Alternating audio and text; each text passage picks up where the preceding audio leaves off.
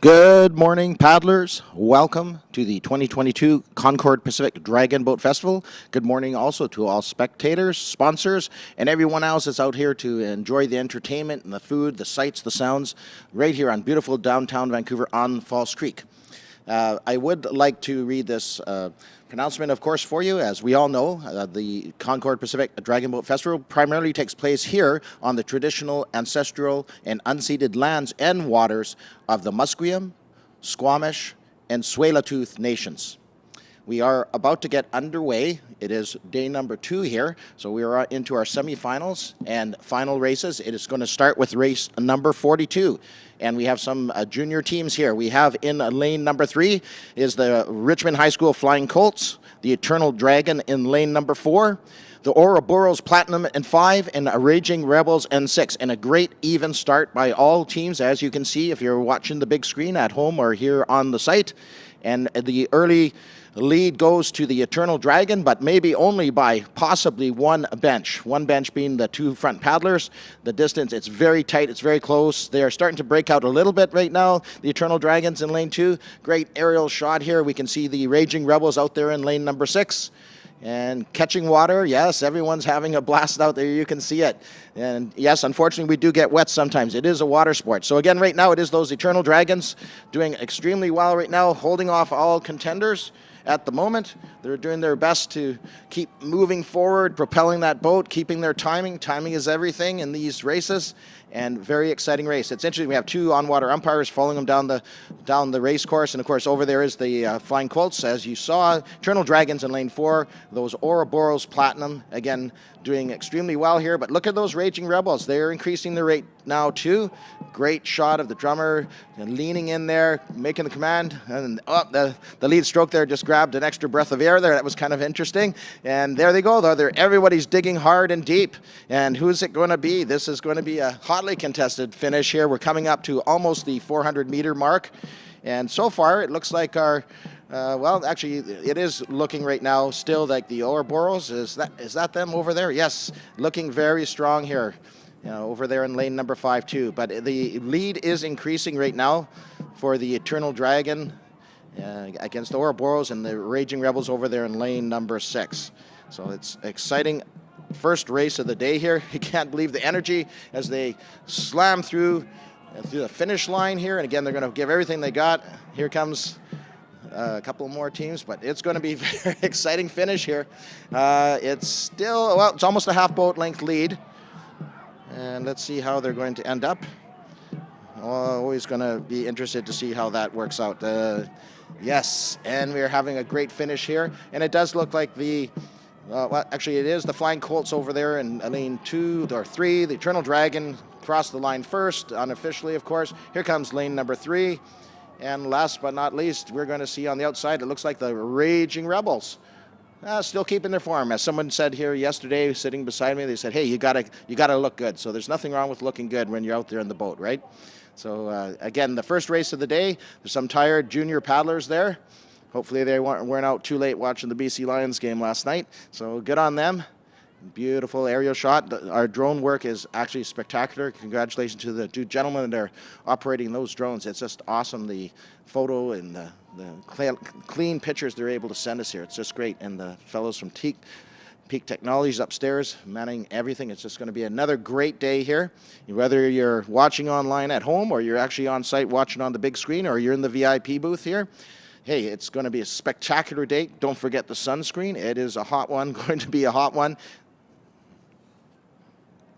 All right, looking good here. And let's take a look at last night, what happened here last night in that 2-kilometer women's and open premier women, the Hong Kong Economic and Trade Office Open Division Guts and Glory. That was a 2-kilometer race, as you remember. So what we did here, we're going to show the results with the women, and then we'll show the results with the open teams, and we'll speak to that. So the first place finisher was the Dragon Zone Juice Truck, and their time was 11 minutes even, and a few, of course, microseconds. Second position went to the False Creek Senior C Women. Again, great, exciting racing. The VIP from actually from Victoria, visiting from Victoria. The VIP Gorging Dragons Red came in 3rd position. Falls Creek Masters in 4th. From Edmonton, Tsunami in 5th position. The VIP Gorging Dragons White, also from Victoria, came in 6th position. Wasabi Force came in 7th position. The Wham Women came in the 8th, and the San Diego Dragon Boat Team 2 finished in 9th position. So again, we were just looking at the women that were in that Guts and Glory 2K race and how they finished. And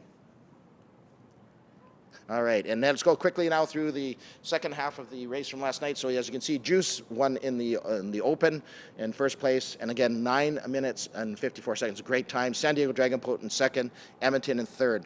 So it looks like we have on the water. We're lining up for our next race, but I'll just quickly take a look here. I don't have an official grid in front of me right now, so I'm kind of working things out as we go. So we have in lane 2 from the Youth Manta Rays, Hastings Hydras in lane 3, the Abraham Lincoln Dragon Boat. And I got to learn more about those guys. They were awesome in their races leading up to this one. And the Clarny Torpedo Turtles and the Lotus Juniors over there in lane 6. And they are marshaling into the start, keeping everything on time here. It's a Junior Grand B semifinal race, number 43 on your race grid.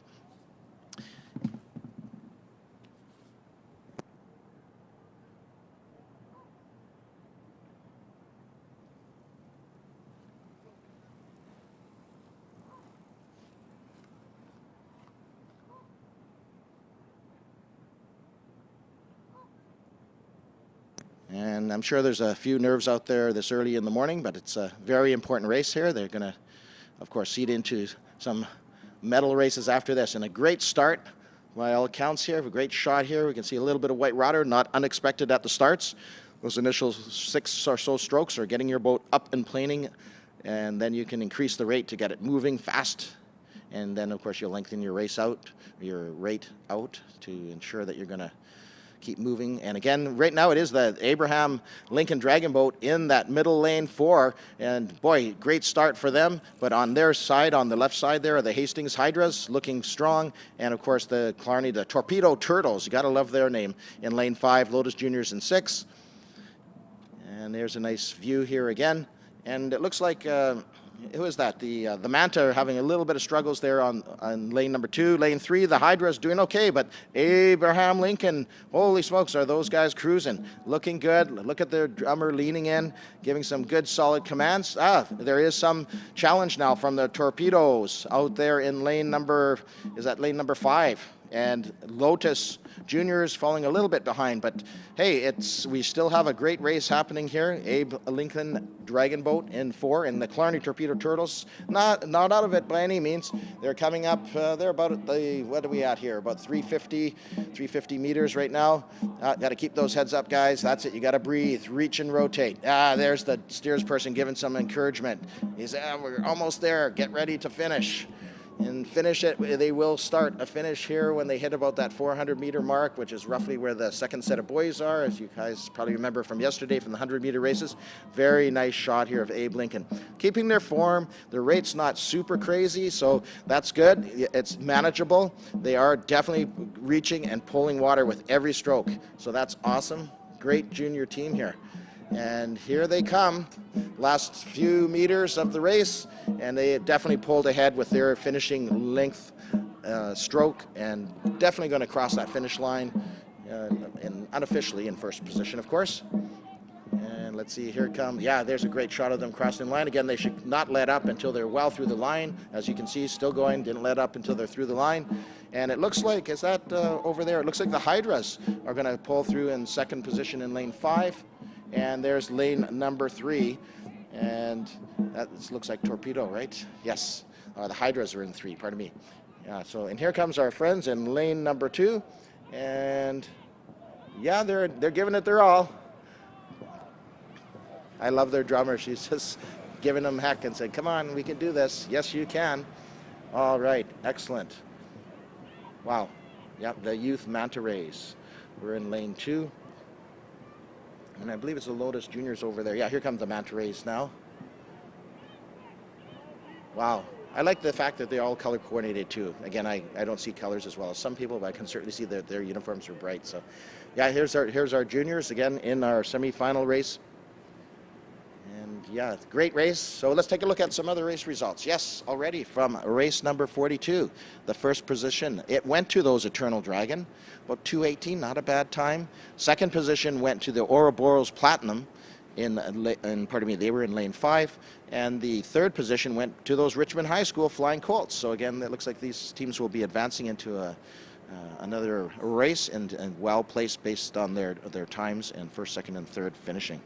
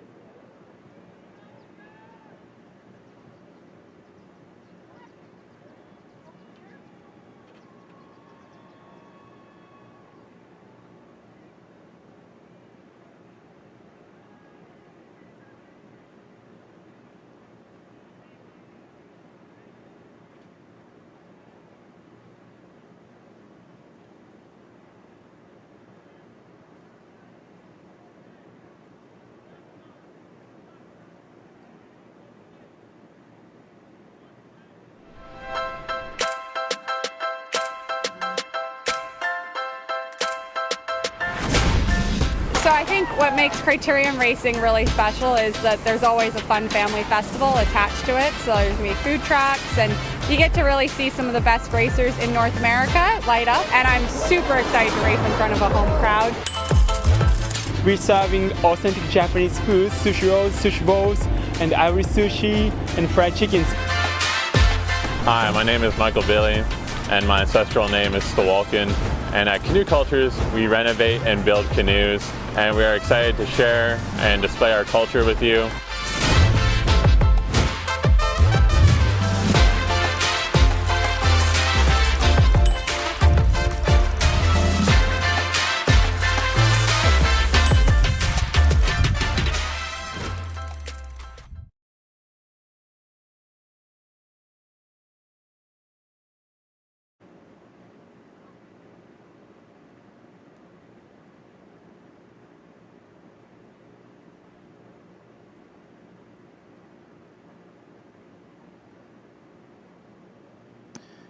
And on deck we have race number 44. You can see some of the boats already marshalling.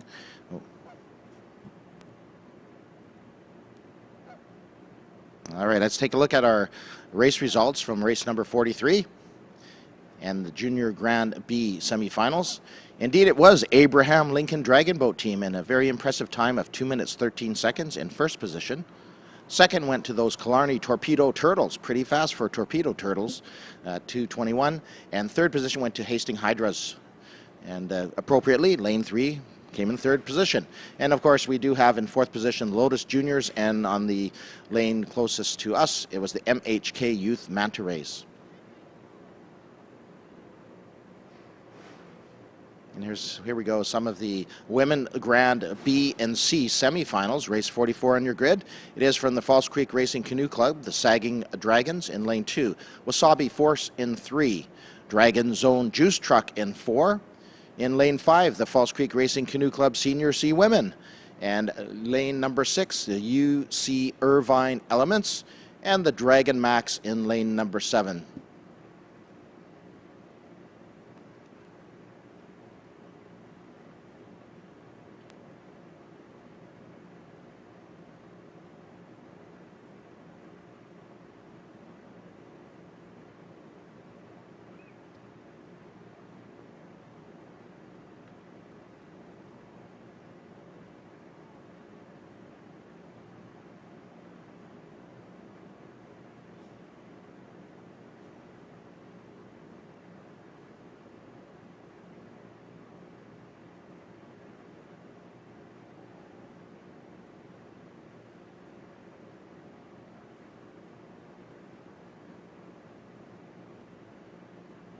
Of course, many of these teams, if not all of them, participated in one form or the other in the 2K Guts and Glory race last evening.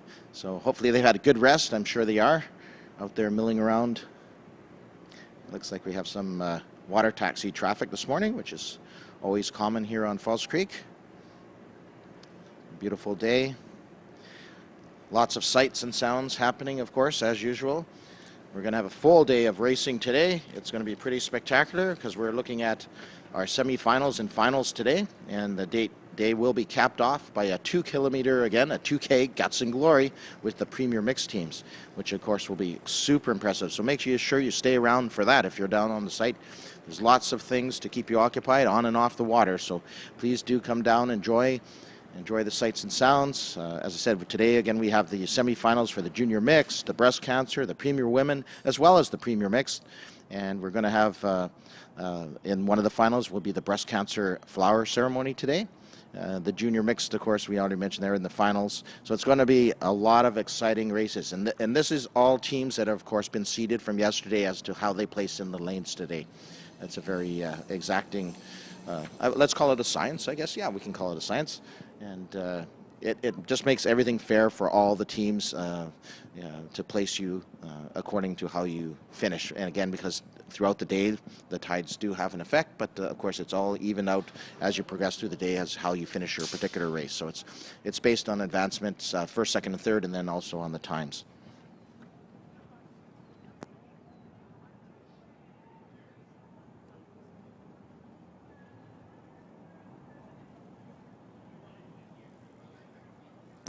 Entertainment starts today at 11:30 a.m. on the 102.7, the Peak main stage. That's at the Creekside Park North.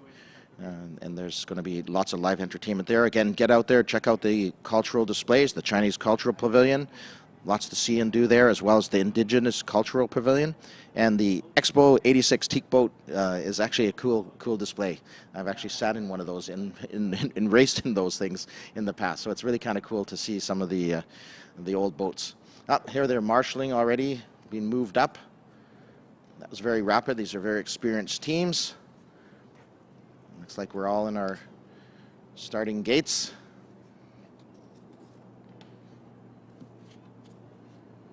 And let's see. They're under the starters' orders. Looking good.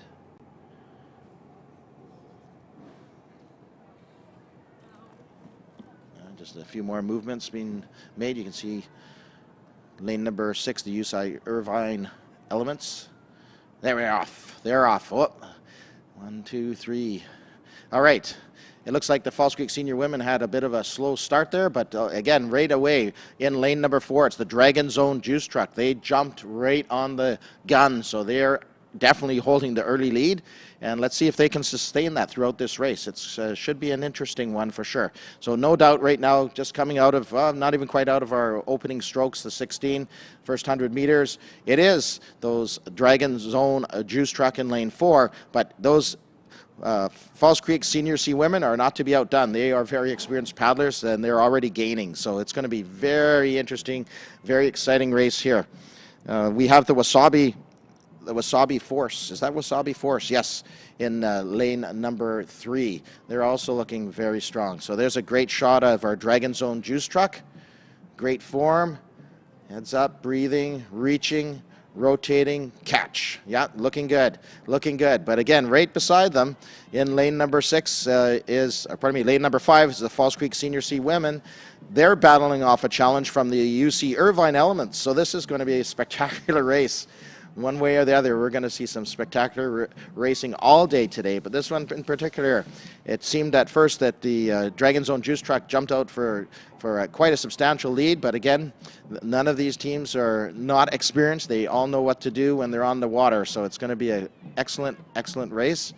I'm looking to see over there. Another great shot here, the Dragon Zone Juice Truck with the Falls Creek Senior C women.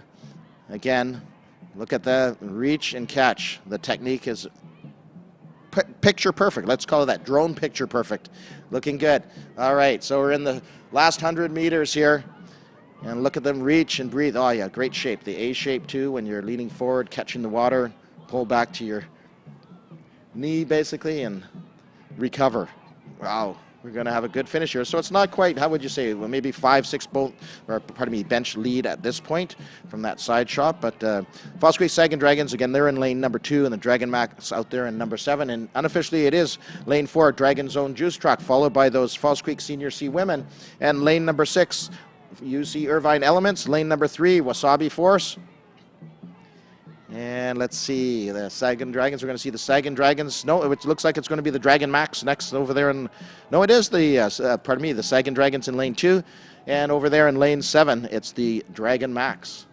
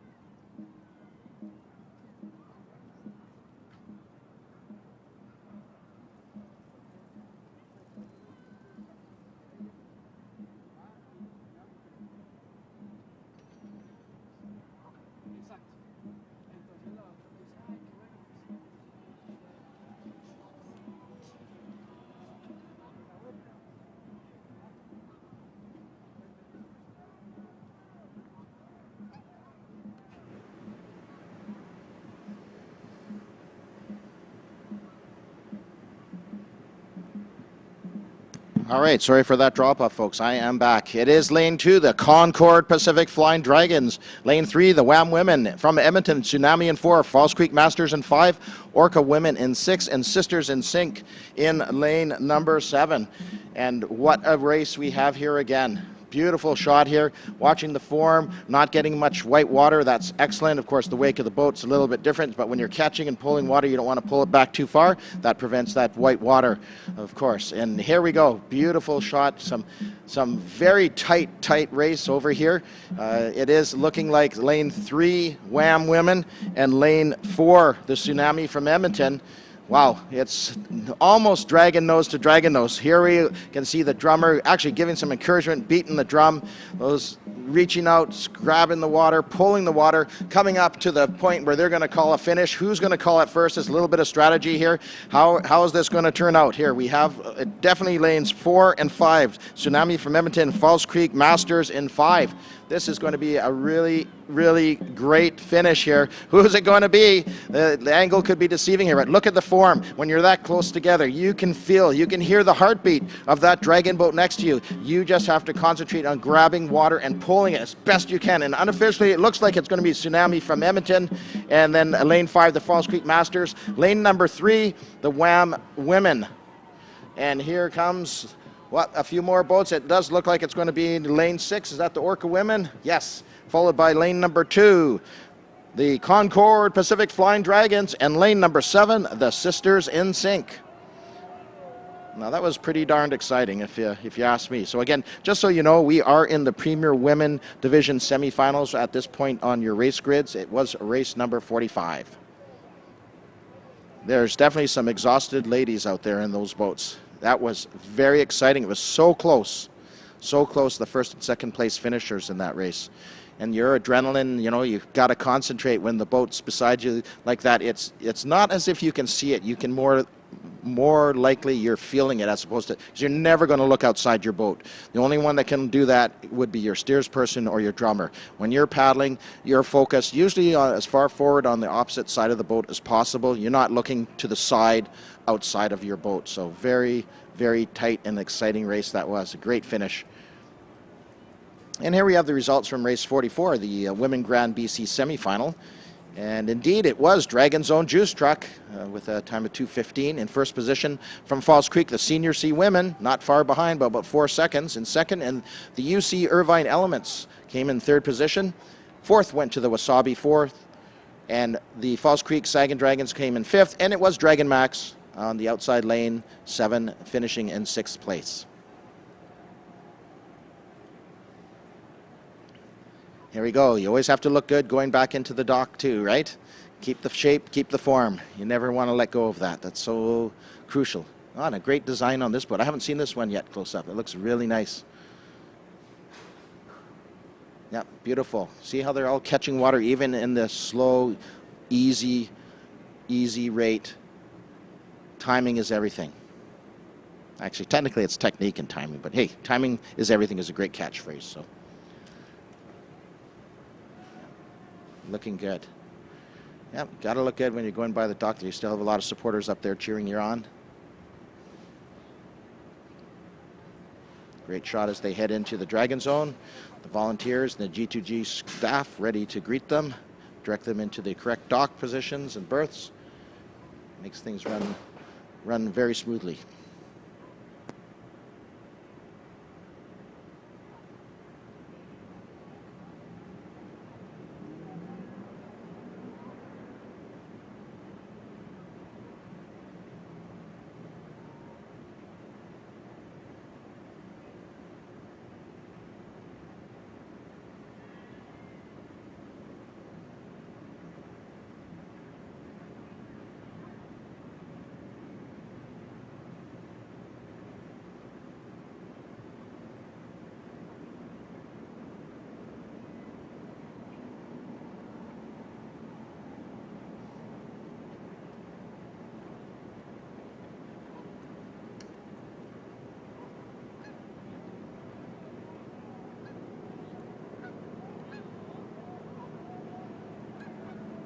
Yeah, great shot of the docks at over at Dragon Zone. You can see the ramp on the left side of your screen where teams are marshalling down, coming down to load up. So very organized. Meticulous is probably the wrong word for it, but it's definitely well rehearsed. They listen to the volunteers and the GTD staff on the docks. You can see the unloading of one, and here we are on our way out. After marshalling and loading up, we're on our way out to the start line. And again, let's see, most of these teams right now, they're just doing an easy light paddle. I haven't seen anybody stop and practice a start yet this morning, but some teams do that. There we go. Yeah, great shot of those new BUK boats. As I said, half of the fleet, half of the 18 brand new boats have been painted by local artists. The other half are still in their delivery colors. I think it's a super cool thing to see these boats. I saw the old fleet actually on the way down this morning, sitting in dry dock area. But it's really exciting for these paddlers to realize that they have brand spanking new Dragon boats, the BUKs. 2.5 generation, or a lot of people call it the 3rd generation, made in Germany, these particular BUKs. I like to call them the buck boats, but you got to be careful how you say that when you're speaking too fast. So some encouraging words from the drummer. So say, take her away.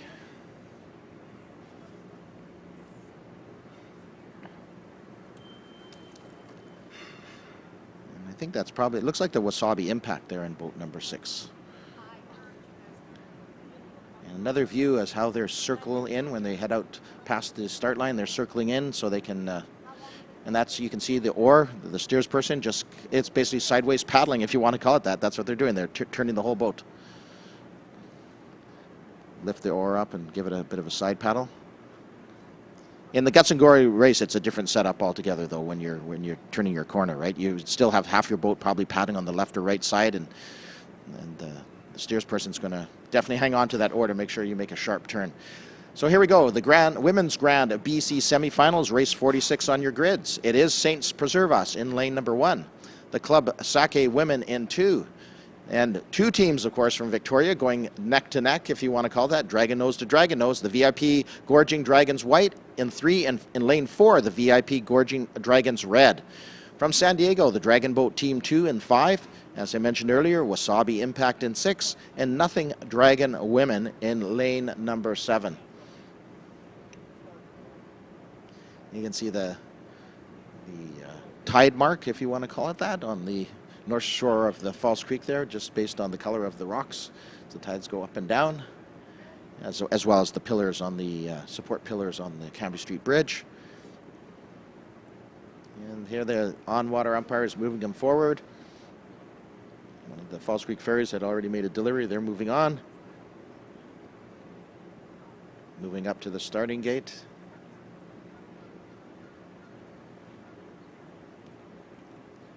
Starter will take over the race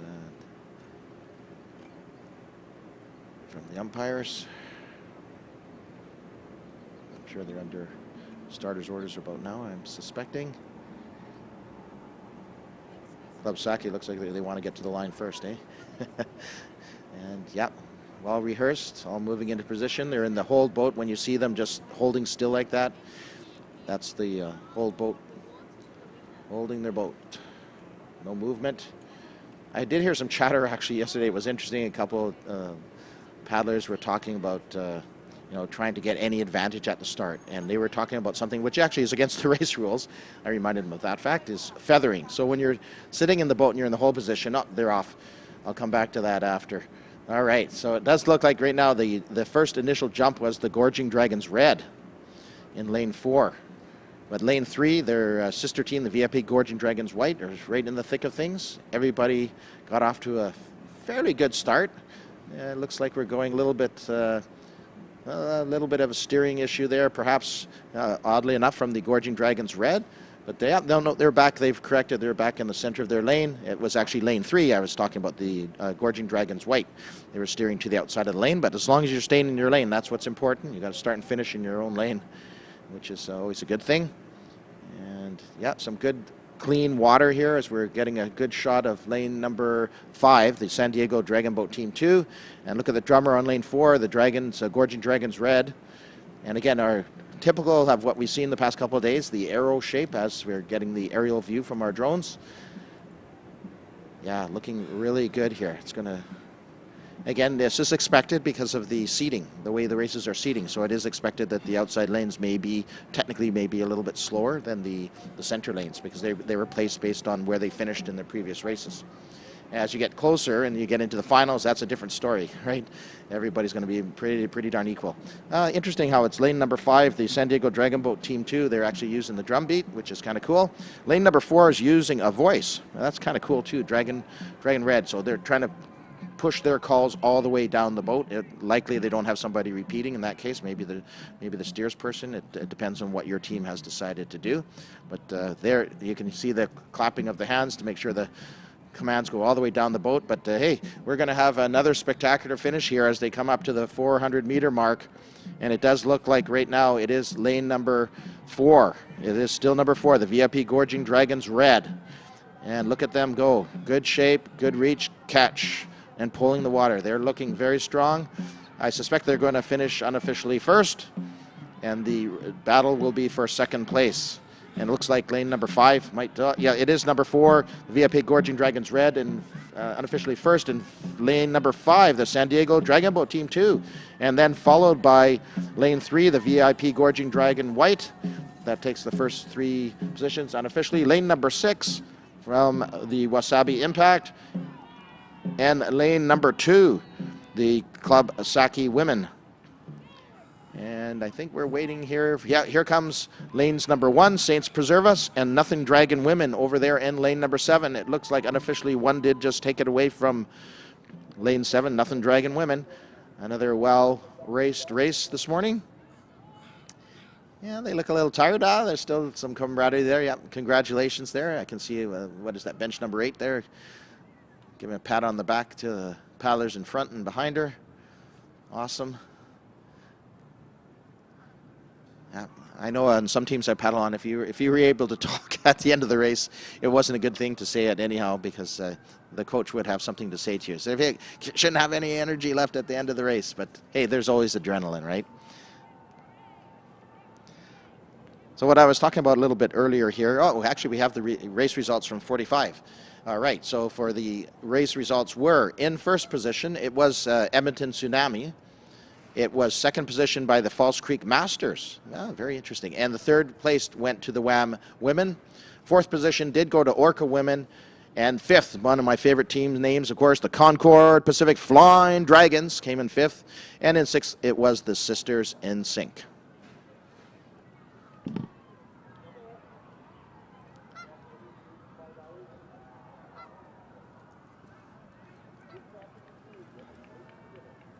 There they are, crossing, heading back to the Dragon Zone. Looks like lane number 4 there, the Dragon Zone. Was that the Dragon Zone juice truck? I might have lost something here on my. I don't have the race grid, so I'm following along as best I can with my my high-intensity trifocal, super thick glasses. Trying to look online here, but it's not easy for me. I have to be honest. I'll do my best for you.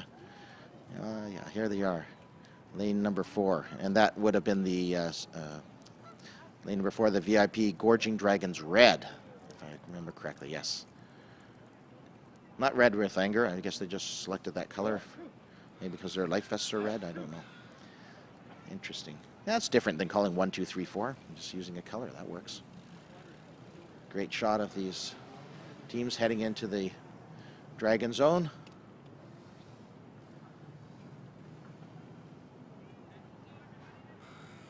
Beautiful facility here for dragon boat racing, right? Those docks and slips are just perfect. A little bit of a sailboat kind of in the way, but we can work around that. Looks like they're growing plants on that boat. Or is that just weeds coming up from the bottom of Falls Creek through the boat because it's been there so long? That I don't know. It looks like up above in the upper right corner you can see a red tent, and I believe that's the registrar's tent. They're in the shade this morning. I'm sure they're enjoying that. All right, and let's take a look. Race 46 results. And very exciting race it was. It is the VIP Gorging Dragons Red.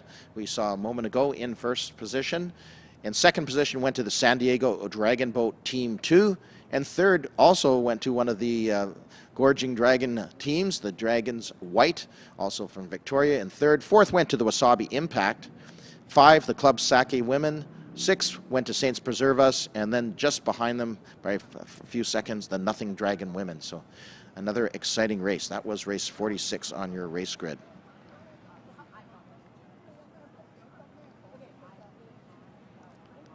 So again, I'll jump back to what I was talking about a little bit earlier for those that are interested, the technique of feathering. So at the start, of course, the umpires are watching, and so too, of course, is the starter. When they have you to hold your boat and go into race ready, there should be absolutely zero movement. Your top hand should not be moving from left to right, and that's referred to as feathering. So at one point, a lot of teams, especially the competitive teams, trying to get any edge, they would start feathering their paddles. So they would use their top hand and twist a little bit just to get some water movement ahead of time. And yeah, sure, it makes a difference, right? So for fairness for all teams, they basically it's not permitted, and if you get caught, hey man, it could be a DQ right off the bat. So it's not worth trying to get that little edge. You have to stick within the rules, and 99.9% of our teams are really accomplished at doing that. Plus, we have great eyes of the starter and the on-water umpires. And again, one of those things that makes the races very fair and enjoyable for everyone. All right, it is race number 47 on deck, and it looks like this is a breast cancer survivor race, and it is the ABC division semifinals. So interesting. We're going to have in lane number 2, once they move up, it is the Chemo Savvy Pink Lightning. In lane 3, it's the East-West 2 abreast. And this one, I know we had some trouble, and I haven't got a correct pronunciation yet, but I think it's a senior curau, or senior crew, just spelled en français perhaps. And lane number 5, the Survivorship. Lane 6, the Dragons Abreast Toronto. And lane 7, the Chemo Savvy Pink Thunder. So we have the Chemo Savvy Pink Thunder, Chemo Savvy Pink Lightning on the outside lanes, 2 and 7. And from your screen, as I recall, lane 2 is closest to the right-hand side of the screen.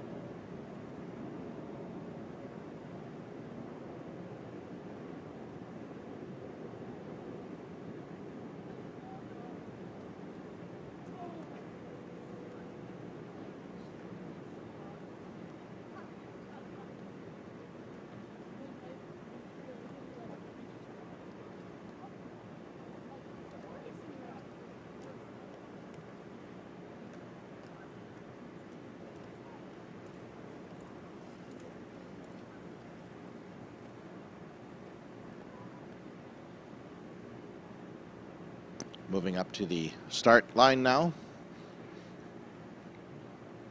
The on-water umpires may or may not have already handed over to the starter. I'm quite sure they have. And again, her job is to line them up and have everybody hold as close to the official line as possible before she's going to sound the horn or the buzzer. Some people are calling it a buzzer.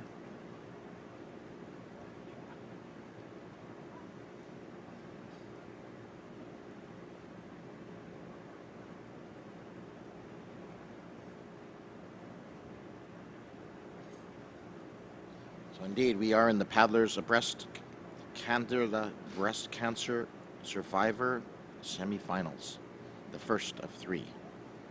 And they're underway. Lane number 4, Senior Owl, Crew Owl, looks very strong on the start. Hey, they're looking very good actually at this angle too. Some good timing. Yeah, not too much white water.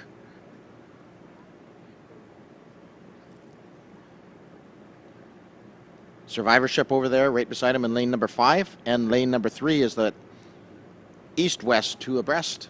It's a good shot of lane number 6, the Dragons abreast Toronto. But it is lane number 4, the Senior Crow, looking really good right now. Not quite a boat length lead, but very close to it. And let's see if they can hold that throughout the race. Very tight race over there in lanes 5 and 6, Survivorship and Dragons abreast Toronto. Looking good. I love the coordinated Life Vest colors. That's pretty cool. And wow, it hasn't changed much, the positioning. It looks like it's going to definitely be a battle here for 2nd and 3rd, and then for the final 3 positions. But right now, it is our friends in lane number 4, holding off all challengers at this point, and looking good doing it. You can see their blades and their paddles catching water and buried as they're pulling back to keep their boat moving. Lane 5, Survivorship, looking strong now too, giving it a bit of a run. Yeah, you can see them giving it their all. You can hear out on the water, you can actually hear this. Actually, you can hear the steersman calling something up there. So we're going to have a great finish here. Awesome. Here they come. I love her hat. Look at that. Lane number 4, the Senior Crew. Great hat on that drummer. She's encouraging them as they're coming up to the last 100 meters of the race. They're still holding their own. Maybe they've lost one bench against the Survivorship in lane number 5. But here's another great angle at it. Can they keep it up? Whoa, look at the call. She's calling an early finish. Lane number 5, Survivorship. She's encouraging them too. She said, let's go. Let's go. Encourage them. If you're on the shore, give them a hand. We want them to get out here and have a lot of fun out there, but we got to cheer them on. Here they come, looking very exciting here. It's going to be a really exciting finish. Cheer them on if you're on the shore. Survivorship in lane 5, whereas the Senior Crew in lane 4. Unofficially it is, but here comes lane number 6, the Dragons abreast Toronto. They held off the challenge for the 3rd position unofficially. And lane number 3, the east-west 2 abreast. Here comes lane number 2, Chemo Savvy Pink Lightning. And over there in lane 7, the Chemo Savvy Pink Thunder. Well raced, ladies. Well raced. Oh, there's that's that same boat. I like that boat. I love that design. Got to find out more about that one. Yeah, the ladies are definitely tired after that, but again, a very spectacular race for our first one here in the Paddlers Abreast Canada Breast Cancer Survivor semifinals. 2 more on deck. So that what they are doing is seeding themselves for their final races, which are the ones for the, how do we say it, the hardware, the medals. So every race is important. And it's a lot of strategy out there. It depends. As I said, the rosters normally have 26 on the roster. So you have 24 paddlers, 1 steersman and drummer in most cases. Of course, you can only have 20 paddlers in the boat at one particular time, of course, and a steersman and a drummer. They're looking good. They look happy. The drummer's looking happy. She's encouraging them to look good as they go by the drone, a beautiful view. Checking out that hat. I wonder if it's called a hat. It looks like a bird of some sort, I'm thinking, but I'll have to take a walk in the Racers Village to see if I can find her and get a little more detail on that. You see how the steers person has to actually hold really tight there as they're going around the corner? He's steering, but he's a good steers person because you see he's not buried his blade of his oar too. You can actually see it still, even though it's under the water line. So again, when you're racing too, a couple of times, you know, depending on the divisions you're in, you might even see a few of them lifted up just above the water line, but still making sure they're steering that boat straight, because 1 inch difference, you know, can actually make a big difference to how you're going down that race course. You want to go as straight as an arrow, right?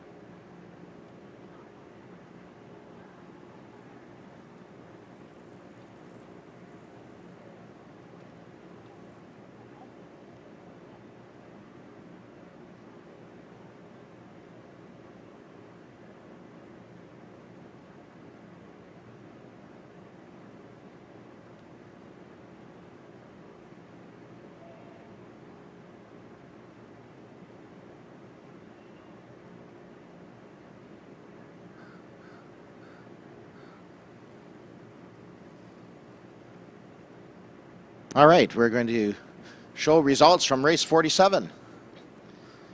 Again, in first position, indeed it was the Senior Crew. And again, if somebody knows a better pronunciation, please share it with me. Lane number 1, or actually, pardon me, first place went to lane number 4, Senior Crew. Lane number 5, the Survivorship, came in second position. Dragons Abreast Toronto came in third. So they're going to be advancing, of course, according to their placement here into the finals. So that's a very exciting finish for them. We also had in fourth place the East-West 2 Abreast. I love that, East-West 2 Abreast. I could say that all day. And they came in fourth. The fifth position went to the Chemo Savvy Pink Lightning, and the sixth position went to the Chemo Savvy Pink Thunder. So congratulations, well raced everyone. That was an awesome race. And here we have marshalling and heading out to the starting gates. It's race number 48 on your grid. It's the Dragons of Hope out there. We have a number of, again, the Paddlers Abreast Canada Breast Cancer Survivor semifinals. Race number 48 coming up. We just have a little bit of delay. I guess there's a False Creek Ferry, but here we have the lineup. It is lane number 2, the Dragons of Hope. The Wonder Broads BCS Windsor Essex. Wow, that's an interesting one. Wonder Broads BCS Windsor Essex. Very cool. The North Shore Dragon Busters in lane number 4. Breast Friends Edmonton in lane 5. The West Island Dragons in 6. And the Waves of Hope in 7. And that's the, actually I see a kayaker out there too. Very cool. Just cutting across the creek. I think the umpire asked him to switch sides now. And the ladies are out there just, if you excuse the expression, we call it milling around or paddling around. Some people refer to it. In fact, they're not paddling. They're just allowing their boats to rest and drift with the current. In some cases, if we got a little closer, I could probably tell you some of them are actually holding boat, or they might already be taking instructions now from the Ottawa umpire. I can see a few of the boats facing into the gate. That's what they want to be.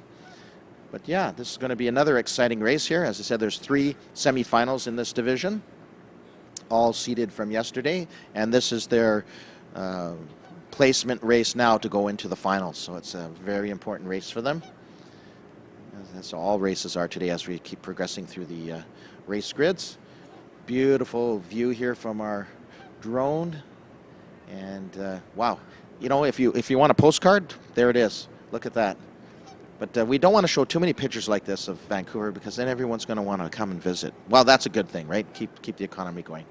So I can see, of course, we have teams from Edmonton there. We've had teams from Victoria. Of course, from California, we've had several different teams from California. It's looking good. Here we are moving on. Water umpires probably moving as the ferry's going to pass them.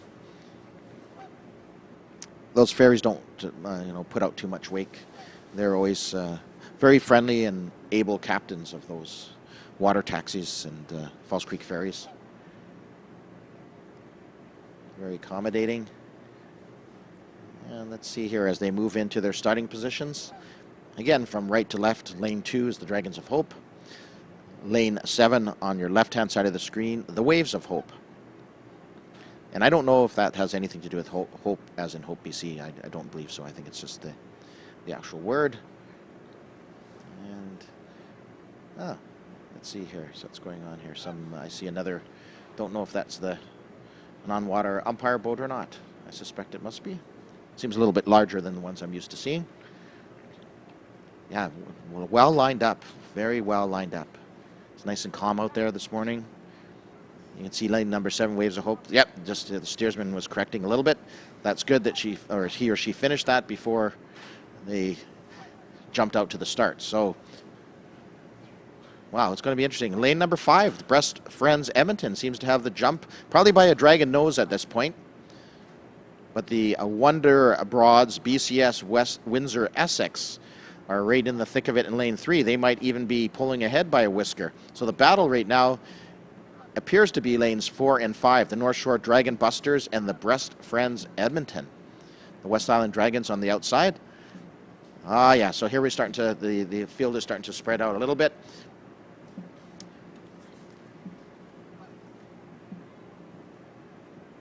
It is the North Shore Dragon Busters in lane number 4 with a bit of a lead over lane number 5, which is the Best Friends Edmonton. So this is going to be interesting. See, the drummer is checking out, said, who do I have to pay attention to? She's looking on both sides, and she has a challenge from both sides. So is it going to be those Wonder Broads, BCS, Windsor Essex over there in lane 3 that's going to challenge the Breast Friends Edmonton in lane 5? It's going to be interesting. Lane number 7, the Waves of Hope, and of course we had an earlier view of the Dragons of Hope over there in lane 2. Lane number 5, again, the Breast Friends Edmonton. And lane number 4, the North Shore Dragon Busters. She's encouraging this drummer. Look at her lean in. She's going with the movement of the boat too, and that's always an important thing. If you're, you don't just want to sit on your laurels, so to speak. You want to help your teammates. And lane number 3, the Wonder Broads BCS Windsor Essex might have got a little bit of wind, perhaps, or something off of the BC Pavilion there. It does happen sometimes. They weren't quite steering dead straight, but they're correcting now. Hopefully they don't cross over. North Shore Dragon Busters are ahead enough that they're not going to be affected by this, I don't believe. Lane 6, the West End Islands, are also hanging in there. So, yeah, there's another correction being made by lane number 4, the North Shore Dragon Busters, going straight as an arrow. Here they are. Great shot from the side, reaching and catching. Yeah, getting good encouragement from their drummer. Yeah, she's barking out now. She's saying, hey, this is it. You got to give it all you got. We're in the finish. It is definitely the North Shore Dragon Busters holding off all challengers at this point. The Breast Friends Edmonton over there in 5, just behind a bit. So the battle's going to be for 2nd and 3rd, because it was the North Shore Dragon Busters in unofficial 1st. In 2nd, it was the Breast Friends Edmonton. Lane number 3, the Wonder Broads BCS Windsor Essex, and lane number 6, West Island Dragons next across the line. Keep going right through the line, and here is lane number 2, the Dragons of Hope, and not far behind, the Waves of Hope. So again, well raced. There they are, just, yep, exactly. Never let up until you go through the line. You can see a lot of tired ladies out there. Very good race this morning. It's still pretty early out here on the False Creek. Yeah, and taking a breather here, holding the boat. You can see that they were just given the command. The oarsman or the steersperson is starting to move the boat in the right direction. Give the ladies, the paddlers, a break.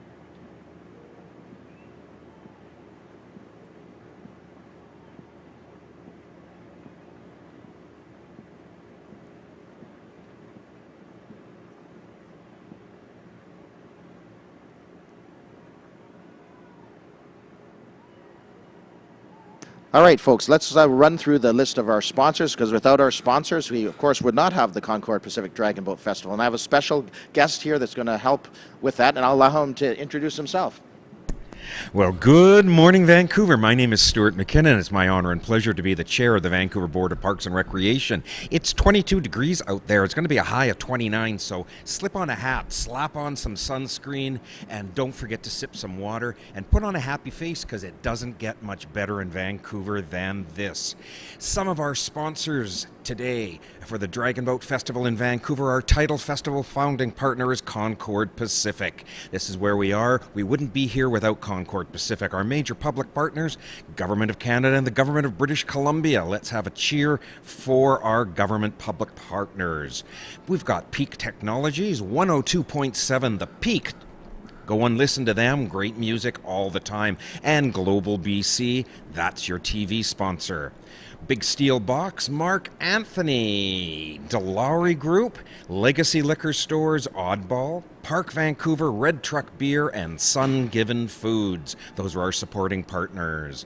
Public partners include the City of Vancouver, my own dear Vancouver Board of Parks and Recreation, the British Columbia Arts Council, Factor, and Hong Kong Economic and Trade Office. We work across Canada.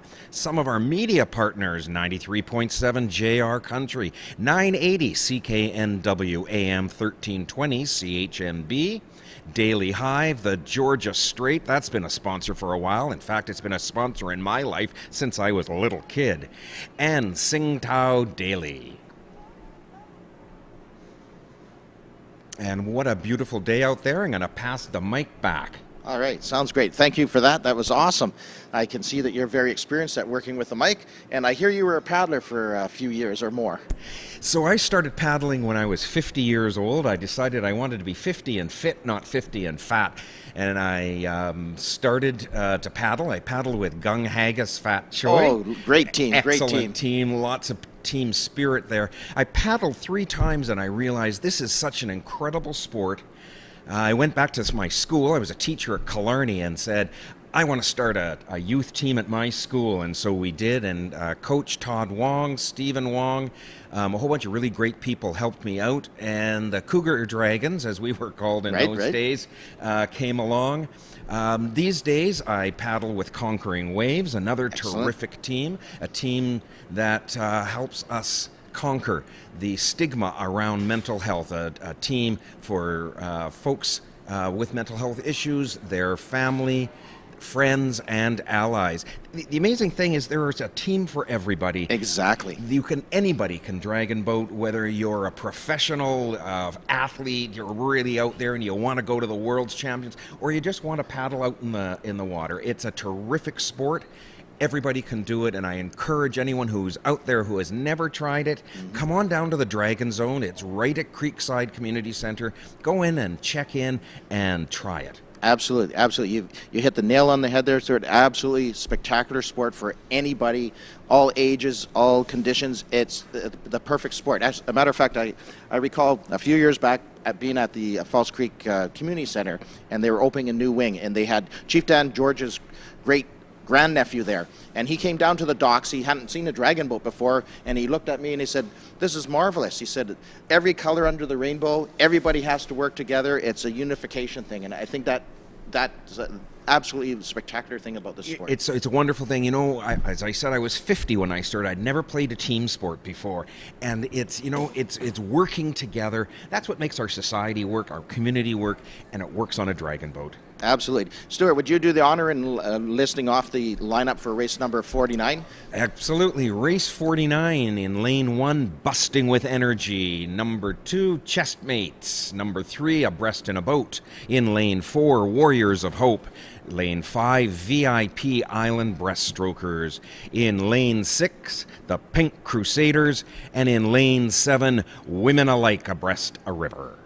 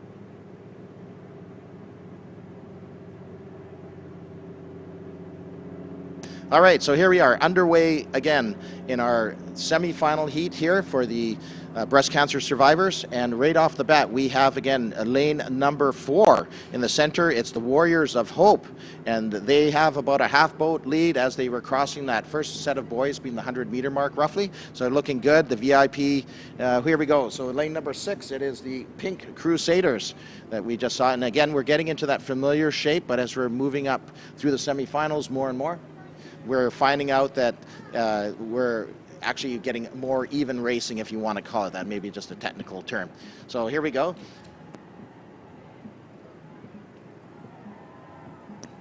So you can watch these folks when they're paddling. You can see the ones that paddle together are the ones that are moving forward. It's a team sport. You gotta paddle together. Look at these. They're all heroes out there today. Whether you come first or not first, you're a hero. You're out there. You're paddling your heart out. You're getting your cardio going, and you're working with other folks. Look at these. This is magnificent, beautiful paddling out there. Yes, absolutely. You can just see very little white water, which means you're catching water and you're pulling the water, and that's definitely what you want to do. There's a great view of the Warriors of Hope in lane number 4. Beautifully painted boat too, I have to admit, but hey, this is awesome. And we do have, looks like we're going to have a real battle for second and third position. Right now it is looking like lane number 4, the Warriors of Hope, do have a good boat length leader, if not a little bit more, over their closest competitor, lane 6, the Pink Crusaders. But hey, it's going to be second, third in place is what's going to happen here. So they're coming up here to the 400-meter mark, roughly, that last set of boys, and jump in there, go for it. And what a beautiful sight it is as they're coming up to the finish line. It's just paddling together. Wow. And let's do a little shout out to the steers people who keep us on course and encourage the back of the boat, and of course the caller in the front drumming away. Absolutely. It's an all-round team sport. Everybody has to play their roles. And it does look like, unofficially, it does look like lane number 4, Warriors of Hope, will cross first unofficially. And who's it going to be in second? It's hard to say there, right? It's very, very close. And here they come. Yeah, lane number 5, the VIP Island Breathstrokers. The lane number 3, the Breast in a Boat. Lane number 6, Pink Crusaders. And here comes lane number 2, the Chestmates. And here comes lane number 7, Women Alike Abreast a River. And everyone's a winner who crosses that line. I can't tell you, you're out in that water and you're paddling your heart out. You're doing it for your team. You're doing it for your cause. These are all great paddlers. Thank you so much for showing us heart. Yeah, exactly. It's just a beautiful race watching these paddlers out there giving it their all. And happy people. That's what we're seeing, right? just happy people. They might be out of breath right now, but they're very happy. Absolutely. It takes fortitude, it takes strength, but anybody can paddle. You know, it took me a while to get used to the rhythm and the way you use your paddle. I was a canoeist. You know, canoeing and dragon boating are quite different strokes. Yeah, totally different strokes. And so it takes you a little bit of practice to do that, but everybody can do it. It doesn't matter whether you're 18 or 88. We've got some incredible senior paddlers out there as well. Right on. Here we have some results from race 48, if you'd be so kind. All right. Race 48. In first place, the North Shore Dragon Busters with a time of 2:33:162. Second place, Breast Friends Edmonton. Wow, Edmonton, well done. Come on down here. And with a time of 2:37:717.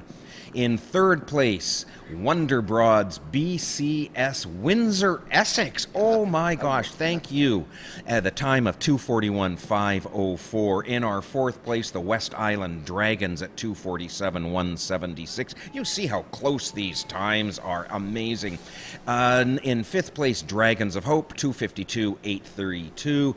And in sixth place, we've got Waves of Hope at 2:55:868. See that? The first place at 2:33, second place at 2:37. This is a matter of seconds here. Amazing. It is. It's so exciting to watch. I know it's just as exciting when you're in the boats, but it's a heck of a sport, and that's what you have to be. You have to be enthusiastic for the paddlers if you're not actually in the boat. You had mentioned that everybody's a winner, and I know throughout the years, paddling with various teams, recreational teams, coaching similar to your good self, and being on some competitive teams. And of course, the goal is to win. Yeah, our coach, one of many that I've had over the years, he said, yeah, okay, it's about winning and losing, but no, what's a winner though? That's what really makes a difference here. When all these teams, they all know each other, it's camaraderie is great. When they're on the water, they want to win, yes, but how are they winning? By giving the best that they can do against their competition. It doesn't necessarily mean coming across the line first. Absolutely. I remember when I was coaching my high school team, sometimes at the end of a race they would be heartbroken, and I'd always tell them, look at the time that we did yesterday, look at the time that we've done today, look how what you've accomplished since we started this. It doesn't matter where we finish across the line. Have you done your best? If you have, you go home a winner. You can be proud. Absolutely. 100% concur with that fact. Yes. Yep. Dragon boating, as they say, it's wet, it's wild, it's the time of your life. Yep. You'll never have a better time, at least in my opinion, never have a better time in a team sport than paddling with your friends and buddies on the water. And isn't Falls Creek gorgeous today? Oh, yes, exactly. And this festival, the dragon boats, everything about the situation here in Falls Creek, we're known around the world. We're definitely one of the top 3 destinations for dragon boat racing. There's no doubt about that. And it's not just about the paddlers and the people on the water. There's lots of people coming out to watch. Don't forget to visit the marketplace. There's lots of great things you can have down at the marketplace. And of course, there's food, delicious food throughout this. It's one of the best times you can have in Vancouver, and it's the start of summer. Exactly. Look at this. It is summer indeed. And yes, you're absolutely right. There's so much to do. I took a walk around the site yesterday in between food trucks, food vendors, going to the Racers Village, the Indigenous Pavilion, the Chinese Cultural Pavilion, looking at the teak boats from Expo 86. I know you're very young and you don't remember this, but we actually paddled in those boats back in 86, those teak boats. Heavy, beautiful boats that were brought in from Hong Kong. So I remember doing the Taiwanese racing too, and those are really heavy boats with very high sides. Yes. And the flag catching, always lots of fun in those days. Yes, and don't forget the main stage. There's lots of musical entertainment for folks. Do get around. Do walk through the market. If you've got a few coins in your pocket or a debit card, find something nice. There's some great clothing there. If you're a paddler, there's lots of paddles and shirts and accessories. Absolutely. Take a souvenir, and don't forget, take a souvenir home for your tummy. Go and visit one of the food trucks. Have something to eat. There's some delicious food out there. Absolutely. There's sights and sounds. It's not just on the water. There's sights and sounds everywhere here down at Falls Creek at the 2022 Concord Pacific Dragon Boat Festival.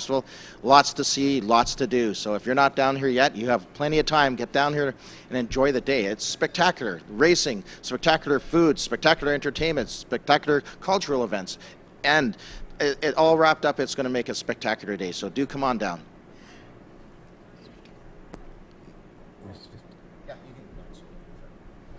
So we're getting ready for Race 50. This is a mixed rec EF semifinals. In lane 1 will be Insinkable. In lane 2, Vision Impossible. Number 3, Nothing Dragon Masters Black. That's one of our senior team. Number 44, one of my favorite names for a team, is Metro Vancouver 44 Cheeks. In lane 5, we've got Dragon Cult. In lane 6, this is one of my favorite teams. Not only did I graduate from this college, but I also taught at it. This is the Columbia College CC Riders. In lane 7, the Otters, and in lane 8, my current team, Conquering Waves. Awesome, yeah. And I think Conquering Waves, you have more than one team this year? I'm not sure. We generally have 2 teams. Okay. We'll see what happens here. Yeah, we'll watch for sure. And I think Patrick Cooling has some connection there, right? Absolutely. Patrick is our sponsor. He comes out and coaches. He also has another team that he coaches often here. O2P, I think it's called. Right, O2P. Right. But he's one of these folks who has been around for a long time, mentoring, coaching, bringing teams along. Always has a good word to say for everyone. It's people like Patrick, and there's so many who are out here, who are mentoring our youth, who are coaching non-paddlers and non-sports folks that brings this to everybody in the community. Absolutely. All right, we're underway in this mixed recreational EF semifinal race. So let's see. Hey, we have a great start so far, Stuart. It looks like all the boats are pretty well even. As you know, and you probably appreciate, the first 16, roughly first 16 strokes is what gets that dragon boat up out of the water and cruising, so you can start your real race pace. It's a little bit faster after the first initial 6 strokes.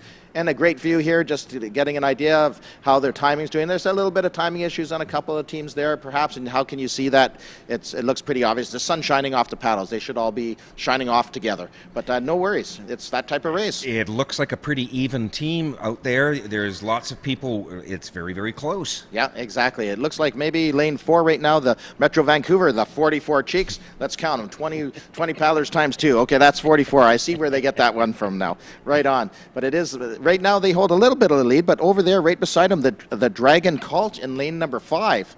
They're looking pretty strong too. It's hard to tell from our particular angle. It is, Yeah. but I can now see them out in the water, and it's what a beautiful sight of them all paddling. Look at that. Wow. I hope everyone out there is cheering these folks on. This is heart. This is sweat. Yes. This is working together. Yeah, and there's some great view of the teams doing exactly what Stuart's talking about all together. There's the drummer leaning in from lane number 3, the Nothing Dragon Masters Black, leaning in, encouraging, shouting down the boat, down the center of the boat, so all the paddlers are tuned into her, and they're not looking outside of the boat. They're focused on their task. Every stroke, reach, catch, drive.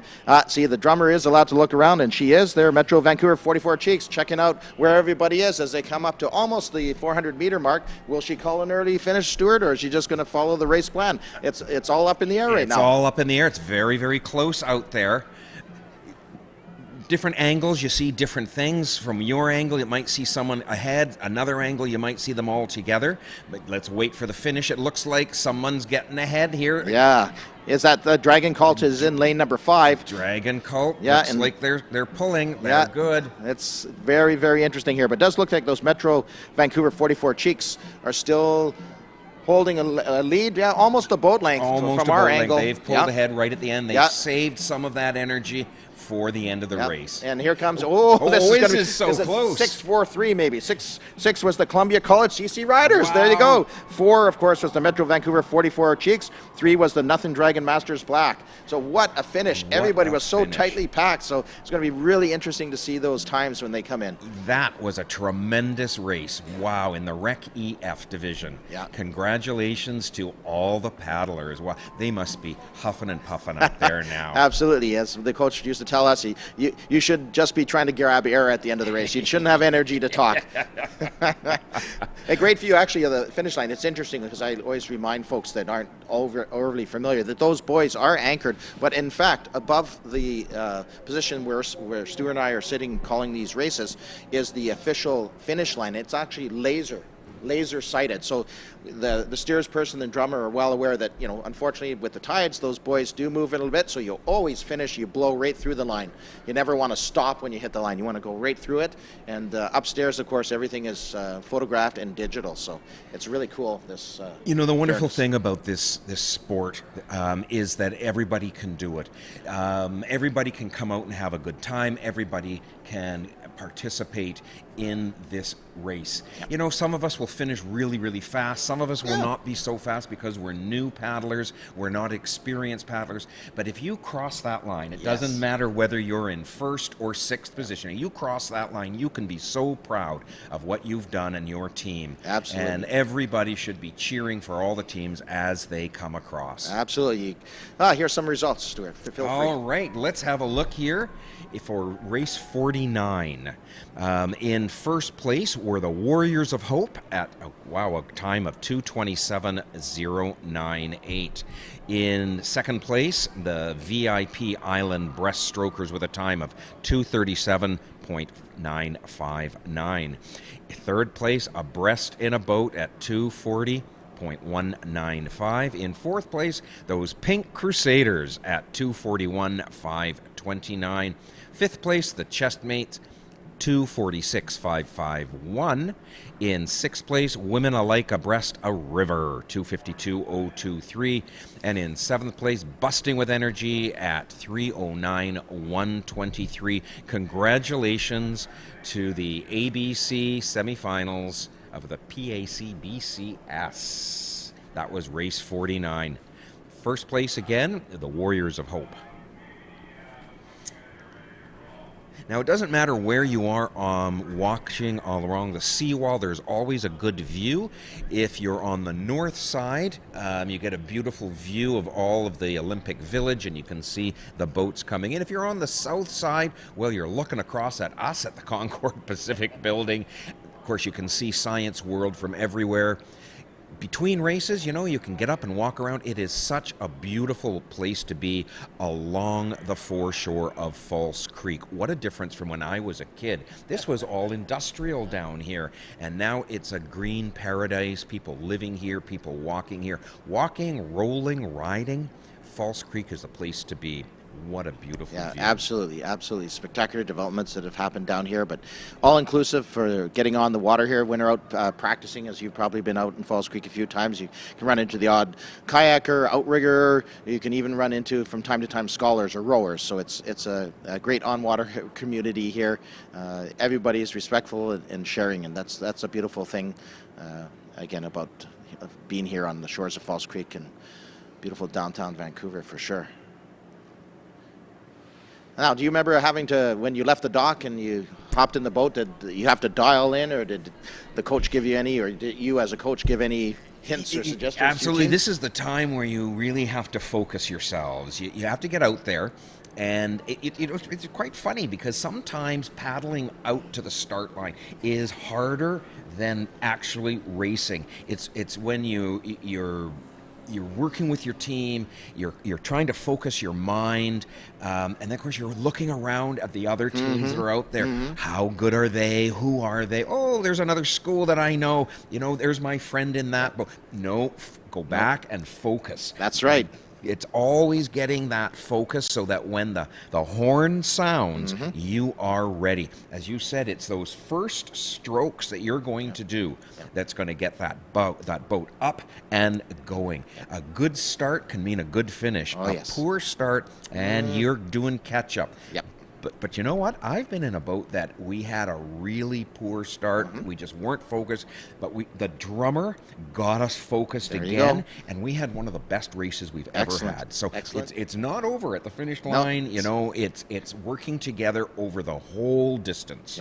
And exactly, Stuart, like you said, and one of the interesting parts of that is you said the focus, and that's a really good thing for any individual, right? Just to kind of put it all in the boat and say, yeah, I know I have friends here, but I've got to support the team here. I got to be focused. I got to make sure that I'm doing what our team needs at this point in time. So, lots of time after the race for beer gardens and fun, and maybe before, depending, right? But focus is absolutely key. Focus is key. And for our young paddlers, that discipline of that focus, that will take them well beyond dragon boating into their academics, into their life when they get into working life.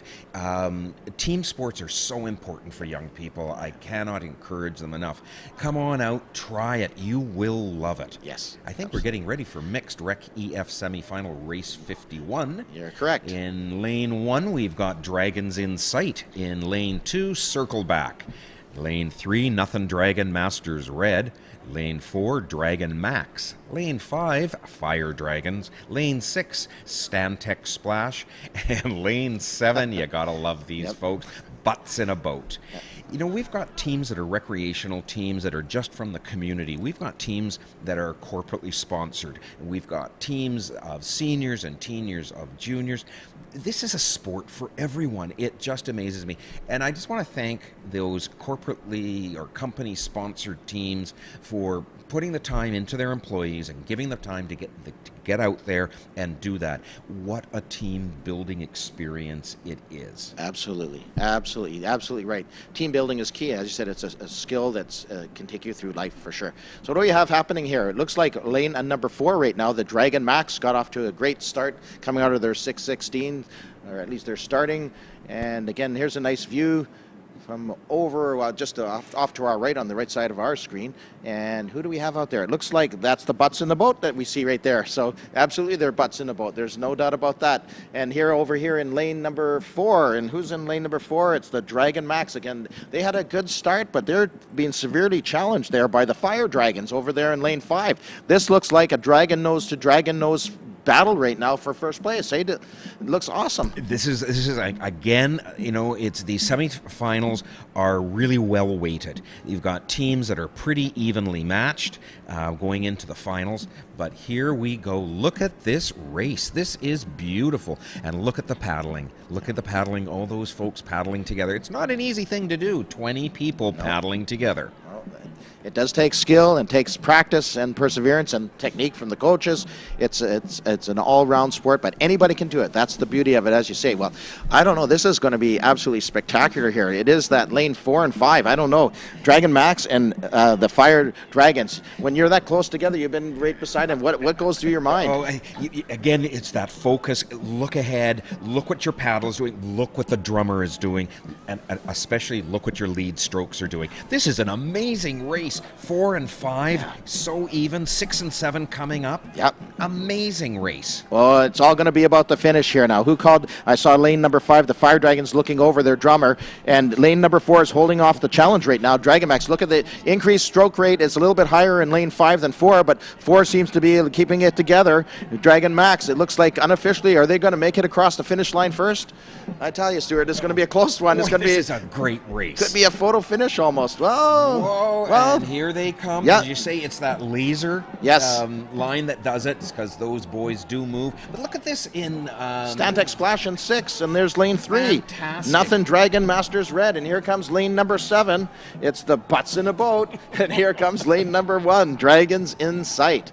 Wow, that was a spectacular race. And here, I forgot, pardon me, I left out our circle back. What a great race. What a great finish. All you folks be so proud. I know your hearts are racing right now. Take a couple of deep breaths, maybe a little bit of water, and feel proud of yourselves. Yeah. Dragon Max and Fire Dragons gave us a heck of a race there. And you can just see everybody yes, exactly that, Stuart. Now you can't talk. You're just trying to, you might have enough energy to pat somebody on the back, but it's going to take you a minute to get that breath back. Absolutely. But, there's going to be smiles all around down there. Everyone can feel proud of what they've done in that race. Wow. And so going back to, we got the results for the mixed Rec EF semifinals. In first place, we had lane 5 was Dragon Cult. Wow, a time of 2:24.734. And right beside them was in second place the Columbia College CC Riders with a time of 2:28.938. In third place, there's our Metro Vancouver 44 Cheeks, time of 2:29.238. Fourth place, Nothing Dragon Masters Black with a time of 2:29.522. Fifth place, right next to them, Vision Impossible, time of 2:31.908. In sixth place, the Otters at 2:32.658. And in seventh place, our own Conquering Waves with a time of 3:06.175. You may wonder why I read out the times like that. For instance, the first place team here was 2:24.734. That's 2 minutes, 24 seconds, and then we go into the fractions of 734. And those are important sometimes. When we have a photo finish, it's a matter of tenths of seconds. Correct. This has nothing to do with the fact you may have been a math teacher, maybe. I'm just guessing here, but Well, I did teach math, and it's important to have your decimals in your places. absolutely. But you're absolutely right. It comes down to milliseconds sometimes. And again, if you're just joining us, it's a warm one out there today. It's about 23 degrees. There's going to be a high of 29. Please put on a hat if you got one. Put on some sunblock. It's really important. The sun's going to be really hot today. Keep hydrated, lots of water, and don't forget to put on a happy face. Smile at your neighbor. Say hello. This is Vancouver. We are a friendly city.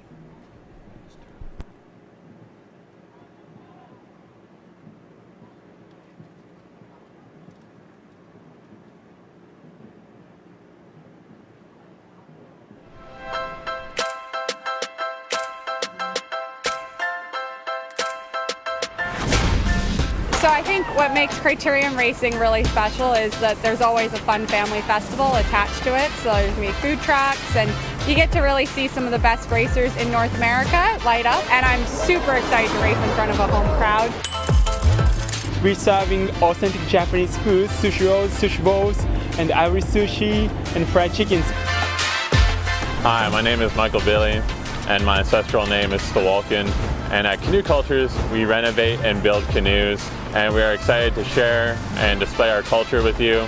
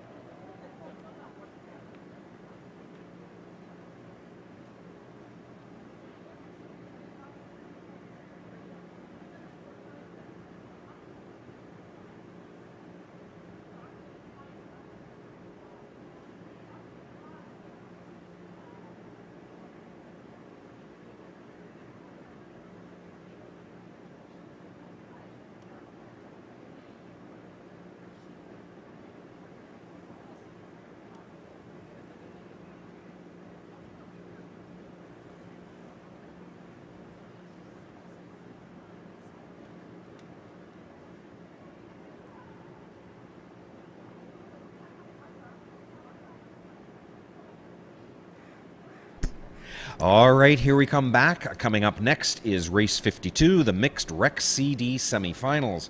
In lane 1 is Krosna. In lane 2, the Simon Fraser University Shockwave. In lane 3, Super Fun Dragons. In lane 4, UBC Current Arum. Ooh, we've got a university challenge going on here. In lane 5, DH Velocity. In lane 6, Briar Fire. In lane 7, Bad Hearts.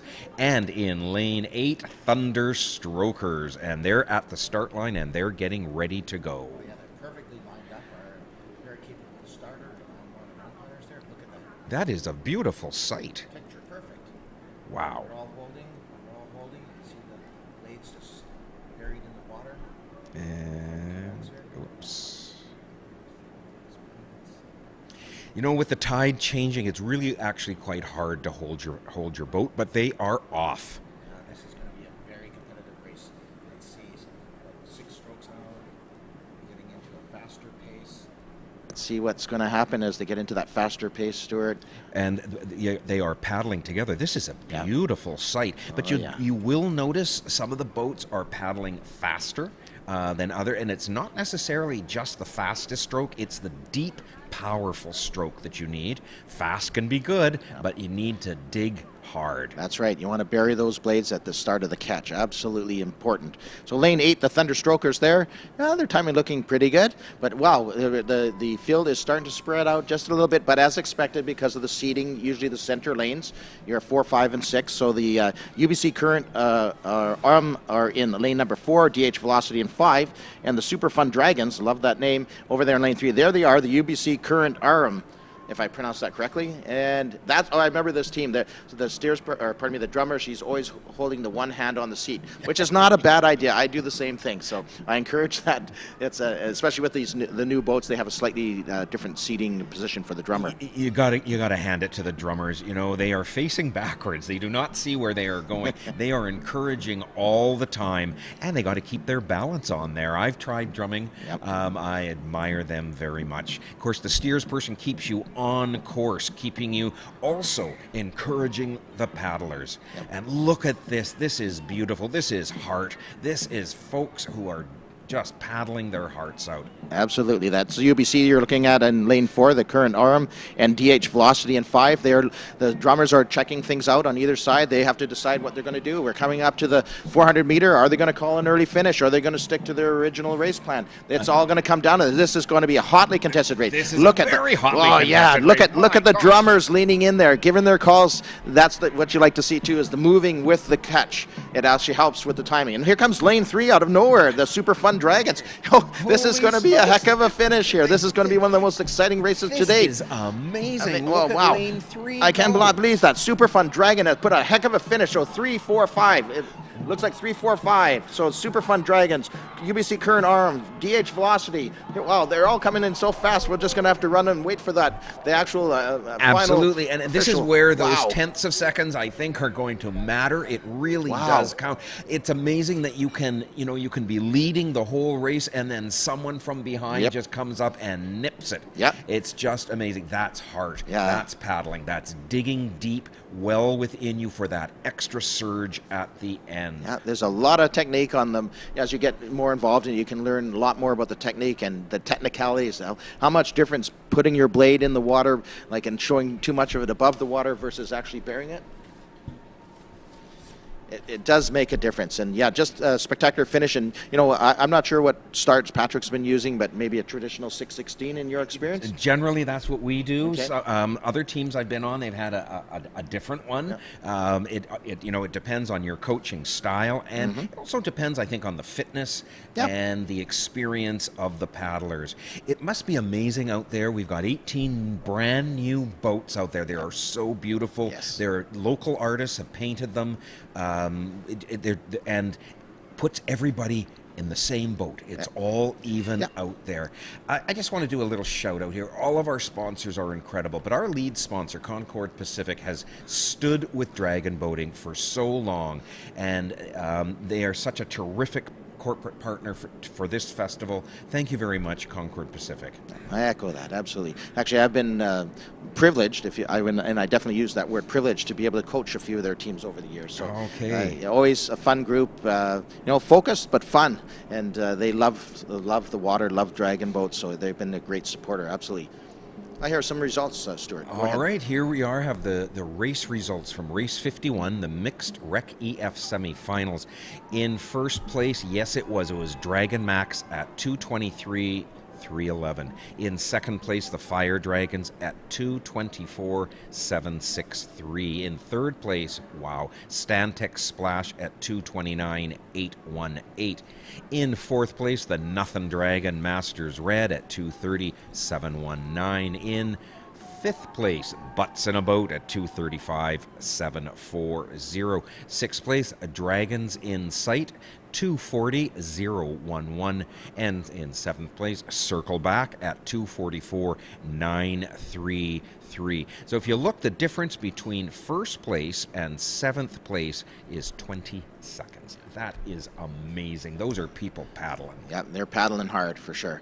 Paddle hard, party harder, maybe? I'm not sure. Some teams have that motto. But right now they're focused on paddling hard. Right. I just want another little shout out here to our Falls Creek Ferry folks. Both companies who come in here, they're very respectful during the races. They're very respectful during our practices. This is not something you just do on a weekend in June. You've been practicing since. Some of these folks were out there on January 1st, I think. Oh, yeah. And people have been paddling, once or twice a week since March. And so you get to know who's out there on the water. And our Falls Creek Ferry folks, whether it's the Aquabus or the Falls Creek Ferries themselves, they are very respectful, and we thank them for that. Yeah, they always have very, very friendly but very skillful captains on those boats. Absolutely.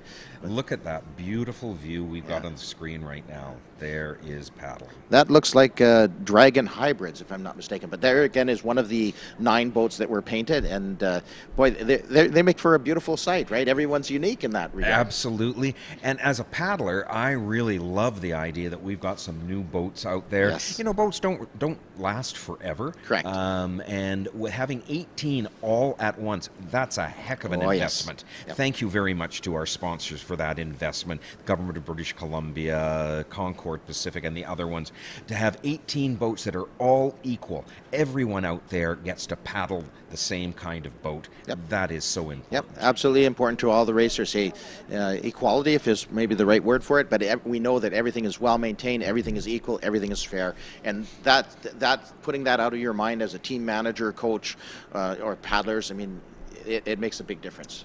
And I got to tell you, being out there on the water as I was this year after having been off for a while because Yes. of COVID, what a feeling it is. And I'll tell you, something that I had never understood before. They talk about it on the television and whatnot, but when you get out there and you haven't paddled for 2 years, there is something called muscle memory. That's true. I got in the boat and Kicks in. immediately I could do it again. Yep. Wasn't as strong as I was, Yep. wasn't as skillful, but my body knew what Yep. to do. This is what happens. This is why you need to paddle more than once and maybe more than one season in order to really understand Yes. what it's like out there. Yeah. But yeah, no, it's absolutely a great sport. There's, as you say, there's so many technicalities. There, you have to think about your equipment. But again, that's the beauty of the Concord Pacific Dragon Boat Festival here. Is there's the racing, there's the culture, there's the food, the sights, the sounds. The Racers Village is a huge draw for all the teams. I mean, you go out there, you're going to find 120 tents, 120 teams in the Racers Village and elsewhere throughout the site too. I know Concord Waves this year is over on the opposite side, but that's great. They got a nice shady spot and keeps everyone together too, which is important. Which is important. It's just amazing. And, you know, how many different teams come here? I'm not sure if we have any American teams this year, but we used to have teams from California, Arizona, all over the place. We even had teams from New York. Of course, it looks like we have teams from Ontario and Alberta here today. This is amazing. Yeah. People love dragon boating. Yep. And, of course, some teams go to Hong Kong. Oh yes, yeah, been there, done that. Yep, in a nice way. But again, you know, it's considered, and not in a disrespectful way, the mecca of dragon boat racing is Hong Kong. But I mean, there's so many events around the world, all over North America, all over Canada, even multiple in BC. It's a spectacular sport. But again, Concord Pacific Dragon Boat Festival is always considered in the top 3. In my opinion, it's number 1 in the world. And I could bring you friends from other countries that I've paddled with or against that would say the same thing. Absolutely. And of course, one of our sponsors is the Hong Kong Economic Development Office, and we thank them very much. Here we are. We've got the lineup for Race 53, the Mixed Rec CD semifinal. In lane 1, we have Eternal Dinosaur. In lane 2, TCC Dragoneers. In lane 3, Orca. Lane 4, Paddle Rangers. Lane 5, Max Storm. Lane 6, Club Sake Mixed. Lane 7, Dragon Hybrids. I know lots of folks on that one. And in Lane 8, Britannia CC. That's Community Center. Have a nice day. Thank you, Britannia. And they're lining up at the start. They're already under starters' orders. You're right, and so we have a full 8 boats in this particular race, which is going to be spectacular. I'm expecting something similar to our last race. Guess we're going to find out soon enough. You often see at the start line sometimes the boats start to swing one way or another, and they get a little close to each other. That's because of the tides and the current. Yes. It's not an easy thing to get your boat lined up and in the proper lane. This is all skills that you have to develop. A good steers person. Oh, and it looks like they're off. Here they go. Yeah, and it looked like initially the first jump I saw was actually from the TCC Dragoneers over there in lane 2. Interesting. And over there on the outside lane, over there in lane 8, the Britannia CC. Have a nice day. Gotta love those guys. They are also looking strong. But again, things are starting to filter out a little bit. It looks like lane number 4, the Paddle Rangers, are doing their best and moving forward and maybe taking a little bit of an edge here. But again, nothing really is decided until after they jump into their actual race rhythm, if you want to call it that. The initial 6:16, ready and reach, and race pace. And we are having a little challenge here. It looks like lane 4 is having some steering problems. Paddle Rangers, as long as they're staying in the lane, the on-water umpires asking them to steer a little bit straighter, which is fine. they can go beside each other if they really want to, as long as they stay in their lanes. There used to be something called the wake riding, but hey, that's a different kettle of fish. But these are experienced, accomplished teams, so it could be part of their strategy to do so, right? Someone's getting close to you, try to ride off their wake. So Paddle Rangers in 4 and Max Storm in 5. Go And ahead. when you're right beside each other, that's when the focus really comes. You can't be looking at the other boat. You can't be looking at their stroke. You've got to focus on what you're doing, what's happening in your boat. You've got to be looking at your lead strokes, right. and you've got to be listening to your drummer. Absolutely. You don't want your eyes to go outside of that boat. Even for a fraction, it could mess up your stroke, which messes up somebody else that might have to be cueing off you. So you're absolutely right. Focus. Timing is everything, which means you got to stay focused. So this is going to be a spectacular finish here. Look how fast they're moving up. They're almost at the 400-meter mark, and it's a real battle now. Max Storm in 4, and lane 5 is the opposite. Lane 5, Max Storm, and Paddle Rangers in 4. And you see how the steersman was just embracing herself there, and she's probably trying to keep her oar as high up as she can without burying it too deep. She wants every edge, because this is going to go down to the dragon whisker. Wow, this is amazing. And the focus on the face of those paddlers. I don't know if you folks out there can see that. We can see it in here, but oh my gosh, they are focused and they are paddling their hearts out. Yeah, look at those internal dinosaurs in 1. It's going to be a photo finish. It could be 4 or 5. It's hard to say. Paddle Rangers followed by Max Storm. Here comes lane number 2, the TCC Dragoneers. Well, and everybody else is in a big pack. So there goes the Orca. I saw the Dragon Hybrids. Here comes the Britannia CC. Have a nice day. And the internal dinosaur out there in 1. Maybe that sounds like a team that I should be on. I don't know. The Eternal Dinosaur, maybe. I don't know. That was a fantastic race. It just goes to show how closely aligned all these teams are in their skill and their strength. These are wonderful heats. This is a great semifinal. And as you mentioned earlier, the drummer, the steers person, again, you have to be certified to be, not certified that way, but certified to be a proper steers person for safety reasons, right? It's crucial. Well, sometimes I wonder if you have to be certified the other way to be yes, a you have to be a special job. Yeah, you have to be a special type to do the steering for sure. It's all crucial. And look at these beautiful boats. We got the dragon heads and the dragon tails on them. These beautiful new boats, gorgeous painted. Folks, I bet are just loving them out there. Yeah, and it does make you know when you're going into some nice equipment, right? Don't want to bring up stories from the past, but I will because I'm old. But I do recall, actually, better let you do the results first. Okay, here we go from race 52, the mixed rec CD semifinal. In first place, in lane 3, now that's interesting. In first place, the Super Fun Dragons at a time. Look at that.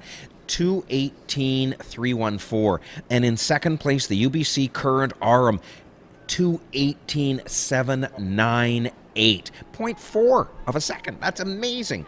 In third place, DH Velocity, 2:19.715. Fourth place was SFU Shockwave with 2:21.901. In fifth place, Bad Hearts. They're not so bad these days at 2:22.585. In sixth place, Thunderstrokers, 2:23.319. And in seventh place at 2:24.403 was Krosna. Look at the times. That is 5 seconds, 6 seconds between the first and seventh place. This is amazing. Just amazing. Exactly, and it proves that the seating works. It's just proof as we move along that everything is done accordingly and correctly. And just as an addition here, I was going to say it used to be the Bay Area Dragons from San Francisco. So we definitely have some out-of-town teams. Fantastic. San Francisco, welcome to our American friends coming across the border. Always nice to have teams from out of town. Yeah, that's right. And we also had from some other teams from San Francisco, I noticed, from UCLA. So, we've always a good team from UCLA. Yep, that's absolutely. Amazing. And now we've got a live shot out here of the marketplace and folks wandering around. Stop into our folks who are selling things, have a look to see what they have, buy something to eat for your lunch, and don't forget to check out all the entertainment and the main stage. Yeah, I think the first show today on the main stage, the peak main stage, is at 11:30 a.m. And almost in the center on the bottom right, the two large tents. Those are our two of our cultural displays, the Chinese Cultural Pavilion and the Indigenous Cultural Pavilion. So again, lots to see, lots to do. You can see the peak main stage up there in your left-hand corner. Yesterday, yeah. I went and watched an Indigenous carver. Oh, very nice. Boy, that was beautiful. Hard work, very great skill, lovely to see. Lots of things there. We've got some T-shirts. We've got some jewelry.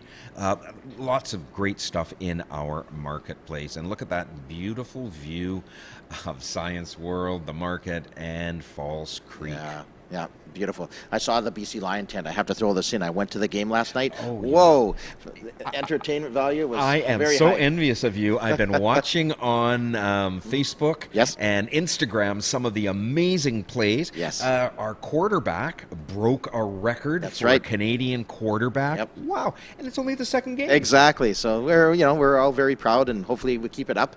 But yeah, so it's kind of cool to see the BC Lions having a tent at the Dragon Boat Festival this year too. So yeah, and here again a great shot of our Dragon Zone, those beautiful docks and slips.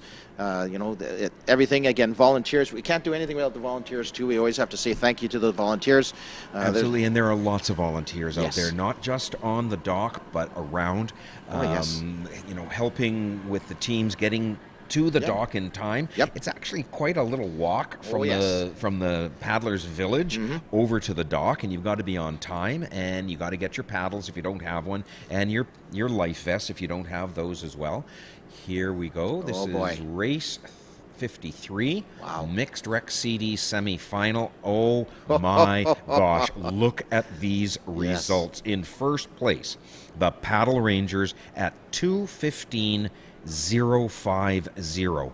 In second place, Max Storm at 2:15.233. That is amazing. TCC Dragoneers in third place at 2:18.720. Fourth place, Eternal Dinosaur with 2:19.988. Fifth place, Club Sake Mixed, 2:20.038. In sixth place, Orca at 2:23.55. In seventh place, Dragon Hybrids at 2:22.123. And in eighth place, our Britannia CC Have a Nice Day, 2:23.348. Those are all excellent times. Do notice that in some races the times are a little bit faster, it seems, and in other races, and that's the water. Yep. Sometimes the water can be faster or slower. Yep. It's a strange thing to say, but the water does. You're right. Make a We difference. refer to it as the Falls Creek bathtub. Right? We're tidally affected. It's tidal, it's salt water, right? So we are affected by the tides. But again, the seeding is what keeps everything fair and even. So it is a little unusual, though, as you probably pointed out there, is that lane 3, for example, coming in. But again, it's just the way that the races have been going. It could be they've got, they switched up some of their paddlers, some technique change, something that the coaches have done. But generally speaking, and as we're progressing here, you're going to see the teams are going to be more and more even. As a matter of fact, yesterday it was really surprising. We had I believe it was a high school team, also must be from the U.S. It was Abraham Lincoln. Okay. And that was the team name, so I was assuming it's a high school team from the U.S. of A. They were over in lane 2, and they won the heat. Amazing. Yeah.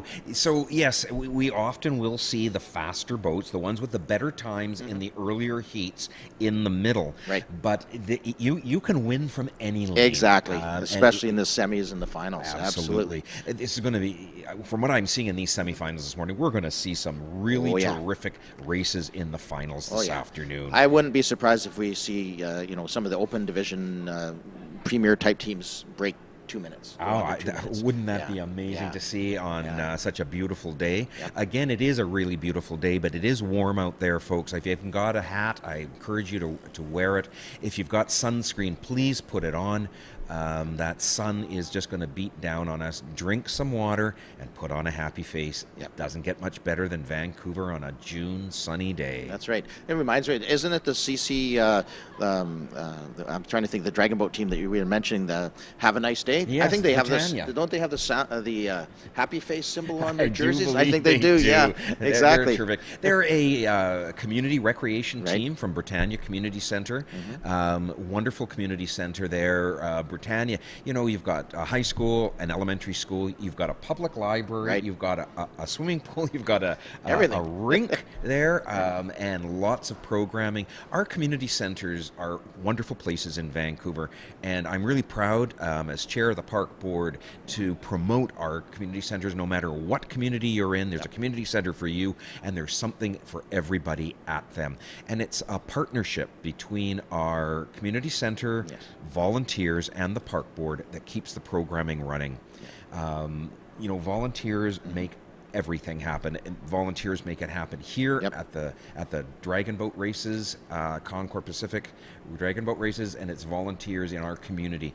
These are the unsung heroes. They're just doing it because it's the right thing to do, and they enjoy it. Yes, exactly. It's a win-win, right? So here actually, when race 54, I'll get you to call in a second, but notice San Diego and San Francisco at BAD. There Bay we Area are. Dragons, Race yeah. 54, Mixed Rec Grand, B semifinals. In lane 1, One Twisted Dragon. In lane 2, the Creekside Dragons. Lane 3, the DH Swordfish. Lane 4, our friends from San Francisco Bay Area Dragons. In lane 5, UBC Current Gold. Lane 6, Dragon Heartbreakers. I love that. Lane 7, San Diego Dragon Boat Team 2. And in lane 8, the RGL United Built by Bird. Right on. And they're ready at the start. We're going to see another spectacular race here, without a doubt. You had mentioned a little earlier, too, about our laser finishes. I do remember the days going back quite a few days where we borrowed air stairs. I'm not sure if you know what those are. The airport used to have to walk out of the aircraft, and they'd have like a pickup truck with a set of stairs. Yes, The indeed. first few years, it was volunteers were sitting on each of the stairs, had a stop timing watch, and they would stop it when the boat crossed the finish line. So we've come a long ways. We certainly have. I've been at the start line, and I've done the air horn. Awesome. Now I'm doing race calling with you. This is such a terrific thing. I got to thank you. You've been doing this for a while. Yeah. You are the voice of these races. Every year, it's a familiar voice to hear. I know it's something everybody likes. Yeah. Oh, thank you. Appreciate that. And I'm glad to have you as a co-host. You're awesome. Thank you very much. Missed my calling. I did radio back in Montreal when I was a university student, and I've missed it a lot. It's a lot of fun. There you go. I could see that in your voice. Absolutely. So here we go. They are getting lined up. It looks like there's some tidal activity out there, and so people having to get themselves in a line. It's often interesting when you are lining up at the start, and when suddenly the race officials will tell you got to paddle back. Oh yeah, that's right. And again, you want to follow the direction of the on-water umpires, and especially the starter, because you can be DQ'd faster than you can, blink a dragon's eye. Absolutely. And there we saw one of the little ferries coming through. We got to wait for them. We got to be respectful. This is a transportation corridor, False Creek. Absolutely. So you were talking about dragon boating starting here in Vancouver with Expo 86, Yes. which was a world exposition focused on transportation. That's right. And how fitting, dragon boats and dragon boats. Yeah. Absolutely. I've dragon boat here on False Creek. I've also done it on the Fraser River. It's a little bit different on the Fraser River. Were you in Richmond at the time, or out at Fort Langley? Richmond? Well, I've also done it at Fort Langley. Yeah, but the one I was talking about, you're quite right, was out at Richmond. Okay. It's very tidal on there and heavy water. Yes. Fort Langley, it's a beautiful paddle. Yeah. It's a lovely place to be. Placid in some cases, yes. right? Very and nice. we thank our paddlers for coming in. I paddled with the Pirates from out there, out at Harrison. Oh, and Harrison Lake. Paddling, it's a different one as well. Absolutely. I've paddled at Harrison. I've also paddled up in Vernon. Very nice. Lots of fun. Oh, here we go. We're underway. Wow. Let's see here. I'm just mentally counting at least 16 or 20 before I get too excited here. So give these teams a chance to get into their race rhythm here. That boat up and planing. So what do you see early on in this one? I see lane 8. Yeah, I agree. They are really paddling hard. Yep. Good for them. Yep. That's the RGL United Built by Bird. There we go. I'm expecting to see UBC in 5 and San Francisco in lane 4. start to pull away, but one never knows what's Yeah. going to happen here. This is one Yeah. even race. Oh, this is going to be awesome. Absolutely awesome. I'm looking over there in lane 1 on the far right, the One Twisted Dragon. They look like they're behind, but I don't think anybody's out of this race right now. In fact, it looks like, to me, it looks like it's the Dragon Hearts Breaker in lane 6 that are holding a very early lead as they break out of the first 100. They're up to 150. This is going to be a very, very tightly packed race. No doubt about that, Stuart. I tell you, Dragon Hearts Breaker, they're looking pretty strong right now. And this looks like some really, really fit paddlers. They are paddling together. They are paddling hard. They are giving it all they've got. You can see the techniques here. You can watch for our A shape here. That's lane number 6. We have a quick shot of them, the Dragon Hearts Breaker. But again, pulling out there. I don't know. It's just so hard to see right now what's happening in those boats. I mean, you can see from the aerial shot, the timing looks perfect on just about all of these teams, and that takes some doing, right? And they look at the drummer. She's leaning. I hope it looks like she's leaning in and just calling, encouraging, bringing every last ounce of driving that blade down at the start of the catch. They are so focused. They are working on their boat. They're not worrying about any other boat. Yep. Here they come. Well, I would say right now it's a San Diego Dragon Boat Team 2 that looks like they're going to make it. Whoa, this is going to be incredible finish. So Absolutely close. Incredible finish here. Oh, look at lane number 3 all of a sudden. Look at their finish. DH Absolutely. Swordfish. They saved some from behind. It is Oh so my close. gosh. It could have been unofficially lane 3 that pulled it off. What a finish. I mean, those rates were increasing so rapidly, but the boats were so in sync. The timing was absolutely perfect. And my catchphrase is timing is everything. Of course, technique, but timing is everything. And you say that when you're out there coaching, when we're catching, and you just stay in the rhythm, and it's like, wow. It's like being on a rocket ship. I'm sure. Yeah, it is. You know that in those initial first pulls, in our practices, we do the pull, and you do it so hard that you actually can fall out of your seat. Yep, absolutely. It's amazing when you get that kind of strength together. Yep. Congratulations. That was an amazing semifinal. No, that was one of the best races of the day again. I got to keep saying that because they're getting better and better. But everyone's a great paddler out there. You got to have heart. You got to have commitment. You got to love your teammates. Congratulations to all the paddlers out there today. I thought at first the San Francisco Bay Area Dragons might hold off the charge, but again, it makes a huge difference, that finish, even if you can maintain a slightly higher stroke rate. But again, it's all about reach and catch. Reach and catch. Yeah. Absolutely. When you're fishing, it's catch and release. Yeah. When you're paddling, it's reach and catch. I like that. Yeah, exactly. And drive that blade down. It's funny. Dragon boating really has a language of its own in coaching, and you can talk to all the various coaches. They might have a slightly different version, but I mean, the technique is the technique. You had mentioned earlier too, Stuart. 6/16 is a pretty standard starting sequence.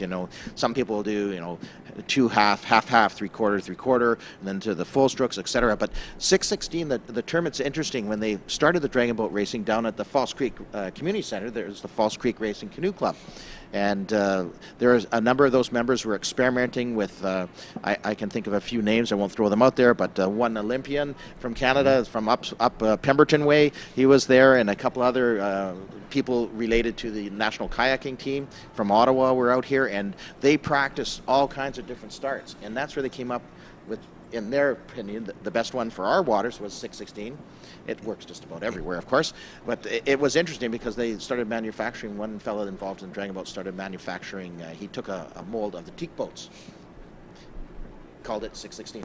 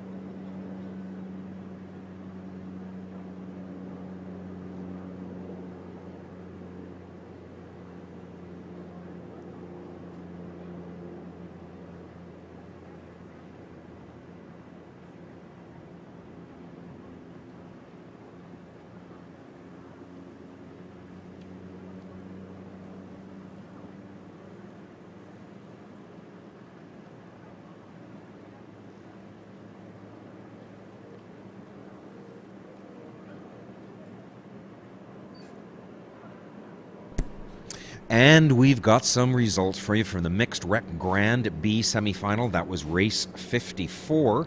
In first place, we had the DH Swordfish at 2:08.604. Amazing. San Francisco Bay Area Dragons, 2:08.938. That's 0.3 of a second difference. That's amazing.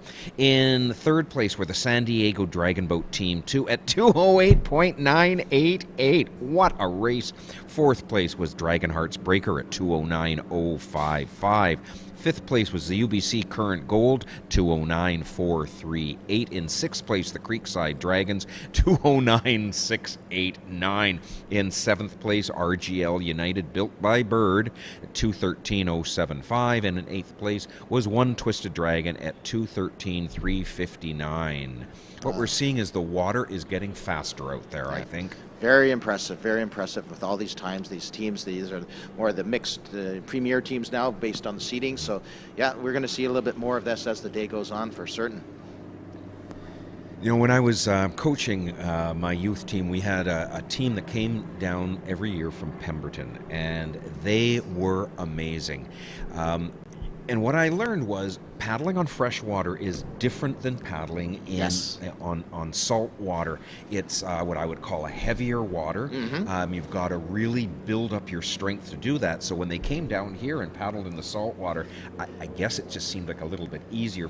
I don't want to take anything away from their skill. They were incredible dragon boaters, incredible paddlers. Yeah, their coach was, he's actually Dr. Hugh Fisher. Everyone knows him just as Hugh. He's a humble guy, but he did amazing work with those teams from Pemberton. And it wasn't just that they paddled well, they were great kids. Oh, they yeah. were really respectful, honorable. And that's what teamwork does. You learn to work together, you learn to respect your teammates, you learn to respect the other teams. These are great skills for going on in life. I know I'm talking like a teacher, but Not that at all, was what not I at did all. for 30 years. Awesome. So if you care to, and if you leave lane 8 for me, I always like to do my special thing. All on that right, one, so it's just for that. Mixed Rec Grand Final B semifinal race 55. In lane 1, the WPC Premier Burn. In lane 2, SD Zoo. In lane 3, DH 0. In lane 4, WHAM, that's WAM Power. In lane 5, University of California Irvine Elements. Yep. In lane 6, Wham Fire. In lane 7, the FLCC Fortified. I'm from Fort Langley. And in lane number 8, the Concord Pacific Flying Dragons. Team that's close to my heart. There you go. I think we have a little bias there, maybe. I try not to show it. But this is terrific where you've got in one race two teams from the same organization. We got the Wham Power and the Wham Fire. And I love that we've got the University of California Irvine Elements in this. It's wonderful to see dragon boat teams come from all over because they know the camaraderie that's going to be here. They know the fun that's going to be here. And they know the competition is going to be here in Vancouver. All of those factors. Absolutely right, Stuart. And FLCC, that's your Fort Langley Canoe Club. Oh, there we go. Fortified, absolutely. Oh, they're underway. Holy smokes, we have a full slate here for sure. So just jump in anytime and add some color. This is awesome. This is amazing. Again, a really even dragon boat paddling here. It doesn't matter whether you're in the first, the fourth, or the eighth lane. You are paddling your heart out and you're going guns. Absolutely. And right now, actually, on the first initial strokes, it looked like it is indeed lanes 5 and then lanes 7 and 8, they're all looking great. So lane 5, of course, is the UC Irvine Elements. There you go. They didn't come here to paddle slow. They came here to paddle hard. That's right. And lane 7 from Fort Langley, the Fortified, they're looking very strong too. This is one even race here. Boy, oh boy, these guys are evenly matched. Oh boy. And there on the outside there is, of course, the Concord Pacific Flying Dragons. But right now, I'm still thinking the early lead is with lane number 5, UC Irvine Elements. But hey, don't count out Fortified. They're right in the thick of this too. And what beautiful paddling we are seeing. They are digging deep. They are paddling hard. We tell that little joke, paddle hard. Well, that's what you're doing. Every stroke you are putting 100% 100% into it. It's not an easy thing to do for over 2 minutes on a course, is to put that much power, that much concentration, that much energy. But boy, look at these folks Yeah, go. exactly. And Wham Power has just turned on the power. The steersman corrected a little bit, but they're right up there with UC Irvine and Wham Fire. We're going to have a heck of a race here. And look at that, 6, 7, and 8 all seem to be really close. Fast too. We're coming up to the 400 meter mark, and look at the technique. Look at the A shape. This is beautiful, perfect paddling, hardly any wake. They are burying the blade. They are pulling water with every stroke, and this is going to be fast. Who is it going to be? It's hard to say. It looks like Wham Power might have even pulled out in front a little bit. It's hard to tell from our angle, but I'm guessing right now it is lane number 4 unofficially. Let's see what happens. Let's go. They are paddling hard. 4, 5, 6. So it is 4, 5, 6. Wham Power, UC Irvine, and lane 6 Wham Fire. Here comes lane 3, which is DH0 SD Zoo in lane 2. And lane 1, the WPC Premier Byrne, and of course my good friends from the Concord Pacific Flying Dragons have crossed the finish line, and FLCC also. So what a finish. Again, spectacular racing. Look at these guys. Look at them getting the encouragement from their drummers. There's no energy left in those boats. They dumped nothing. They've done everything they can. They are expended. Wow, what a great... I think we're going to see some really good times here as well. It's so beautiful to see them out there on the water paddling so hard. Here's some folks paddling backwards to get themselves ready to come back to the dock. They are spent. They are tired. And they've put everything they have into this. But you can see, even when they're tired, the technique, the timing. Absolutely. The timing is there. Like on the boat on our left here, you can see the timing is there. And here, let her run or let her rest. I'm not sure which command you used, but paddles up on the gunnel. Yes, let it rest. Let her rest. We all looked forward to that one. That's a race. One of our favorites. So even when you're going out to the start line or coming back into dock after the finish, it's so important to be listening to your steers and especially your drummer. They're the ones who are in control of the boat. You're paddling. You are the engine. Exactly. You're doing the power. You've got to give your credit to your drummer and your steers person for getting you where you need to go. Absolutely. So beautiful. What a beautiful day out there. And what a beautiful city Vancouver is. We are so fortunate to be able to live, work, and play on the unceded lands of the Coast Salish people, the Musqueam, Squamish, and Tsleil-Waututh. We are so lucky, so fortunate that they have stewarded this land from time immemorial. And we are very grateful. Absolutely.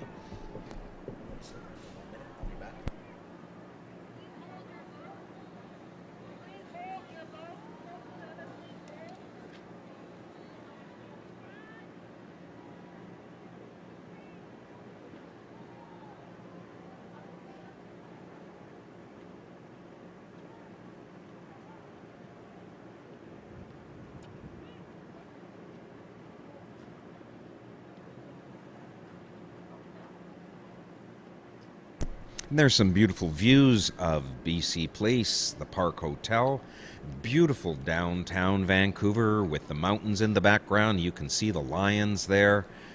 Boy, oh boy, this is a beautiful city.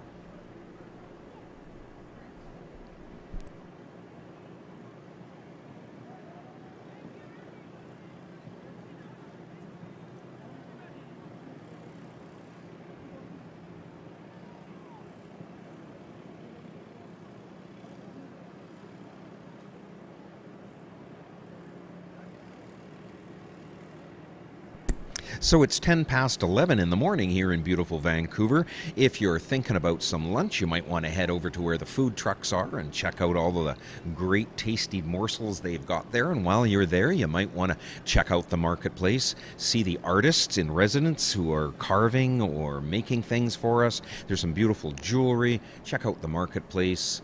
Check out the cultural features, and at 11:30, of course, we've got live entertainment at the center stage. I'm just looking here across the way at Creekside to the docks and the last race pulling in. Boy, oh boy, they're going to be happy to get out of the boats. They're going to be very proud of themselves, get back on land. But you know what? They're going to be excited for the finals in the afternoon. This is what we live for when we practice so hard all spring. We live for this race. People from all over the world come here. From North America, we've had paddlers from overseas as well in some years. All these paddlers are really excited after COVID, after having not been able to paddle for a while. They're all really happy to be out here racing today. Wow, isn't it beautiful? A beautiful, beautiful day. It's very warm out there. I think we're up to 24 degrees. We're going to have a high of 29. So please wear a hat, put on some sunscreen. Very important for you. Drink lots of water and put on a happy face. Say hi to the person you're passing. Welcome to Vancouver. Isn't it a great day? My name is Stuart McKinnon. It's my honor and pleasure to be the chair of the Vancouver Board of Parks and Recreation, who help make this all happen. Creekside Community Centre is the home of dragon boat racing in Vancouver, and of course the docks down there. Beautiful, beautiful day. Here we go, race 55. Got the results here, the Mixed Rec Grand B semifinal. I'm really excited to read these results. In first place was Wham Power at 2:08.406. In second place, University of California Irvine Elements at 2:09.424. In third place, Wham Fire at 2:10.141. In fourth place, SD Zoo 2:11.943. In fifth place, DH Zero at 2:12.127. In sixth place, our Fort Langley FLCC Fortified at 2:13.545.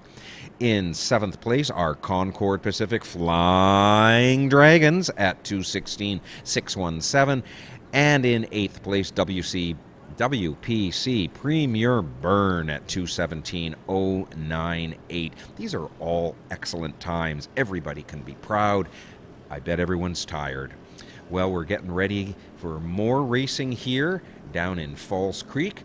This is the Concord Pacific Dragon Boat Festival. You can go to concordlive.ca for more information, and we are live reporting. Here we go. Look at this. This is beautiful. And hey, I'm now joined by my fellow park commissioner, John Cooper. John, how are things? Fantastic. What a beautiful morning it is, and great to see those paddlers out there on the water today, and everything great about Vancouver coming together this morning. Absolutely. And this is your neighborhood, isn't it? Yes, it is. I'm lucky enough to see the start off my deck, and I've been watching carefully this morning. All right. And of course, you get to watch them every day as they're out there practicing their hearts out, getting ready for this kind of a race. Yeah, I see them in the winter, I see them in the rain, I see them paddling, and I'm always very impressed with the dedication.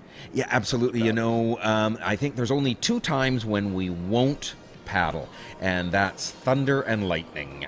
We won't go on the water when that's happening, but otherwise we're out there. I've been out there on New Year's Day. I've been out there on Halloween. It's an amazing time to be a paddler. Well, kudos to you to be out there on New Year's Day, Stuart.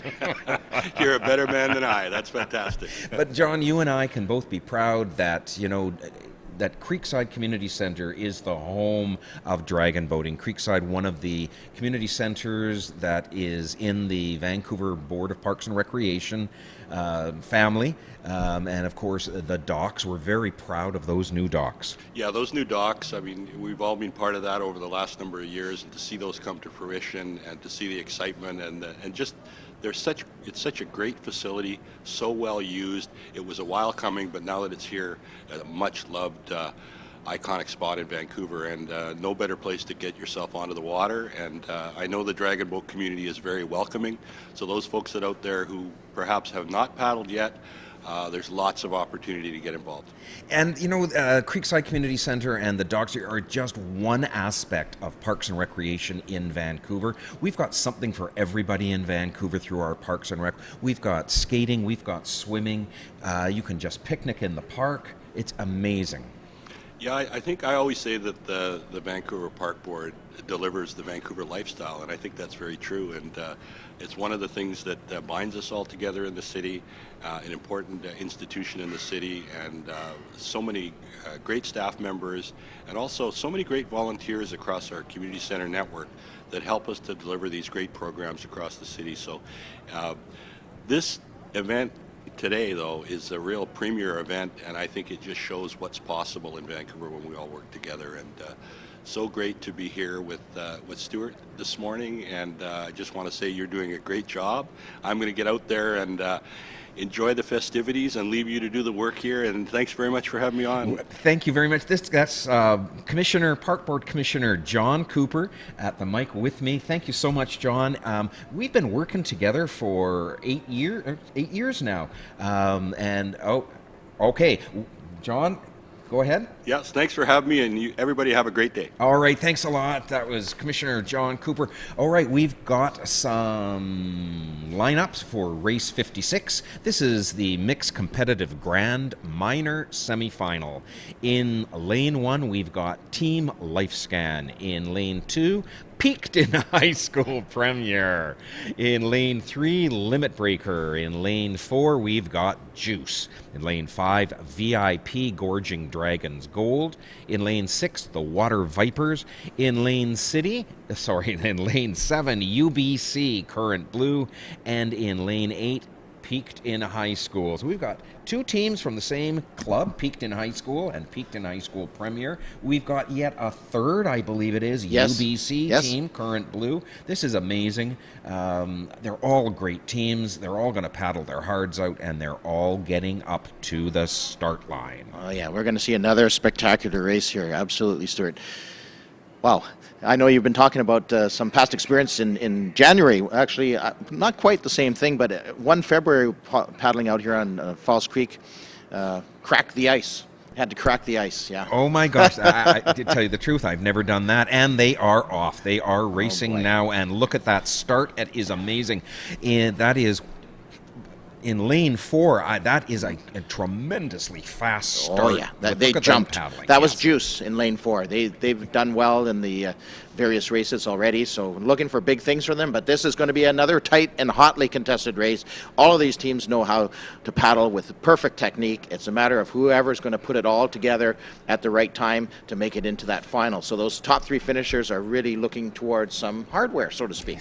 Yes, these are the semifinals. So if you're here today, right now, stick around for the afternoon for the finals, because you're not going to want to miss those. If you're listening at home, come on down to Falls Creek. You can take the SkyTrain to Science World train station and use public transit, get down here, because oh my gosh, this is amazing racing. They are paddling their hearts out hard, as the drummer is saying. Oh yeah. Lane number 3, the Limit Breakers are challenging Juice for the first position, and the VIP Gorging Dragons Gold. They're from Victoria. They're challenging also. So the battle is still on for who's going to cross the line first, let alone second, third, fourth, and the rest of the field. It is tightly packed out there. We're coming up to the 400-meter mark, and what's going to happen here, we're going to see someone's going to call an early finish. There's going to be some divvying back and forth between these boats to see who's really wanting to cross the line first. They might want to hold back a little bit. Who knows, right?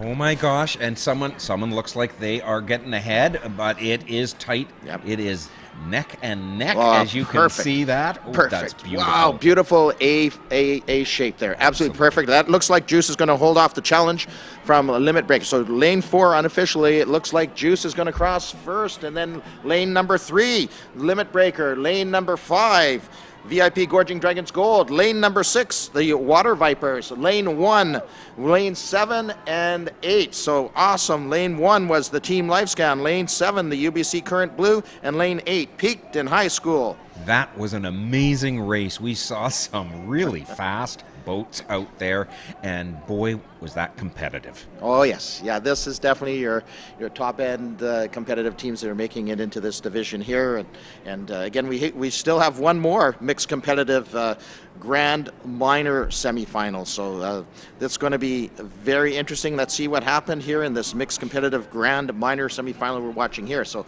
2 semifinals, and then it's hardware time. There we go, and look at those beautiful new boats. They look so pretty out there. I know the paddlers will be thrilled to be racing in the 18 new boats that we've got. Gifted, bought this year and used for the first time yesterday and today at the Concord Pacific Dragon Boat These races. are the latest, greatest, technically perfect boats in the world, and we have a whole fleet of 18. It's so impressive, and I love the 9 that have the local artists having painted too. It's just spectacular, and gosh, just another thing that the paddlers don't have to worry about. They have top-notch equipment. This is what draws paddlers from around the world to come here too, is that our equipment, the races are fair, the beauty of Vancouver, everything about it is very, very focused on the paddlers, on the culture. Everybody loves Vancouver and the Concord Pacific Dragon Boat Festival.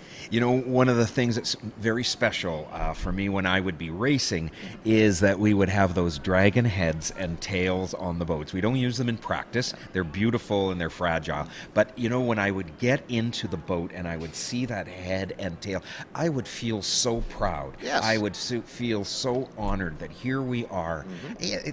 Here I had, you know, never paddled until I was 50 years old, and there I was in my first, I remember that so well, my first the first dragon boat races in Vancouver. I was with Gung Haggis Fat Joy in those days. We were proud to be out on the water, proud to be paddling as a team, and I was proud to be paddling in a kilt. That's right. That's right. Oh, the great memories of Gung Haggis Fat Joy. Yeah, great team. Always very spirited, very community-minded. You know, that's the spirit of Dragon Boat. I mean, really, even these high-end competitive teams that you're seeing, okay, when they go to Marshall and stuff, they're totally focused in. But outside of that, after they're off the water and had their debrief, you know, they're buddies with everybody else. It's just the nature of the event. It is. Yeah. It's competition on the water. It's friendship off the water. Yes. And that's what makes dragon boating what they call it. It's a family. Oh, yeah. Absolutely. It's amazing. And, you know, we have, of course, you know this, we have had some of, if not the very best dragon boat paddlers in the world come out of Vancouver. We go everywhere in the world, and they're from Canada. Oh yeah, exactly. Yeah, harking back. I'm going backwards here a few years, but in the just after Expo 86, the Falls Creek women's team represented Canada in Hong Kong, and they beat the mainland Chinese team. It was the first time the mainland Chinese team had ever lost. And absolutely amazing. You know, we have paddling for everybody here. Whether you're a highly competitive team like the Falls Creek women have always been, or your recreational team. Exactly. Everything is here for everyone. It's fun, it's fast, it's furious, it's wet, and it's wild. It is dragon boat racing. Yeah, exactly. That's the only thing. If you don't like getting wet, it might not be the sport for you. But and even then, it's only going to be your hands, maybe. Yeah, absolutely. I absolutely encourage and echo what you say. Like Dragon Zone, great place if you even want to go out just to try it. That's where you want to go. Reach out to the Dragon Zone here over at the Creekside Community Center. That's where they're based, and there's always programs available to you. So, and you know, in Vancouver, there's all sorts of water sports that you can be doing. We've got the OCs, the outriggers. We've got rowing sculls happening. There's just so much here. We're so lucky it's a great privilege to live in Vancouver, to be in the Lower Mainland. It is so beautiful. Oh my gosh, here we go. Race 56, the mixed competitive grand minor semifinals. Here are the times. I am so impressed. In first place was Juice with a time under 2 minutes of 1:57.707. In second place, the Limit Breakers at 1:59.593. In third place, VIP Gorging Dragons Gold at 1:59.659. Oh my God. 3 teams under 2 minutes. That's already amazing. In fourth place, Water Vipers at 2:03.246. In fifth place, in Lane 1, Team Lifescan, 2:06.3. 206.383. In 6th place, UBC Current Blue at 206.693. In 7th place, Peaked in High School Premier at 207.684. And in 8th place, Peaked in High School at 208.435. Look at this. First place, 157.707. Second place, 159.593. And third place, 159.659. That's why those decimal points make a difference. That's 1/10 of a second between second and third place. Absolutely amazing. That is some of the finest dragon boat racing you're going to be seeing. You see it right here in Vancouver at the Concord Pacific Dragon Boat Festival here in False Creek. Let's see if these guys want to do another promo. Mark, do you think you have time for the promo of the sponsors again?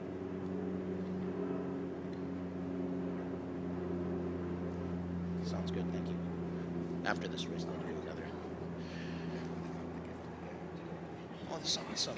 I can tell right away you have a radio voice, so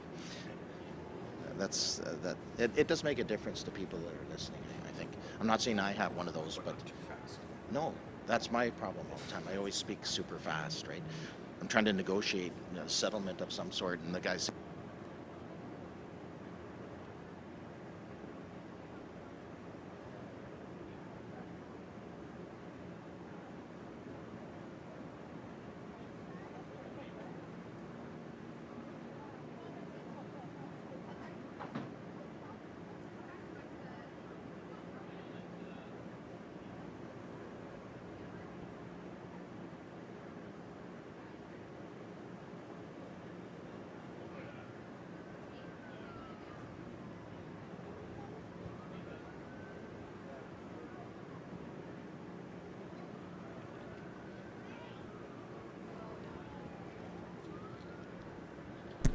Here we go. We're getting ready for race 57, the mixed competitive Grand Minor semifinals.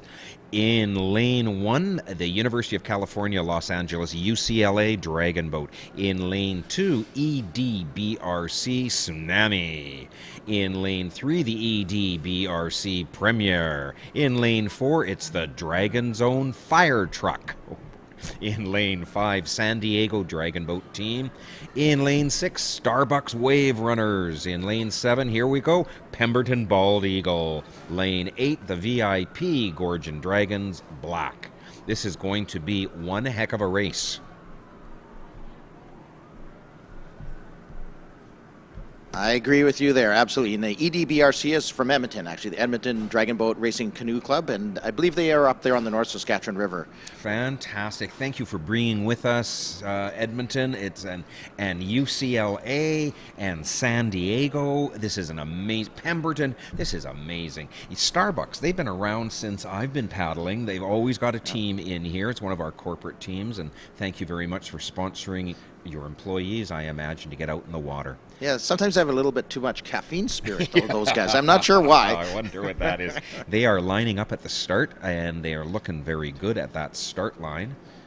We're looking for big things here, and I wonder if Hugh Fisher's still involved with the Pemberton Bald Eagles. We'll find out. I don't know. Some of the kids that maybe I saw when I was coaching are now on a adult team, and they've started. Look at that start. Lane number 4 and 6 right now, just jumping out a little bit. Lane 4, of course, Dragon Zone Fire Truck, and lane 6, Starbucks Wave Runners. That caffeine does help. There we go. Paddling with heart and caffeine. But this is another really fast race. These folks are paddling their hearts out, as I say. You really have to be on the water at least once to know what it's like out there and know how competitive and how you put everything you've got into these races. That's right. Doesn't matter if you're the top competitive or at the recreational level, everyone is putting their all in. Look at those paddlers. Yeah, there you go. You can see the reach, the catch, they're breathing, they're rotating, the timing is everything. thing there. Perfect paddling here. And these guys rate, when they went into their race pace, it's a little bit higher rate, but man, are they flying. They are like rocket ships out there. You're right, the Falls Creek bathtub is helping them a bit, but hey, it's going to be a spectacular finish here again. And right now, it still looks like the Dragon Zone fire truck in lane number 4, but don't count out the Starbucks Wave Runners in 6, and off to the opposite side is the Dragon Zone fire truck. So we still have a battle here for first, second, and third, let alone the rest of it. They're so tightly packed here. You got to get to the water's edge. Cheer on your team. Look at this perfect paddling display here. This is just spectacular. As I say, it's if just you are great. out there watching, make a little noise. Encourage these folks. Come on, let's cheer them on. They can hear you. They know that you are with them. Well, it looks like San Diego Dragon Boat team jumped lanes. I'm not sure what the instructions are from the on-water umpire, how they're going to work that off. They might have held the boat. It's hard to say what's going to happen here, but we leave it in the capable hands of our on-water umpires. They will figure this all out. Lane number 4, followed unofficially by 3. And there comes lane number 2 and lane number 6. So it looks like Dragon Zone fire truck in lane 3. There was from Edmonton, the premier. So we're going to have to see what all pans out after this. Unfortunately, I don't have direct access to see what's going on, but our folks upstairs will keep us informed, and we'll share with what we find out. So and stuff happens out there. Nobody goes into a race not wanting to finish, not wanting to stay in their lane, but stuff can happen out there, and we have to just find out afterwards what went wrong. And you know what, but when stuff goes wrong, it's really important, and what they do is they try and get back on track. Yes. Don't lose their focus. Get out of the way of the other boats, because you don't want to impact them either. My heart goes out to all the paddlers in that race. Yes, exactly. We'll see what happens, but the on-water umpires are following the course all the way down, so they would be given direction as soon as something like that happens. Sometimes they ask somebody to yield or not. Yep.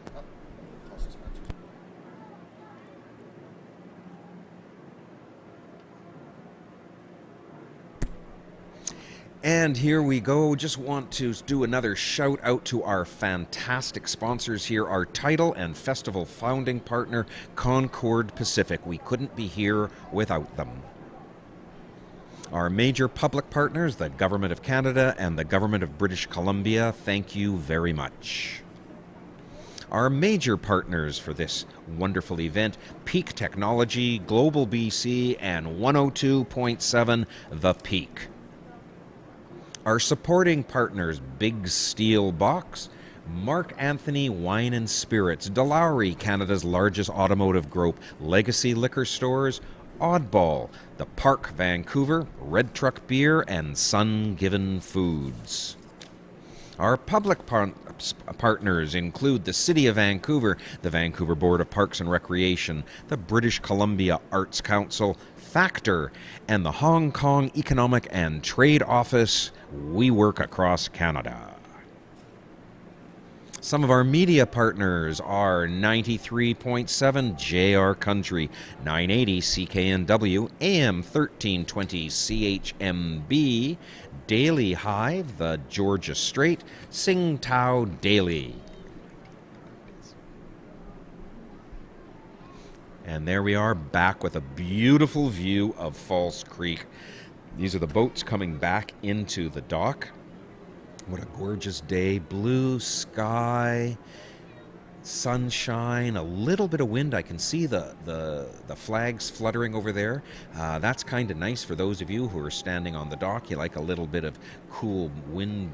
That's kind of making a breeze for you. But please understand, it is warm out there and going to get warmer. If you got a hat, please put that on. If you got some sunscreen, really slap that on, especially on the little ones. The sun can burn. And lots of water. Keep yourself hydrated and keep a smile on your face.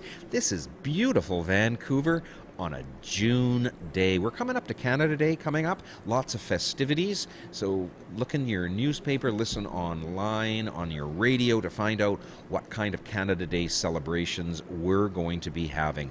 Lots of festivals in Vancouver throughout July and August, including the Folk Festival, the Fireworks Festival, lots of things. We've got Symphony at Sunset Beach coming up. That's always one of my favorites.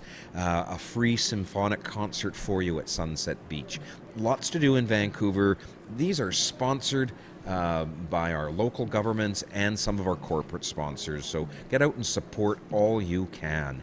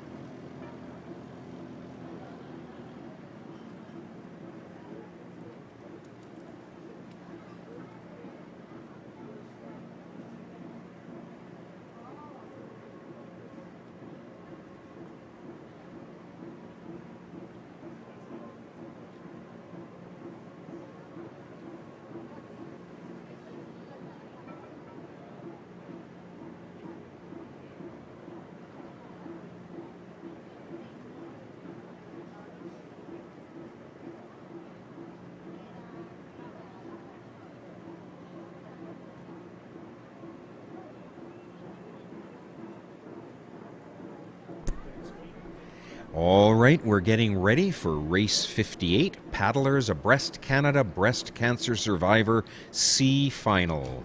In lane 1, we've got Waves of Hope. In lane 2, Chemo Savvy Pink Thunder. In lane 3, Chemo Savvy Pink Lightning. In lane 4, Dragons of Hope.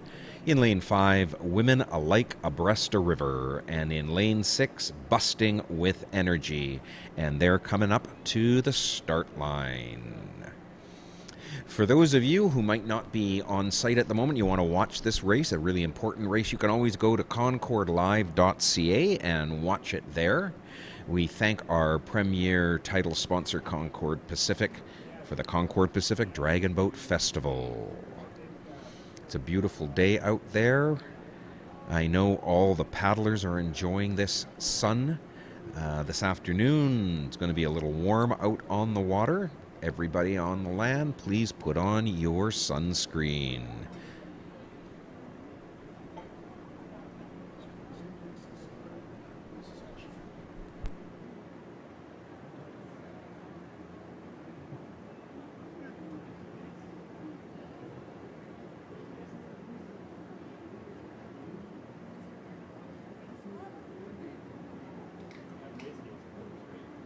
And they're off, and it's a nice start for these racers. 6 boats competing in the C Final. And boy, they are moving. Beautiful paddling together. These are good paddlers. Always lots of fun out in the water. It looks like in lane 2, Chemo Savvy Pink Thunder, and lane 3, Chemo Savvy Pink Lightning are out for a good start. Waves of Hope as well. Nice here, nice paddling. It's good to see. Wow, paddling hard, paddling deep. And this is a fairly even race. Here we go.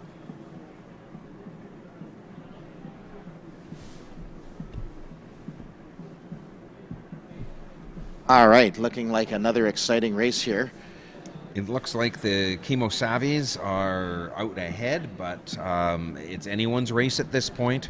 So lanes 2 and 3, we have the Chemo Savvy Pink and the Thunder and the Pink Lightning. So very cool here. And oh wow, you're right. Looking in lanes 1, the Waves of Hope. They're in the thick of this, as well as the Chemo Savvy Pink, the Lightning, the Thunder, and we also have the Women Alike Abreast the River in 5, and the Busting with Energy over there in lane 6. But it is going to be very competitive finish here. Like, we're just coming up to about the halfway mark, about 250-meter mark, and the teams are holding their own. Those teams from left to right, they're doing what? There you can see a good shot of them keeping their technique to the best of their abilities. Digging in. Encouragement again from our drummers.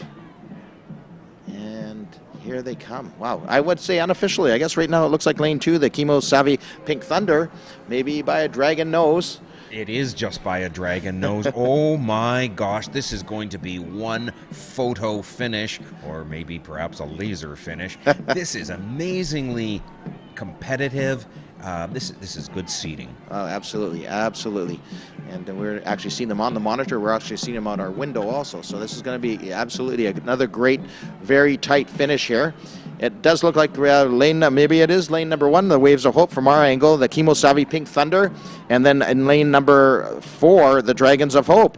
This is so close. Oh my gosh. This is paddle to the finish. This is going to be dragon nose to dragon nose. This is amazing. It's going to be a perfect finish. It's going to be lane 1 unofficially, the Waves of Hope. Lane 2, the Chemo Savvy Pink Thunder. And lane 3, the Chemo Savvy Pink Lightning. And they went across the line, the Dragons of Hope in lane 4. Very close. Lane number 5, the Women Alike Abreast the River. Crossing now, keeping their technique and form, looking good. And what do we have here? Lane number 6. Busting with Energy as they cross the finish line. Well raced, ladies. Wow, that was incredible. That was such a close race. Everybody feels proud. Everybody feels tired, no doubt. This is fantastic. This is just the best of dragon boat racing right here in this one race. Just amazing.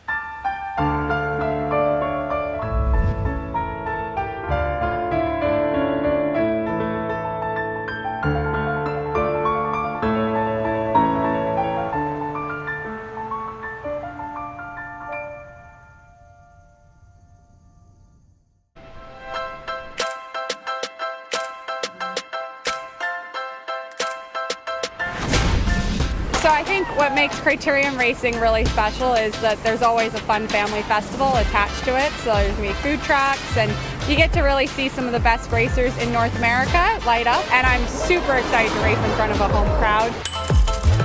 We're serving authentic Japanese food, sushi rolls, sushi bowls, and ivory sushi and fried chickens.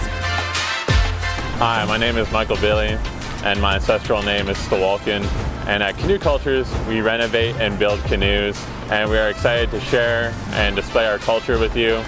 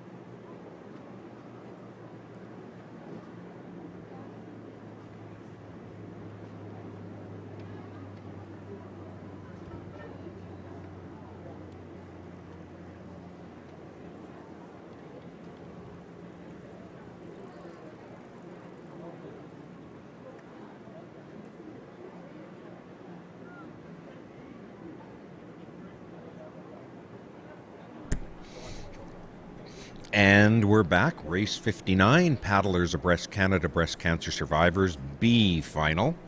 In lane 2, we've got Chestmates.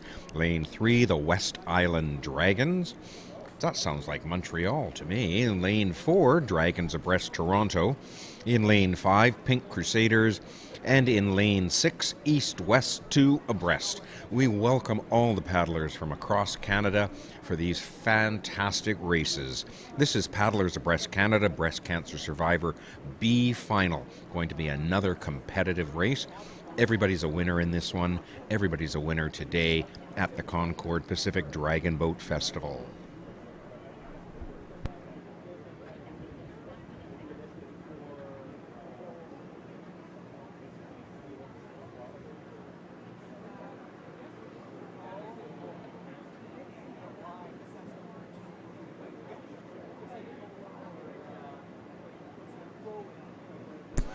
So there we go. The Chestmates are from Kingston, as I hear. The West Island Dragons from Point Claire. Dragons Abreast from Toronto.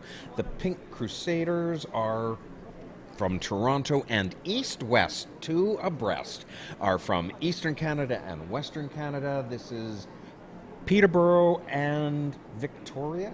And Nanaimo. Peterborough and Nanaimo. Wow, this is amazing. And that just goes to show you the kind of camaraderie and teamwork that goes into this. You can get paddlers from right across the country, put them in a boat, and they will paddle together. Fantastic. Here at the Concord Pacific Dragon Boat Festival. This is Race 59, Paddlers Abreast Canada Breast Cancer Survivor for the B final, and they're getting ready to line up at the start as we watch. Beautiful day today. Don't forget, it's very sunny and very warm out there, so you need a hat and you need some sunscreen. You don't want to get a sunburn today. Don't forget to stay hydrated with some water. And of course, welcome your neighbor, welcome the person next to you, say hello, flash them a smile. Everybody's a winner in Vancouver on a day like today. It is beautiful. You know, I don't recall, I'm sure there may have been one or two, but I don't recall ever having to do the Concord Pacific in the rain. It's always been a beautiful day for racing. Okay, I'm not going to respond to that one, but I'll go with it. I love that thought. I have paddled in the rain, that's for sure, but I don't remember a Concord. But you know what? I'm getting on in my years, and maybe I just don't remember. I choose just to remember the best. That's fair, and that's a good thing for sure. Because I can tell you some stories about floating things because of drains that got plugged and stuff. But that's in the past. That's all in the past. And a lot of people consider a little bit of rain good luck, so nothing wrong with that. Absolutely, and and it cools you down too. I've never mind paddling in the rain. Paddling in the wind's a little bit different. That can literally blow you off course. Absolutely, and it does, and it has absolutely. Yeah, especially off the point. If you ever steer, you have to be really careful when you come around the old BC Pavilion, because a wind gust there can it's just like an instant blast. And a lot of the steersperson here, of course, are very experienced with it when it does happen. But you can see it happen occasionally with a visiting team that's new, and if they're in one of the North Shore side lanes, it can catch them by surprise. Well, they're getting lined up at the starting line. They're going to begin the race at any moment. And there they go. They are off. And yes, what beautiful paddling we see out there. Look at all the pink. Love that. My favorite color. I just love to see them. No, it's a good start to this race. It looks like right now, even though they're only in their opening strokes, it's out there. It's lane number 6, the east-west, 2 abreast. Half from Nanaimo, half from Peterborough, if I remember correctly. Looking good. So I love the name, I love the team, I love both cities too. So right next to them in lane 5 is the Pink Crusaders.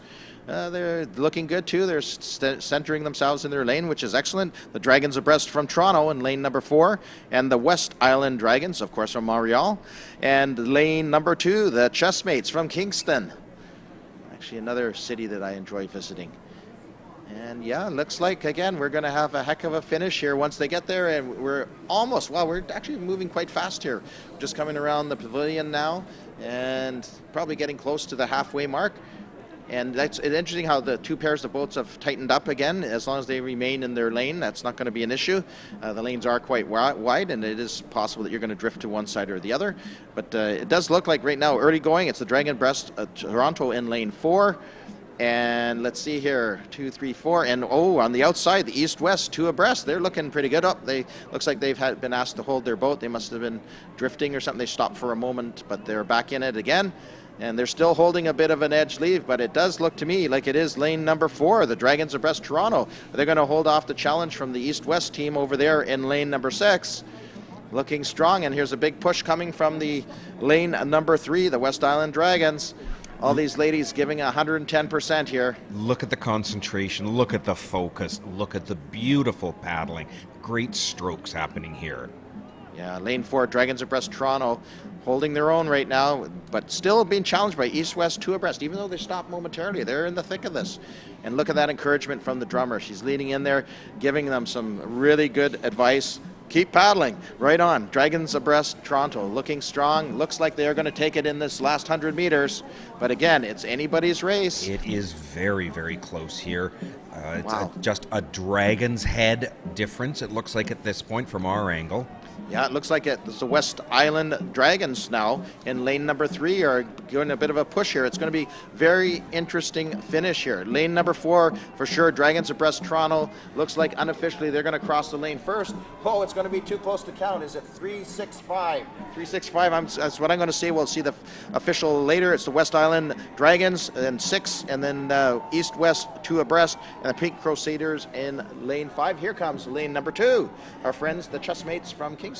That's fantastic racing. You know, when you're out there, you don't think that you have any more that you can give, and then your drummer calls for your last push, and from somewhere deep inside, you just pull out the last bit of energy you have to make that final push. I just have so much admiration for everyone out there. This is tremendous racing today. That was a great race. Another great race here by the ladies, the pink ladies, as I like to refer to them. As you mentioned earlier, I think all these teams are wearing their pink, so it's great to see. Just a beautiful day for racing out here at the Concord Pacific 2022 Dragon Boat Festival, and lots to see off the water too, but we're going to have some important events happening for these ladies after race number 60. So be prepared for that. And here are the results from race 58, the Paddlers Abreast Canada Breast Cancer Survivor C Final.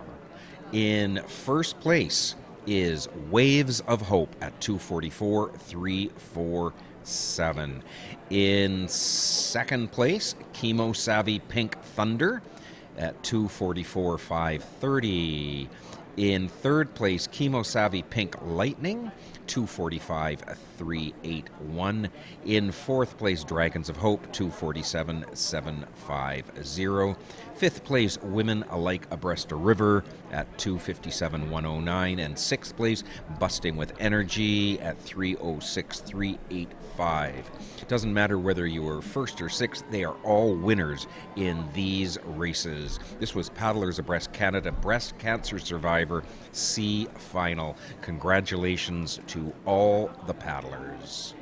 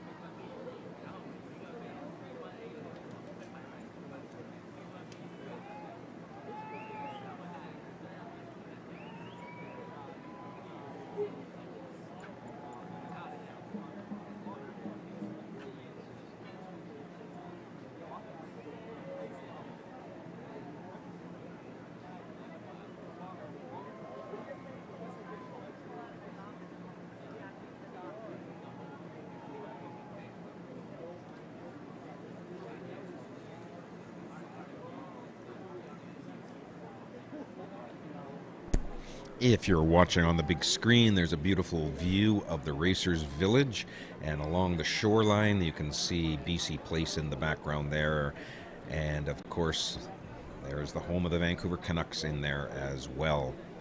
It's a beautiful day here in Vancouver. It's a beautiful day to be down at the Dragon Boat Races. Welcome to Concord Pacific Dragon Boat Festival here in Vancouver. All right, hey, it looks like we have some race results from race 57, that mixed competitive grand minor semifinal. That's the one we had to do some discrepancy. So there's a time penalty has been added in here already on these results. If you'd like to take it away, Stuart, and let us know the official results. All right, race 57, the mixed competitive grand minor semifinals. In first place was the Dragon Zone Fire Truck at 1:56.522. In second place from Edmonton, the EDBRC Premier at 1:58.124. In third place from Edmonton, EDBRC Tsunami at 2:01.644. In fourth place, Starbucks Wave Runners at 2:02.745. In fifth place, VIP Gorging Dragons Black at 2:05.865. In sixth place, the Pemberton Bald Eagles at 2:06.449. Seventh place, the UCLA Dragon Boat at 2:07.850. And in eighth place, the San Diego Dragon Boat Team at 2:08.095. Interesting, but we did watch that race, and there was obviously something happened on the water, and again, it's all been adjudicated, and the result was the 5-second time penalty. I can't recall if it was lane 1 or lane 5 that got that penalty, but nonetheless, that's reflected in these results. And indeed, it was lane 5, just confirmed it was lane 5. San Diego Dragon Boat Team unfortunately had 5 seconds added on to their time. And anything can happen out in the water. You know, you never go into a race expecting something to happen. You never go into a race always wanting something to happen, but anything can happen on the water. The race marshals, the umpires, are out there for a reason, looking after all the paddlers' best interests. Absolutely. You don't fault what happens. Stuff happens out on the water. Yeah, exactly. The only one that expects perfection is the coach. Yes, exactly. And sometimes that's what you want, is perfection out there. But everyone's having a good time. Everyone's doing their best. So if you're hungry, now's the time to head maybe over to the food trucks, the food fair, and have something nice to eat. Pass through the marketplace, pick up something nice for a gift for someone that you love, someone close to you. Go and see the carvers, go and see the different cultural tents that are happening there, and maybe hang out in front of the main stage, hear some nice music. Yeah, there's always a lot of things happening besides what's happening on the water. So, absolutely. Enjoy the sight, the sounds, the entertainment, the sponsors booth, the cultural booths. There's so much to do and see and hear down here at the 2022 Concord Pacific Dragon Boat Festival. So come on down if you're not here yet. Again, sun, it's hot, but it's a beautiful day. Just come properly attired and everything will be great for you. Come on down. My name is Stuart McKinnon. I'm very proud and honored to be the chair of the Vancouver Board of Parks and Recreation, one of the sponsors of the Concord Pacific Dragon Boat Festival. The Creekside Community Centre is the home of dragon boating in Vancouver and the beautiful docks. One of our facilities. Parks and Rec are an important part of Vancouver, what makes Vancouver a very special place to live. Our beautiful parks are open for everyone. Why not stop by your local community center, sign up for a class, have some fun, bring your kids. Activities for all ages in Vancouver Parks and Recreation. For me, it's what makes Vancouver especially wonderful. Clean, green, and place to be seen. Vancouver Parks for everybody.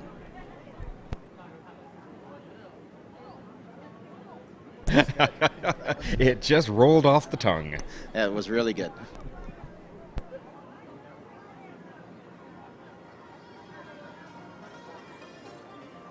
Getting ready for race 60, Paddlers Abreast Canada Breast Cancer Survivor A Final. In lane 1, Abreast in a Boat. In lane 2, Breast Friends Edmonton. In lane 3, It's St. Crow. St. Crow. Sounds pretty good to me. In lane 4, Warriors of Hope. In lane 5, North Shore Dragon Busters. In lane 6, VIP Island Breaststrokers. In lane 7, Survivor Ship. And in lane 8, Wonderbroads BCS Windsor Essex. We welcome people from across Canada and around the world to the Concord Pacific Dragon Boat Festival. This is the Paddlers Abreast Canada Breast Cancer Survivor A Final, Race 60. Good luck to all of the paddlers.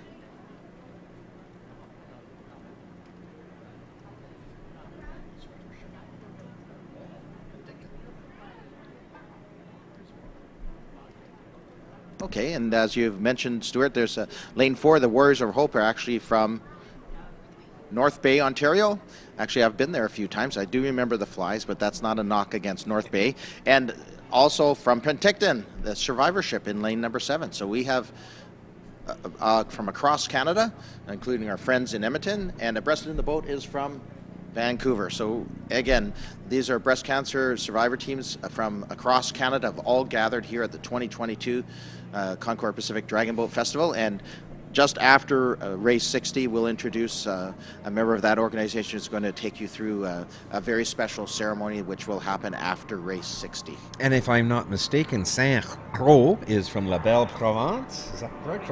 From Montreal, where my alma mater, Concordia University, is. And I taught for many years in the far north of Quebec, up in James Bay. So Quebec is my second home. Very happy to have teams from Montreal paddling here.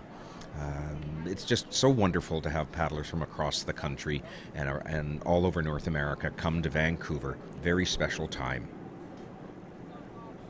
Looks like we're getting some other boats out there before we line up for this race number 60. We'll probably be getting in position for what's going to happen after race number 60. So Just take a few more minutes here. This is a very special time for the Concord Pacific Dragon Boat Festival. This is a time where we celebrate the survivors of breast cancer, and we also remember the ones who came before us. It's a beautiful day in Vancouver.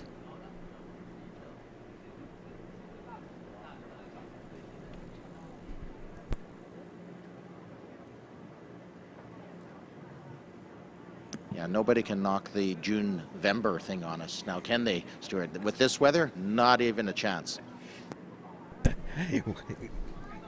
When you're not talking about the weather in Vancouver, I don't know what you are talking about, because everybody likes to talk about the weather. January or whatever they want to call it. Look at today. Yep. It is a beautiful day. Absolutely.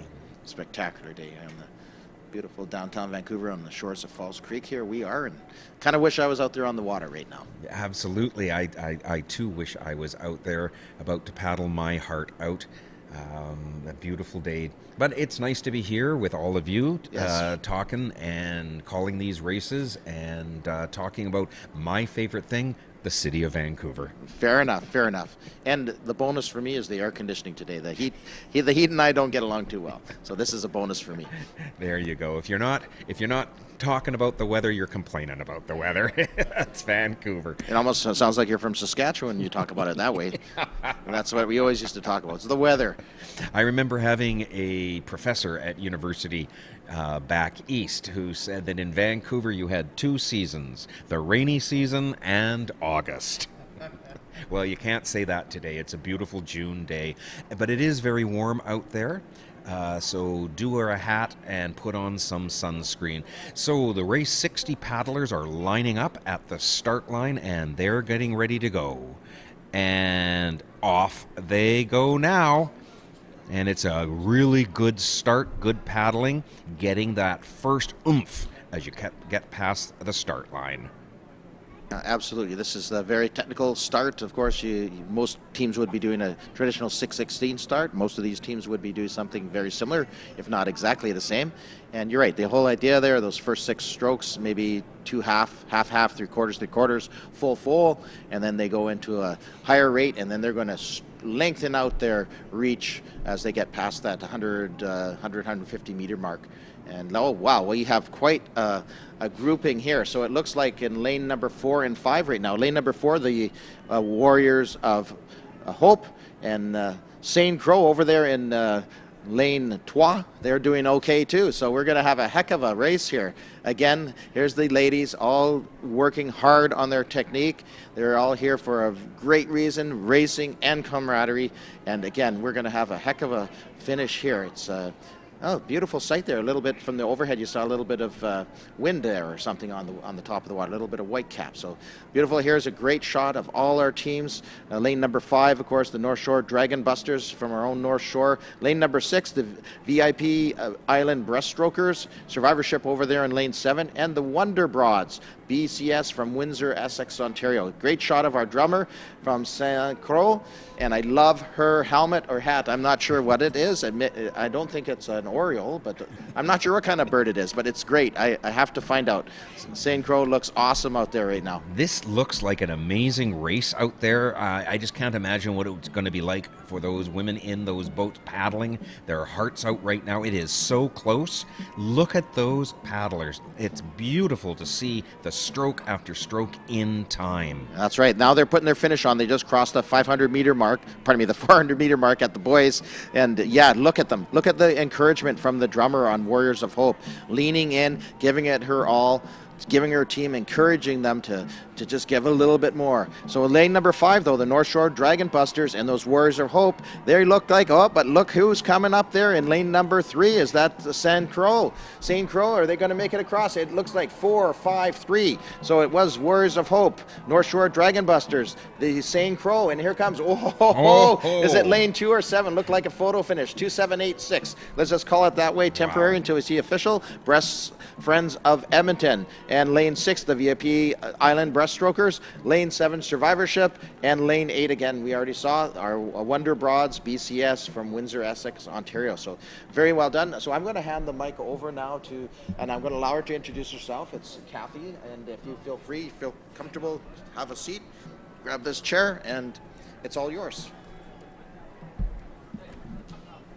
Welcome, Kathy. Thank you. Good afternoon. My name's Kathy Prusak from Chemosavvy in Winnipeg, and I'm happy to be here as part of Paddlers Abreast Canada and introduce you to the next event you're going to see on the water. You're going to see a special challenge race that's called the Dr. Don McKenzie Challenge. Paddlers Abreast Canada is excited to present this special race in honor of Dr. Don McKenzie, who founded breast cancer dragon boat paddling right here in Vancouver over 25 years ago. Since then, he has continued to be a driving force behind our movement. In 1996, Dr. McKenzie challenged the prevailing medical thinking that women who had breast cancer should avoid rigorous upper body exercise involving their affected arm for fear of getting lymphedema. In collaboration with 24 pioneering women, forever to be known as the Originals, Dr. McKenzie conducted an experiment involving exercise in the gym and paddling in a dragon boat. No one got lymphedema, and a breast in a boat was born.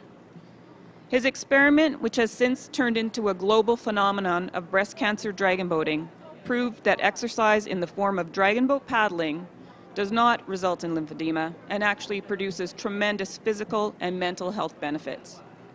Dr. McKenzie's work and his ongoing personal connection to the breast cancer dragon boat movement has always been extremely valued by those of us who ride the dragon on the waters of the world. In 2021, Dr. McKenzie received national recognition for his longtime continuing work related to exercise and breast cancer. He was named Officer to the Order of Canada. We couldn't be prouder of you, Dr. Don. The Dr. Don McKenzie Breast Cancer Challenge will be raced in honor of our much-beloved mentor.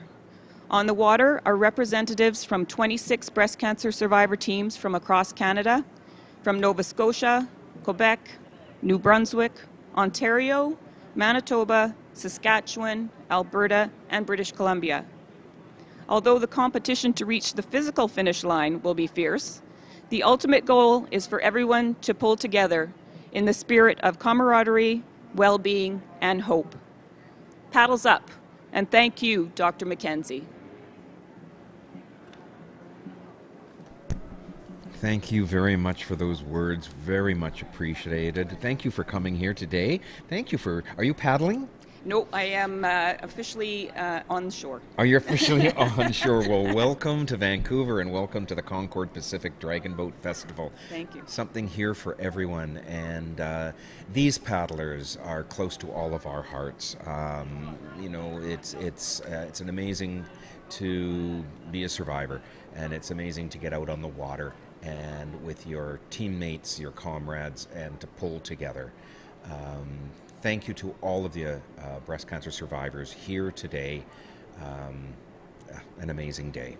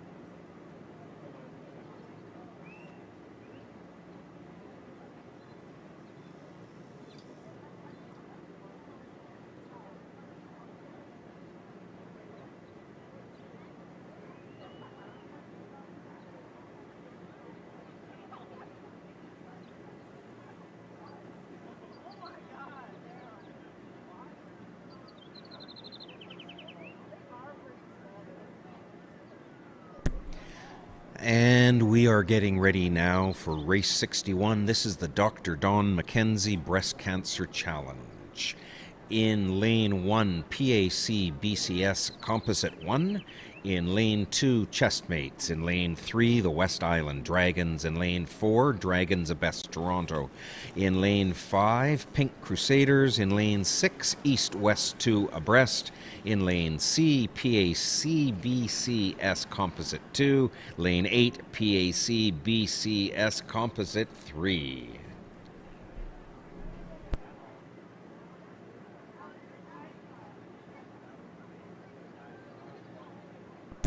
And they're at the start line.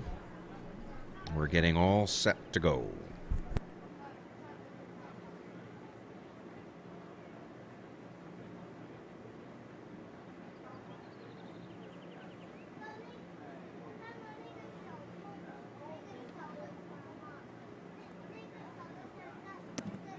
So the PAC BCS composite boats are comprised of teams from Waves of Hope, Chemo Savvy Pink Thunder, Chemo Savvy Pink Lightning, Dragons of Hope, Women Alike Abreast a River, and Busting with Energy.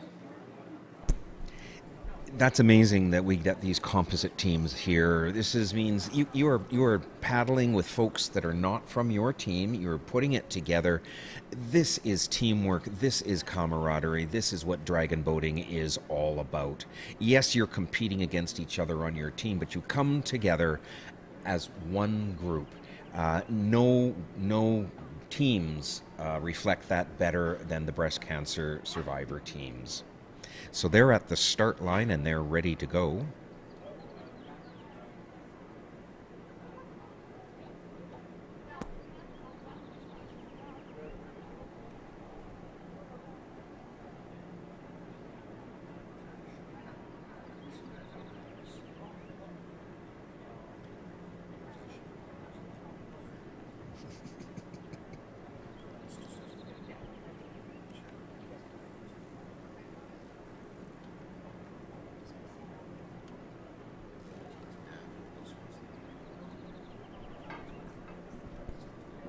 And they're off.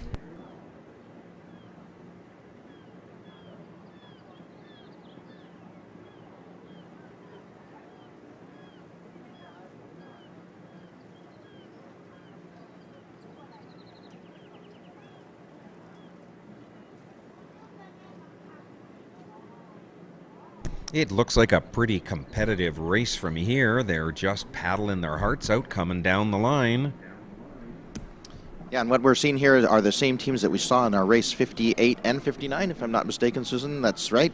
And, of course, that's the Waves of Hope, the Chemo Savvy Pink Thunder, the Chemo Savvy Pink Lightning, the Dragons of Hope, the Women Alive Abreast a River, and Busting with Energy, as well as Chessmates, West Island Dragons, Dragons Abreast Toronto, Pink Crusades, and the East-West 2 abreast. So it's going to be an interesting race, and just as important is what's going to happen after this race.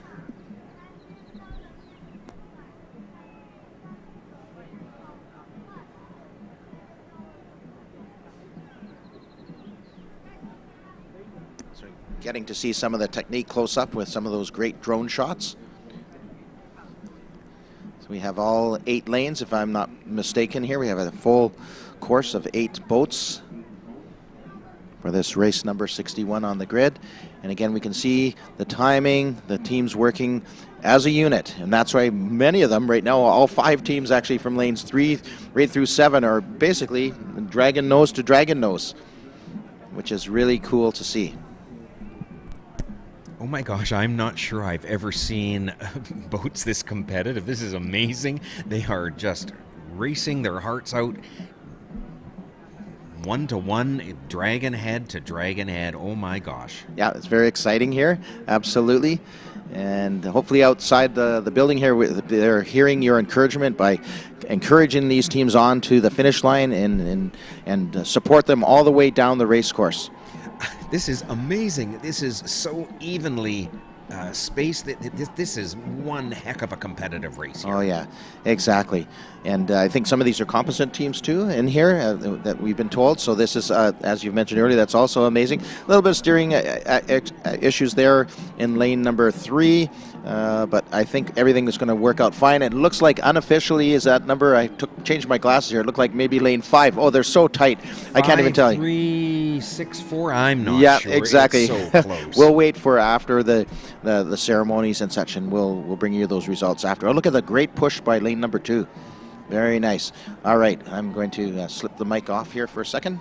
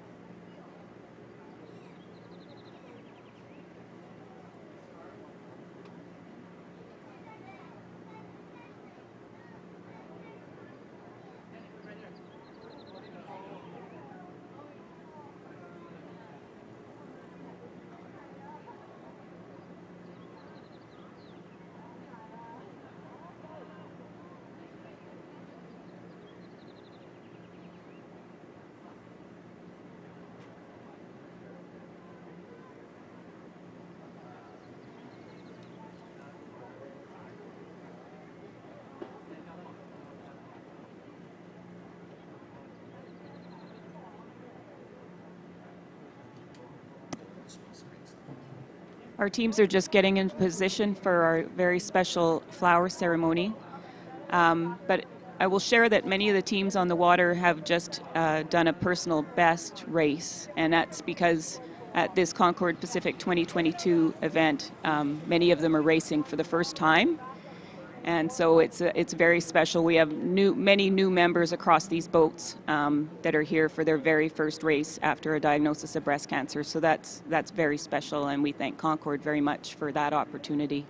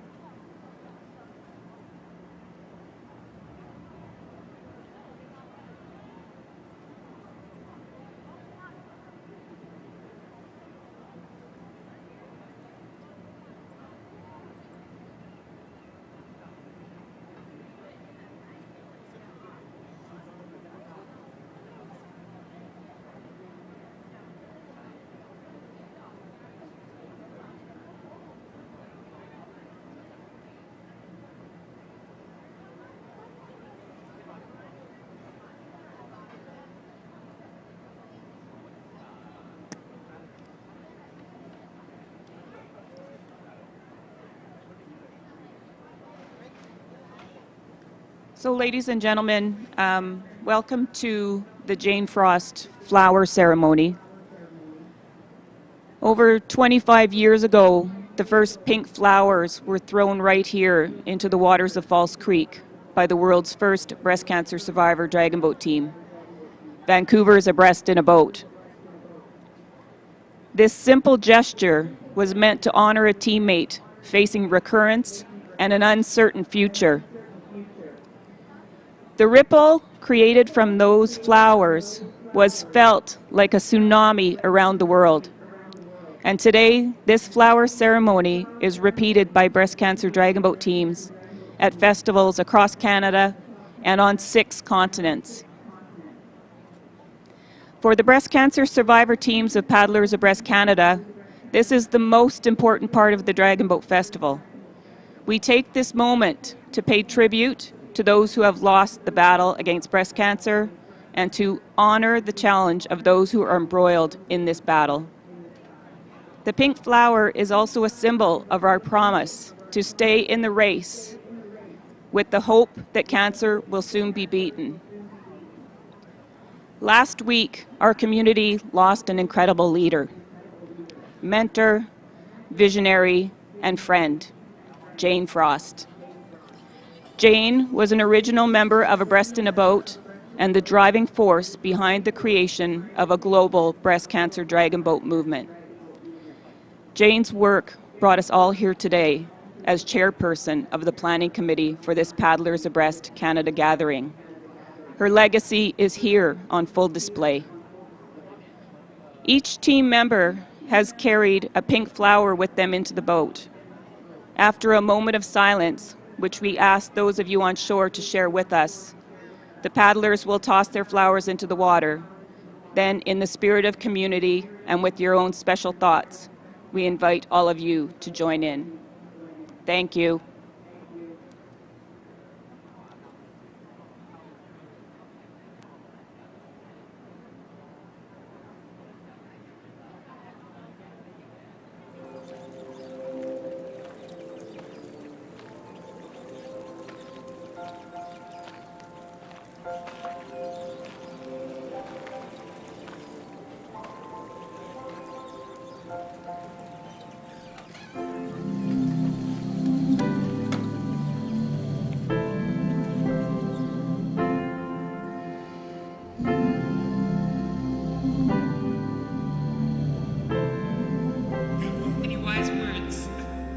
You're the skin that I lead with, the heart that I love with, the feet that I walk on. You're the words that I'm singing, the voice that keeps bringing togetherness so strong.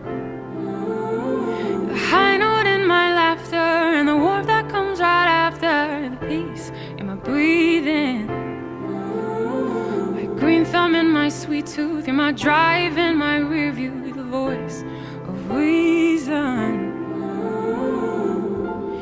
And I am here cause you were here, and that is clear to me.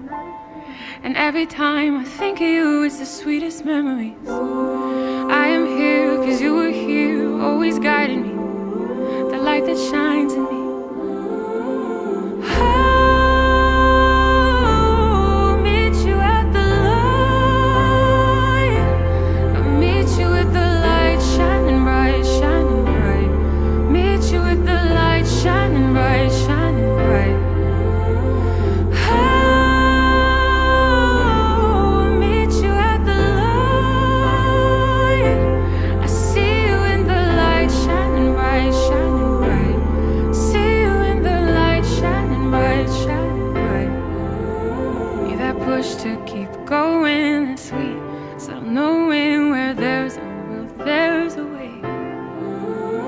The hope in the heartache, the lessons and mistakes, plant seeds for another day. You're all of those things and more.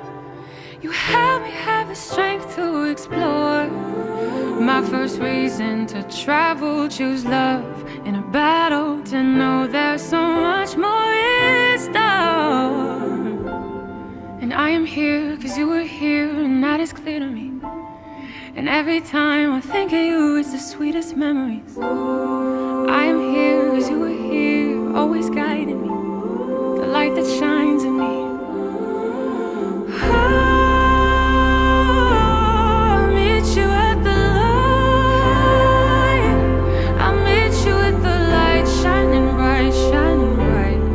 Meet you at the light, shining bright, shining bright. I'll meet you at the light. I'll see you in the light, shining bright, shining bright. See you at the light, shining bright, shining bright. I'll meet you at the light, shining bright. You're shining bright. I'll meet you at the light.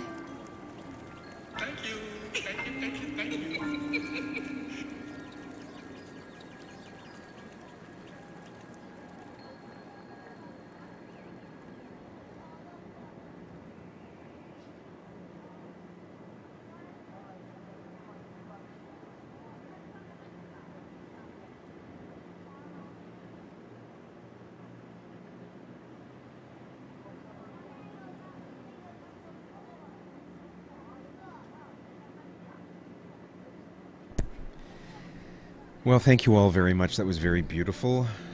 This is something that I look forward to each year at the Dragon Boat Festival here in Vancouver, a very moving ceremony. We'll get back to racing shortly. Now is probably a good time to check out the food trucks and get something to eat if you like, and go and check out the cultural displays. We've got the Chinese Cultural Pavilion. You can visit booths from Dr. Sun Yat-sen Classical Chinese Garden, the Chinatown Storytelling Center, the Chinese Canadian Museum, and the Han Sing Athletic Club, plus see calligraphers, tea ceremonies, seal carving, gong bi, and youth arts and crafts. Also over there in that wonderful area is the Indigenous Cultural Pavilion. Visit the pavilion to learn about the stories and cultures behind the lands and waters that the festival is now held on. The festival is hosted on traditional, ancestral, and unceded Musqueam, Squamish, and Tsleil-Waututh territories. And also see the original teak boat brought to Vancouver at Expo 86, along with displays of extracts from our archives, courtesy of the Hong Kong Economic and Trade Office. All right, we're expecting a few race results from the last three races that are going to come up momentarily. Here we go. Race 59, Paddlers Abreast Canada Breast Cancer Survivor B final. First place went to the Dragons Abreast Toronto with a time of 2:06.154.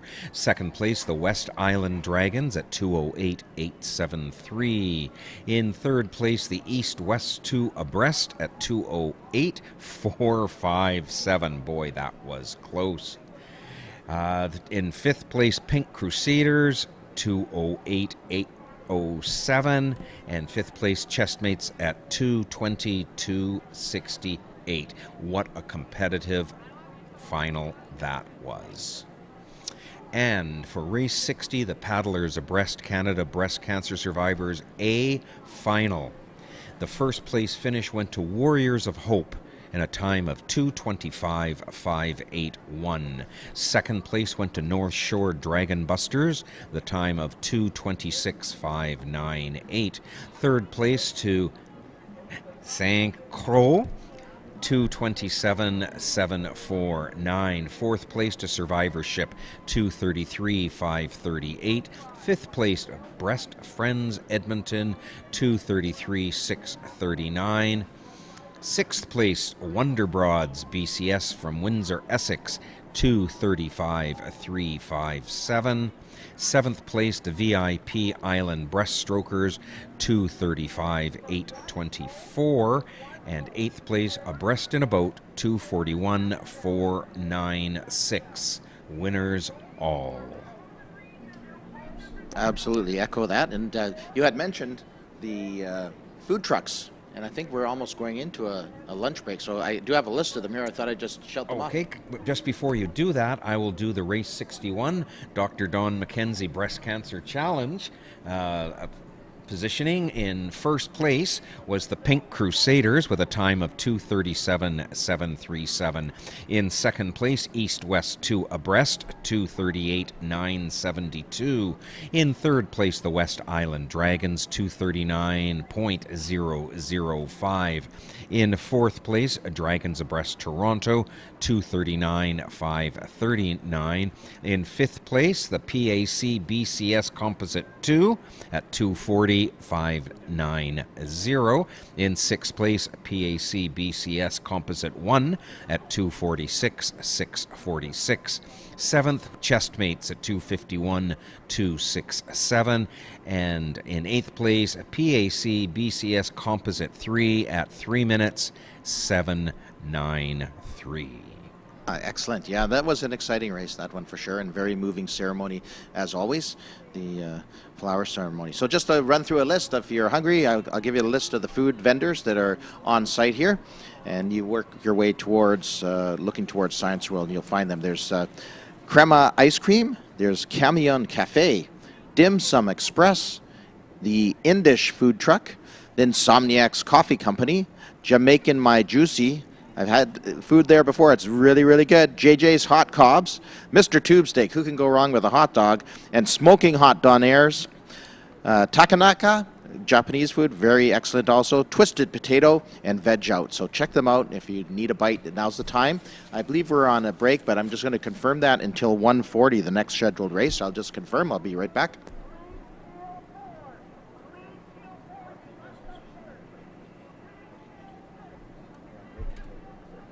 And that's confirmed. We're on lunch break, and we'll be back for the race number 62, which is going to be our junior division finals. That race, the first one, is going to be running at 1:20 p.m., according to my schedule.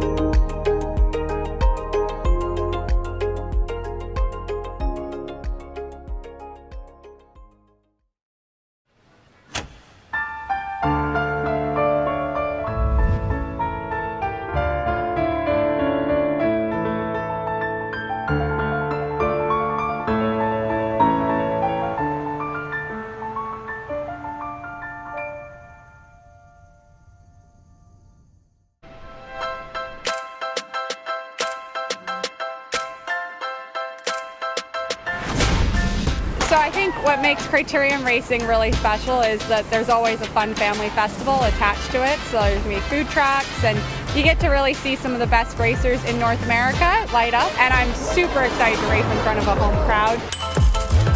We're serving authentic Japanese food, sushi rolls, sushi bowls, and Irish sushi and fried chickens.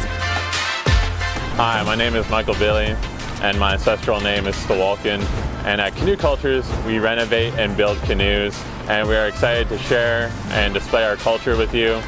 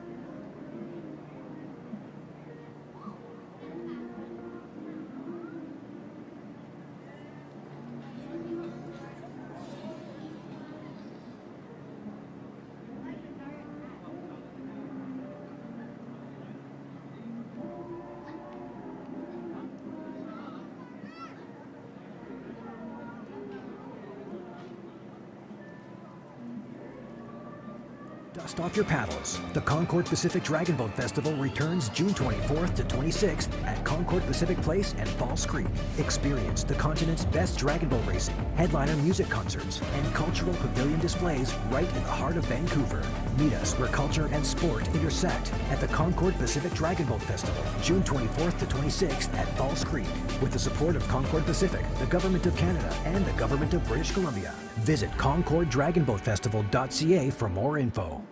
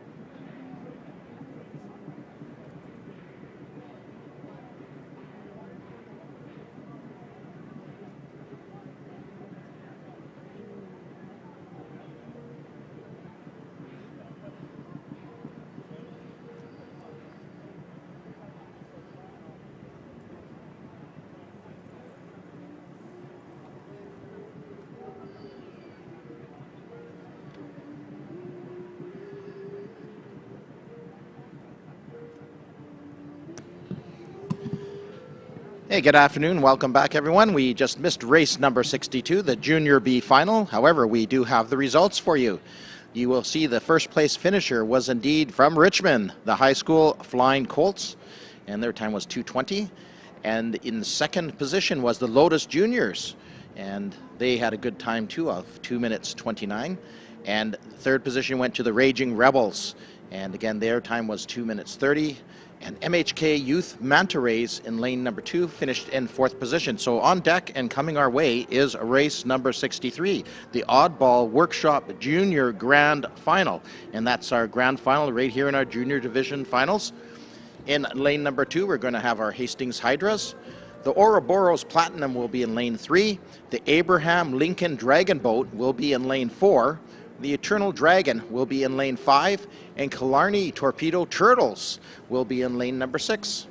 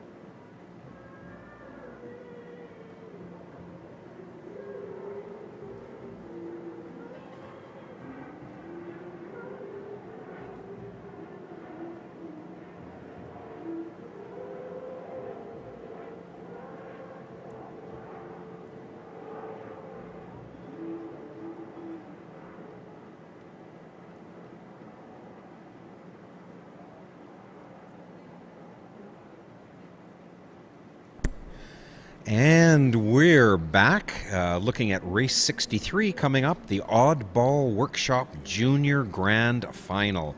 With in lane 2, Hastings Hydras. In lane 3, Ouroboros Platinum. In lane 4, Abraham Lincoln Dragon Boat. In lane 5, Eternal Dragon. And in lane 6, my former school, the Killarney Torpedo Turtles. Yeah, it should be an interesting race for sure here in this final. The Torpedo Turtles, they're actually aptly named because they took off like a torpedo, and then I saw the turtles, and I said, okay, contradictory, but I like that. I like it a lot. Eternal Dragon, of course, been around a while from Eric Hamber. The Abraham Lincoln Dragon Boat, I'm a little confused about. It sounds like a name that would be from a school south of the border. It certainly does. We'll have to find out about that. If you are south of the border, welcome. No matter where you're from, you're very, very welcome. These are the Ouroboros Platinum, Hastings Hydras, Eternal Dragons, and of course Killarney. These were teams that were competing when I was coaching and paddling myself. So it's good to see that youth dragon boating is still something really active and alive in Vancouver. Exactly, continuing, absolutely.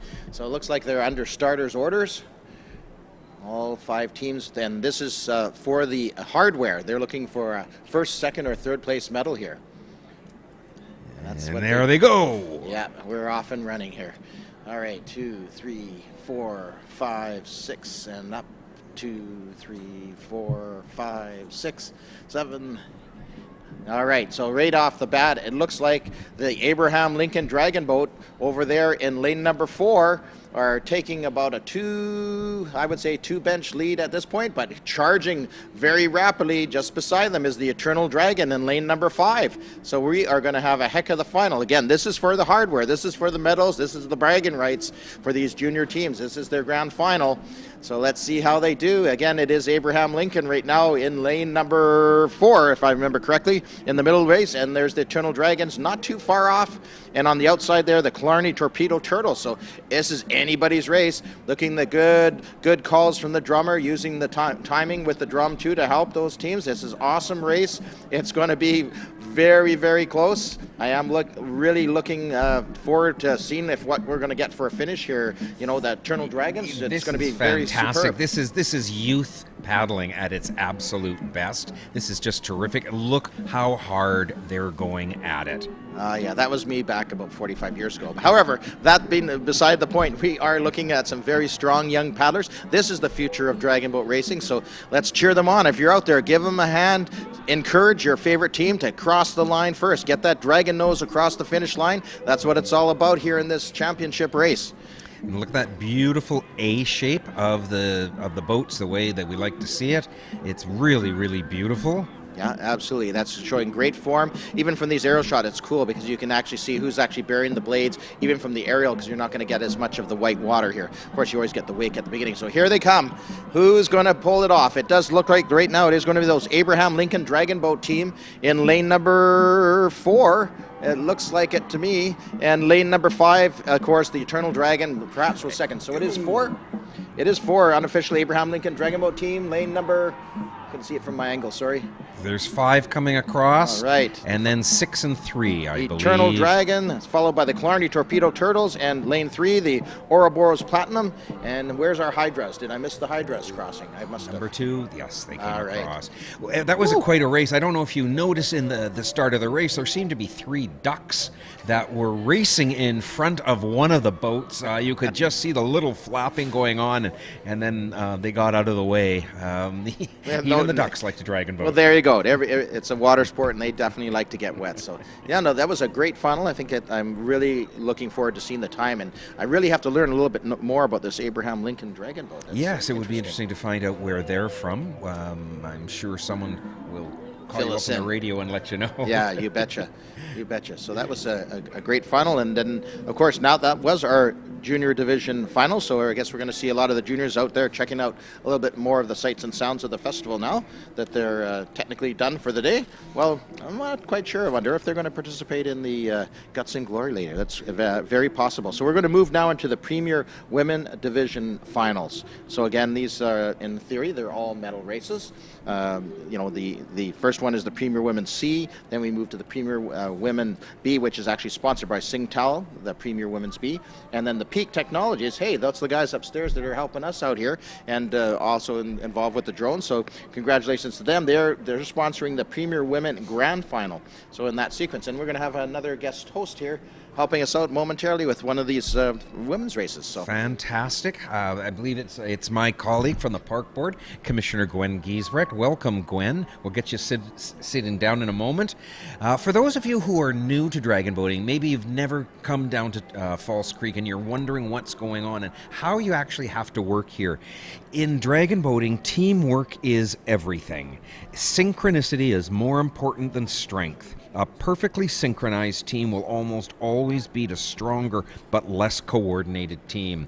And that's from the Great White North website. So we're looking for paddles in sync when we're watching the dragon boaters come along.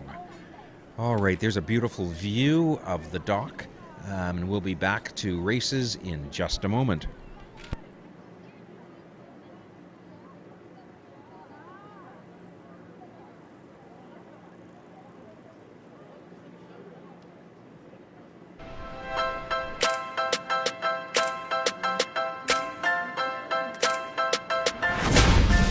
So I think what makes Criterium Racing really special is that there's always a fun family festival attached to it. So there's going to be food trucks, and you get to really see some of the best racers in North America light up. And I'm super excited to race in front of a home crowd. We're serving authentic Japanese food, sushi rolls, sushi bowls, and ivory sushi, and fried chickens.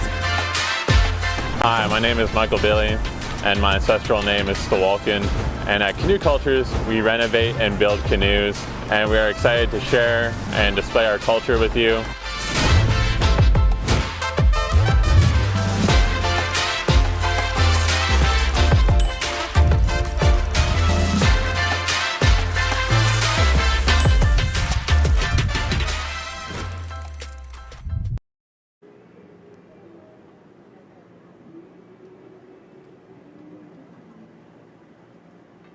all right, a correction on my part there. Sorry about that. It is next up is going to be the race number 64, and that's actually going to be in the Premier Open Division Finals.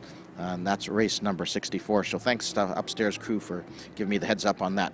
And I'm just going to hand over the mic here in a second, and we'll get prepared for that race.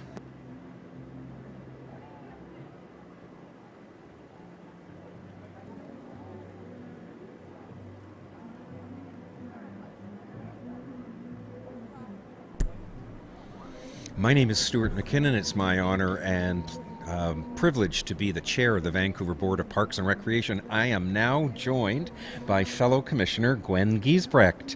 Hi, Gwen. How are you? I'm well. Thank you for the introduction, Chair McKinnon. I'm very happy to be here today. What a great event. I don't come often to the Dragon Boat Festival, and I'm not quite sure why that is, because it is such a spectacular day, especially this day where the sun is shining on the great city of Vancouver and so many people out enjoying the space, enjoying the races, and just enjoying being able to be out in amongst other people after a couple of years of not too much fun going on. This is really a great day. There is so much to do in Vancouver all year round, so much to do, especially in the summertime. What's one or two of your favorite activities in Vancouver in the summer, Gwen?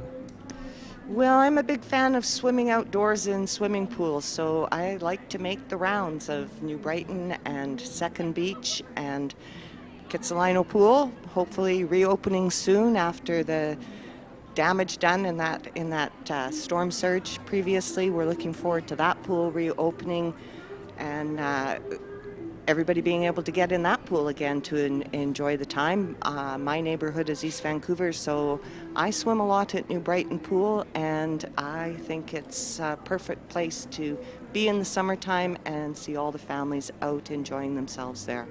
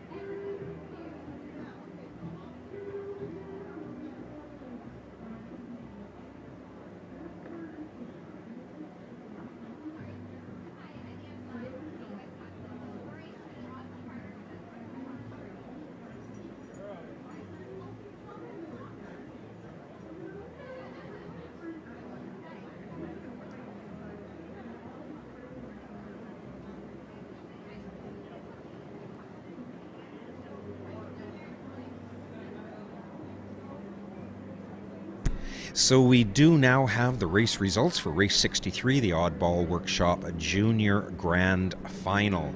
In first place, congratulations, the Abraham Lincoln Dragon Boat team at a time of 2:04.2. In second place, the Eternal Dragons at 2:08.655. In third place, my old school Killarney Torpedo Turtles at 2:13.643. In fourth place, the Ouroboros Platinum, 2:13.893, and in fifth place, the Hastings Hydras, 2:16.696. Congratulations to all the junior grand finalists. Fantastic race. We're going to have lots of great racing here this afternoon, but if you're interested in any of the musical features this afternoon, right now on the stage is Desiree Dawson. At 2 p.m. is Tanya Aganaba. At 3 p.m., it's The Best Night Ever. At 4, it's Coco Jaffro.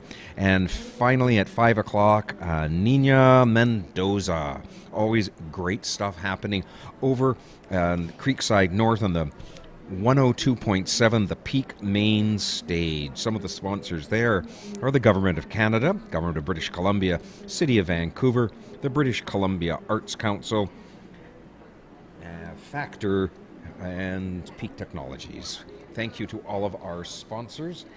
And here we go. We've got race 64. This is the AM 1320 Premier Open B Final.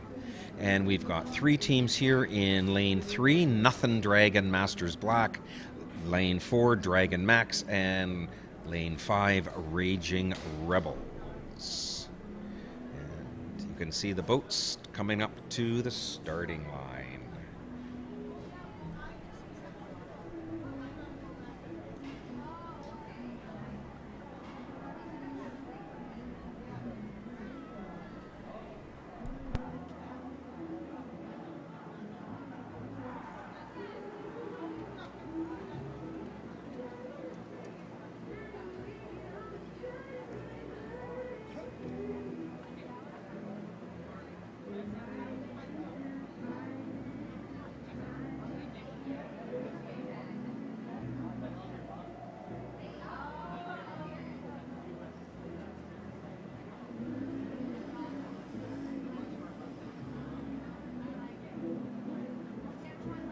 All right, we do only have 3 boats in the race. You're absolutely right. And right now it's quite interesting because it does look like the outside lane, which is lane 5, the Raging Rebels, are actually holding a bit of a lead over the Dragon Max, at least from our initial angle. And over there in lane 3, Nothing Dragon Masters Black are a little bit behind, but not much. It's anybody's race as they're probably coming up just around the corner here. I'm looking to see them out my window view. But it is interesting, as you say, there only 3 boats in this race, but it's the Premier B Open Final. So maybe some of the teams in the Open have decided to concentrate on some other race events, right? That is quite normal and not unusual. But that means there is hardware here. So somebody, I would say all 3 of these teams are winners already. There's going to be a gold, silver, or a bronze medal, or handed out here. So it should be exciting anyhow. It is the Open B final. We're going to see more teams, of course, in the A side, so maybe they moved a couple up. We'll see. Those drone shots are just amazing, the overhead shots, so we can see on your screen as you are watching these folks race their hearts out. I just love the drone shots. Yeah, they're spectacular. You can see the paddles from up above. You can see if they're catching exactly on time. So I think some of the coaches will be reviewing this later and maybe bringing you aside and patting you on the shoulder and showing the picture of what it actually looks like. Sometimes what you think you're doing and what you're actually doing are 2 different things. Video is a wonderful learning tool for sure, but you can clearly see right now it is our, who was that actually in the middle there? Was it the Raging Rebels, I believe? And in lane number 4, the Dragon Max. That's a good side view of them. You can see their timing is pretty darn good. It is beautiful. Yeah. Dropping a top hand a little bit, maybe a little bit more outside the boat would probably help. But hey, I'm not here to coach. I'm here to cheer them on. So I got to get back my focus here onto these racers and everything that they're doing, giving 110%. And who is it going to be first across the line as they go into their finishing? It clearly looks like, from my angle, is it boat 4? It is. Those Raging, is that the Raging Rebels or the Dragon Max? Now I've lost my spot here. But that lane 4, I think, was Dragon Max. Who's that? Lane number 3? Lane number 3, and that is the Nothing Dragon Masters Black, and we had our other team, which I believe was the Dragon Max. So hopefully I haven't missed anybody, but we'll see it in the results. It just confused us a minor bit, or at least me, when I saw the 3 teams there. So there you go, lane 3 is sending it off for us. It's Nothing Dragon Masters.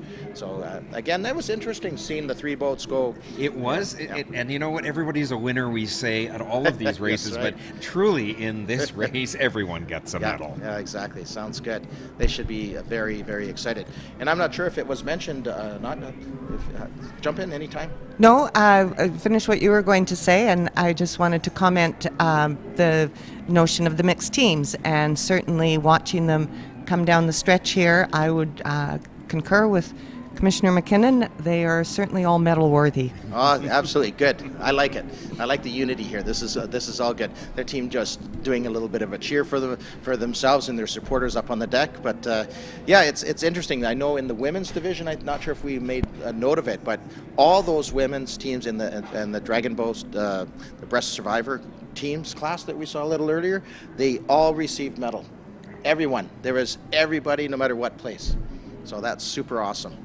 It's so nice to see so many community teams paddling out here. I know, Gwen, you have a long history in the Britannia community, and they've had a Dragon Boat team for years coming out. Yes, over the years, although I've never paddled myself, I have certainly known many, many, many people who have participated in this event.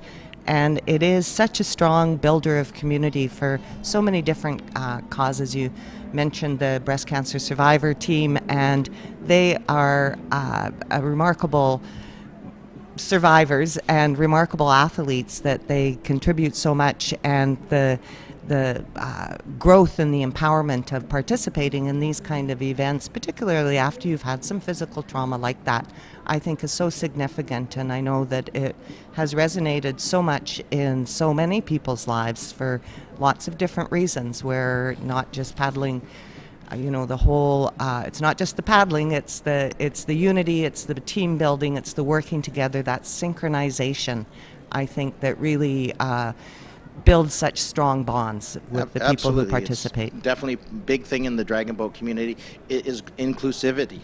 You can be young, you can be old, you can be, have some challenges physically, mentally, any other way, you can still participate. So it's a great sport, right from the juniors right up to our seniors teams.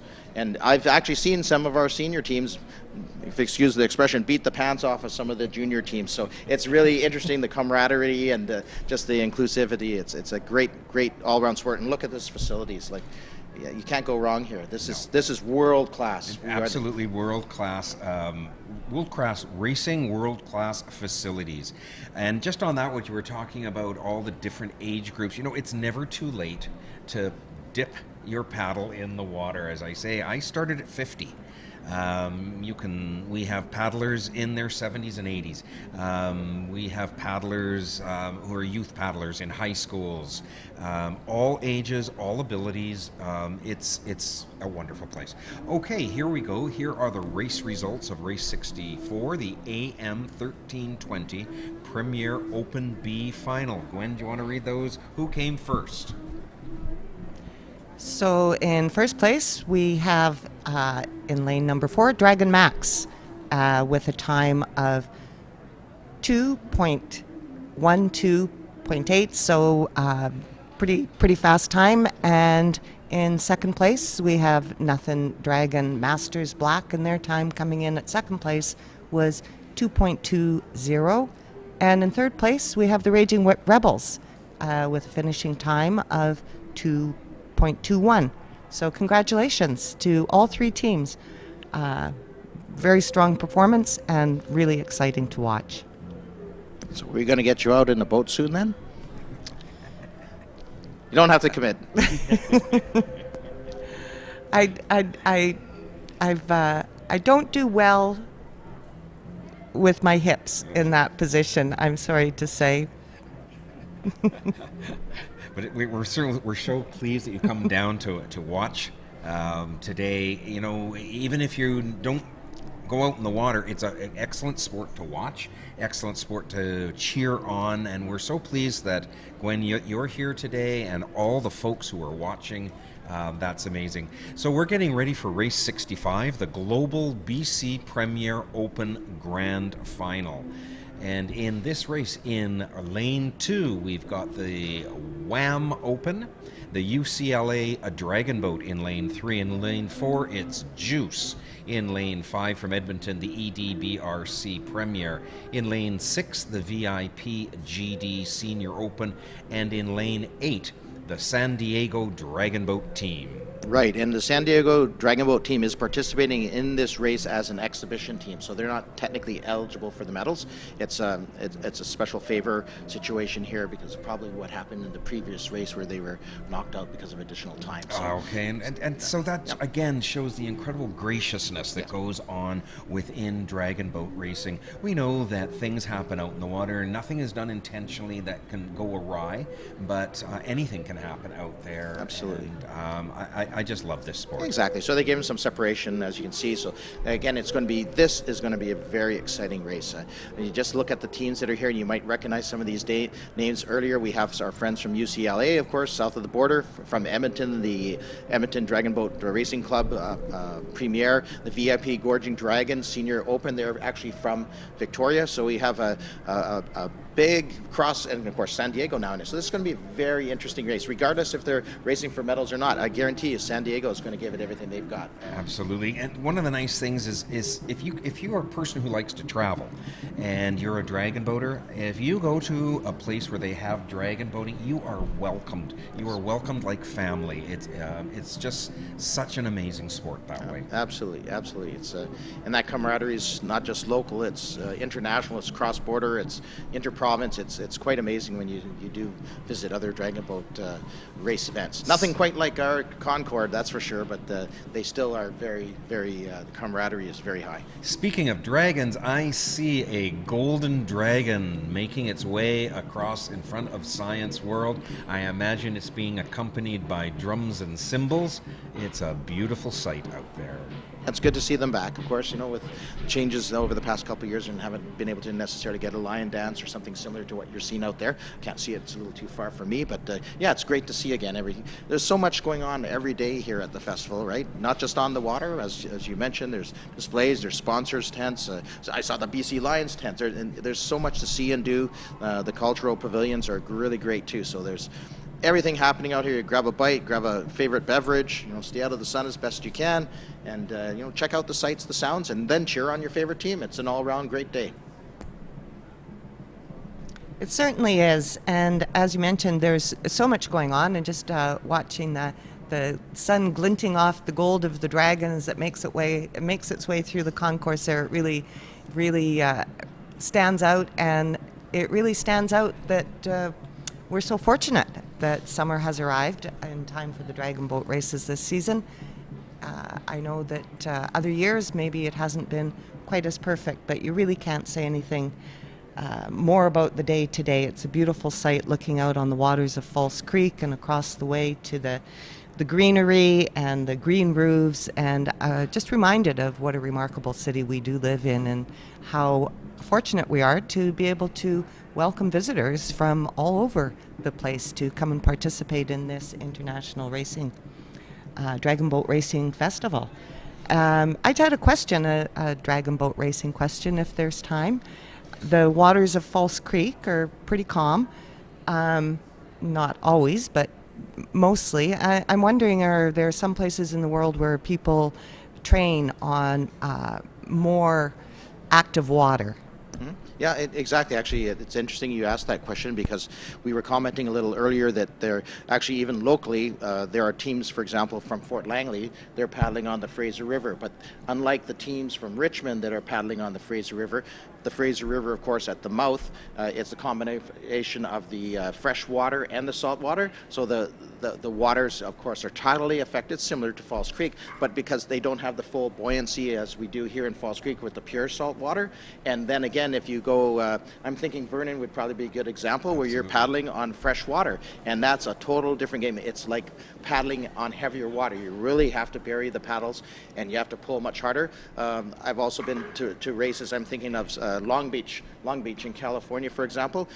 You're out on the ocean, and they have a breakwater, but the waves are, they can easily swamp your boat. Down in New Zealand, I remember being in several races where 3 out of the 4 boats literally flipped over because they were in an open harbor. So every race brings something special or different to it.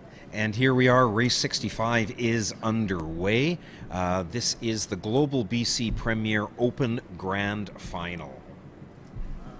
This is going to be a very exciting race. So it looks right now, lane number 3, if I'm not mistaken, that is our friends. Is that Juice or is that the UCLA Dragon Boat team? Trying to get my eyes on I believe that's Juice in lane 4 there. There's no boat in lane 1. Okay. Yeah, so lane 3 then, it is the UCL Dragon Boat team that's holding a bit of a lead as they come out of their opening stance. These guys are going like rocket ships. They've already passed the old BC pavilion there, and the field is starting to spread out. But look over there, guess what? Lane number 8, again, doing a great job, looking very strong. But it is lane 5s from Edmonton, the Edmonton Dragon Boat Racing Club Premier, and Juice in 4, UCLA Dragon Boat in 3.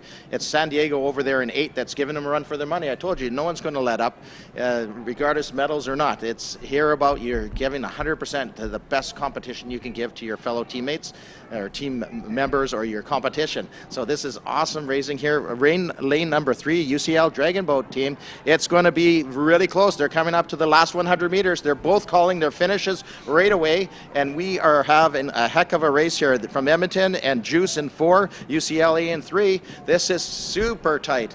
This is going to be spectacular. Get over to the shore. You got to see this finish. These guys are paddling like rocket ships. Look at the rate. Perfect timing though. The rate is up high, but look at them fly. They're flying across the water. This is spectacular. I can hardly wait for the finish. Whoa! Unbelievable. Wow, that was unbelievable an amazing race. And what gets me is how calm the steers person looks out there. They are, doing a lot of work trying to keep that boat going straight and aiming for the finish line, and they're balancing by standing up is just amazing. Yeah.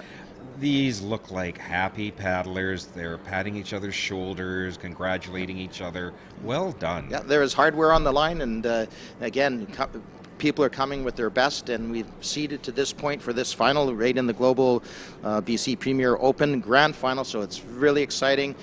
We will see some of these teams or parts of them again in the Guts and Glory later on, the last race of the day. That's spectacular too, but not to undo anything here. This was definitely a very, for me anyhow, I can feel my heart still racing. Just a spectacular race. When you see the rates go up and people reacting in the boat with perfect timing, it's just a beautiful thing. Absolutely. Yeah, definitely looking forward to seeing the numbers that come out of that race. Yes, I'm curious to see too that our guest or exhibition team, how well they placed also. Absolutely. So Absolutely. absolutely great race. And there we just have a shot here of some of the boats going out to the start line to line up for the next race. You'll see the steers person working really hard, turning the boat around to get to the start line and then keeping them in line. But you make an interesting point about the steers person. I think you touched on this a little bit earlier, Stuart, was the fact that you sometimes have to be a special breed to be a steers person. And in fact, there's actually a pool of steers persons that will be helping out other teams, because not every team can have a steers person in their roster. And I think the way I would describe it, being good Canadians here, we all understand hockey. So you know how we always think our goalies are crazy? Some of us in the dragon boats, and if we're paddling or drumming, we think our steers person are that way, but they have to be that kind of personality that, they have to be like solid like rocks. They have to take the wind. They have to steer straight. It's all on them, right? So it is, and I'm so impressed. You talked about that pool of steers persons. Yes. for teams that may not have one. They were incredible mentors for the junior teams, and they work really hard in finding a junior who would like to learn to steer, Yes. and they're so encouraging. It's tremendous, and I know on my Killarney team we ended up with a student who was steering for us. We didn't have to rely on the pool. Excellent. For a couple of years, and that was terrific. The interesting thing about the high school teams, of course, is they're always changing, because kids are always graduating and there's new kids coming in.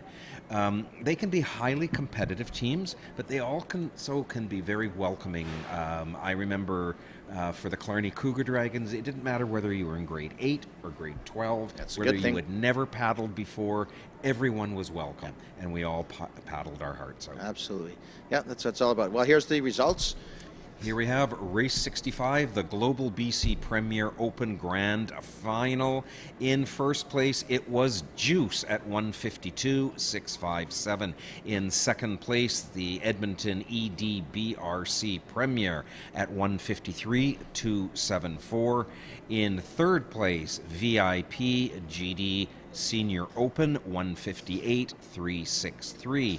In fourth place, the UCLA Dragon Boat Team at 201.232, and in fifth place, WAM Open at 203.484, and with a really tremendous time, the exhibition boat, the San Diego Dragon Boat Team at 155.493. So when I said they were flying like rocket ships, under 2 minutes. Look how many teams in this race did under 2 minutes.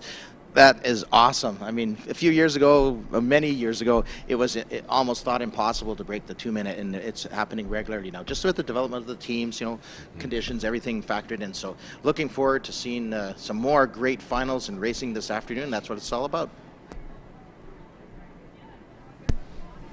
And when you consider the times, how much does the changes in designs of the boat feature into the faster times? That's a great question, because the original boats that we did use in Vancouver here on Falls Creek for racing since Expo 86 are the teak boats. There actually is one on display. Those weigh at least 2,000 pounds, and they can take on water over time. They have to be maintained. The difference, again, these are technically brand new, top of the line, technical, the best dragon boats you can get in the world. The whole fleet of 18. So it did make a difference in the prior days, but nowadays, like a festival like ours with this high quality, top of the line equipment, it makes everything that much more fair and equal. So it's what's happening in the boat as opposed to the actual weight of the boat that's making the big difference. So we're into race 66, the Premier Women's C Final. In lane 2, the Nothin' Dragon Women. In lane 3, Dragon Max. In lane 4, the FCRCC Sagan Dragons. In lane 5 is Sisters in Sync. And lane 6, Saints Preserve Us.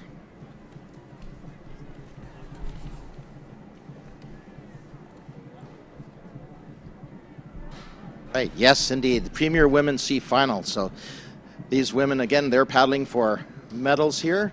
And right now it does like the middle of the pack from Falls Creek Racing Canoe Club down there at the Falls Creek Community Center, the Sagan Dragons. They have a little bit of a league, but actually I would switch that now and change my mind. No, I'm looking at there the great view of the Sagan Dragons in lane 4. Look at the caller, the drummer leading down. Look at their bearing their blades mostly. This is great. Here's a good shot of lane 3, the Dragon Max. And who is it over here? That's lane number... I think that's Sisters in Sync, is indeed. it? Indeed it is.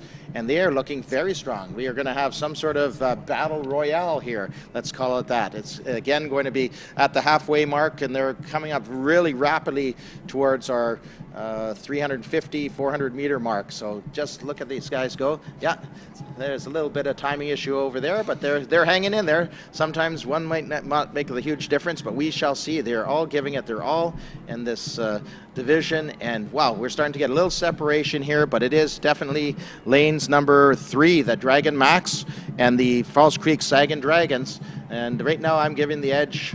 I don't know, like it's hard to say even from this high it is hard yep. to see. I'm looking straight out at them, and it is pretty even. Oh, yeah. Maybe just a dragon's head ahead for one of the boats. Yeah, and look at this. That you see the change in rate as soon as they cross that set of buoys at the 400-meter mark. Teams 4 and 5, so are from Falls Creek, the Sagan Dragons and the Sisters in Sync, just up their rate. But again, we also see on the opposite side, Dragon Max has done the same thing. So it's gonna go down to the end here again, just in the last few meters. Get out there, cheer your teams on, encourage them. They can hear you, even out there on the water. They're focused, but they can hear your voices. Cheer them on. Great finish. It looked like 4-5-3. So it looked like from Falls Creek, the Sagging Dragons held off the charge by, who is it that? The Sisters in Sync, and over there in lane 3, the Dragon Max. And crossing the line now is the Nothing Dragon Women. So again, we had a great race here in our Premier Women's Sea Final. I'm waiting to see the times on that. That was fast. That was furious. Those women were really working hard. And we have 2 more races in this women's division finals, so we're looking forward to even better times possibly, but it's interesting how, as you say, it's interesting to watch the time. So look how our oarsman, our steersperson on lane number 5, the Sisters in Sync, has basically pulled the oar almost out of the water, just using a little tip there, so it's a little less work on him, and he's making the paddlers do the work. Good on him or her. All kinds of things are technique-based in dragon boat racing as you get more involved in it, if you choose to, because there's nothing wrong with staying at the rec or the entry level, right? It's totally up to you. If you wanted to learn more and advance or go to a more competitive team, which might involve a few more, some sort of cross-training, another boat, or spending more time on the water, there's opportunities for everyone at every level. And as we progress down the day here, you're going to see, as I say, some of those times going under the 2 minutes. Those are if you're more experienced, more premier is the word they use, but I would just say those that are putting in a little bit more time. So as they paddle their way back to dock, I got to say that is some of my favorite times in the boat. You've given it your all. You're exhausted, but you're so close to your teammates with your fellow paddlers, and you know you're going back to shore. It's a wonderful feeling. Yeah, actually, it's funny you mentioned this again, and it is something that when you're sitting here, just calling these races, you just have that urge to get back in the boat, be in the water, be it, in my case, I've steered, I've drummed, I've paddled, and it's just, I've managed, I just love the sport. As you say, maybe the best thing is the camaraderie, the unity, if you want to call it that, the inclusivity. It's like, you come off a boat and you could see somebody from a junior team that you happen to know, they'll give you the high five, or it doesn't matter how you actually place in the race, you're going to get the high fives, and everybody's happy. Again, it's a lot of relaxation. It's like going to an out-of-town race. This is the big event, though, for all of these teams here, especially from the out-of-town. This is the #1 event for them for certain in North America, if not the world, the Concord Pacific Dragon Boat Festival. And again, it's the racing, it's the paddling, it's also everything else that's happening on the shore. You don't want to miss anything this afternoon, but if you've got something else that you really desperately need to do and you need to leave the race site, you can go to concordlive.ca and see all of the action right there. That's right. You're at the Concord Pacific Dragon Boat Festival in beautiful Vancouver, British Columbia. It's getting up to about 25 degrees out there. So if you've got some little ones, I'm hoping you've got hats for them and you're going to slap on some sunblock to keep them protected. Don't forget to keep hydrated, lots of water, and keep smiling because it's a beautiful day in Vancouver.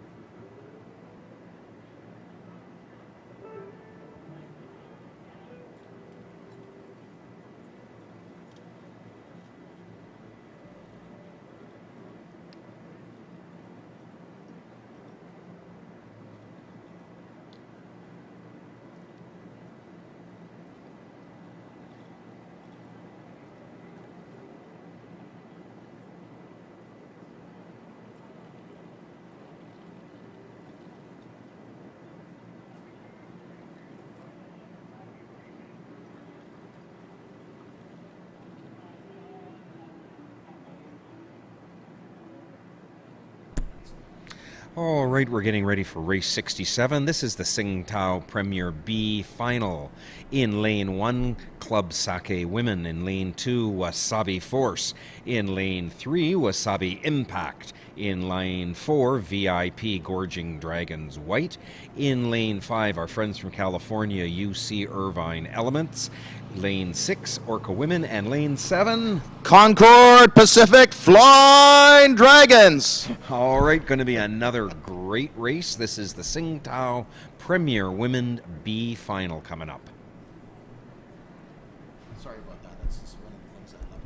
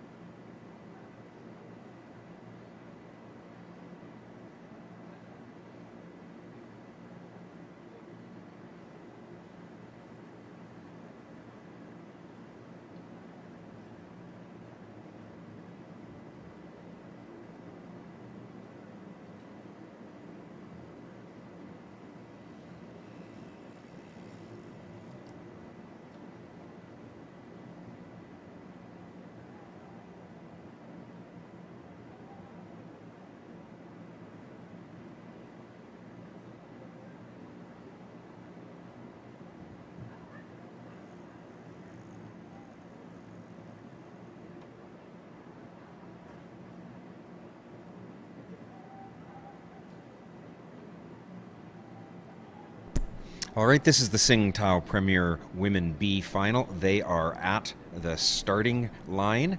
They're going to be holding their boats, waiting for the horn. Yeah, you can imagine there's a little bit of nerves in the boat at the moment, but they're so focused on what they need to do and to accomplish it that there's not a problem. And there they go. They're up and racing. It looks already, the Orca women, they had a good jump on their start. And that's apparent, at least in the initial strokes here. And beside them, of course, in lane 5 is the UC Irvine Elements. So also off to a great start. And lane 4, too, the VIP Gorging Dragons White, again from Victoria, they're looking very strong.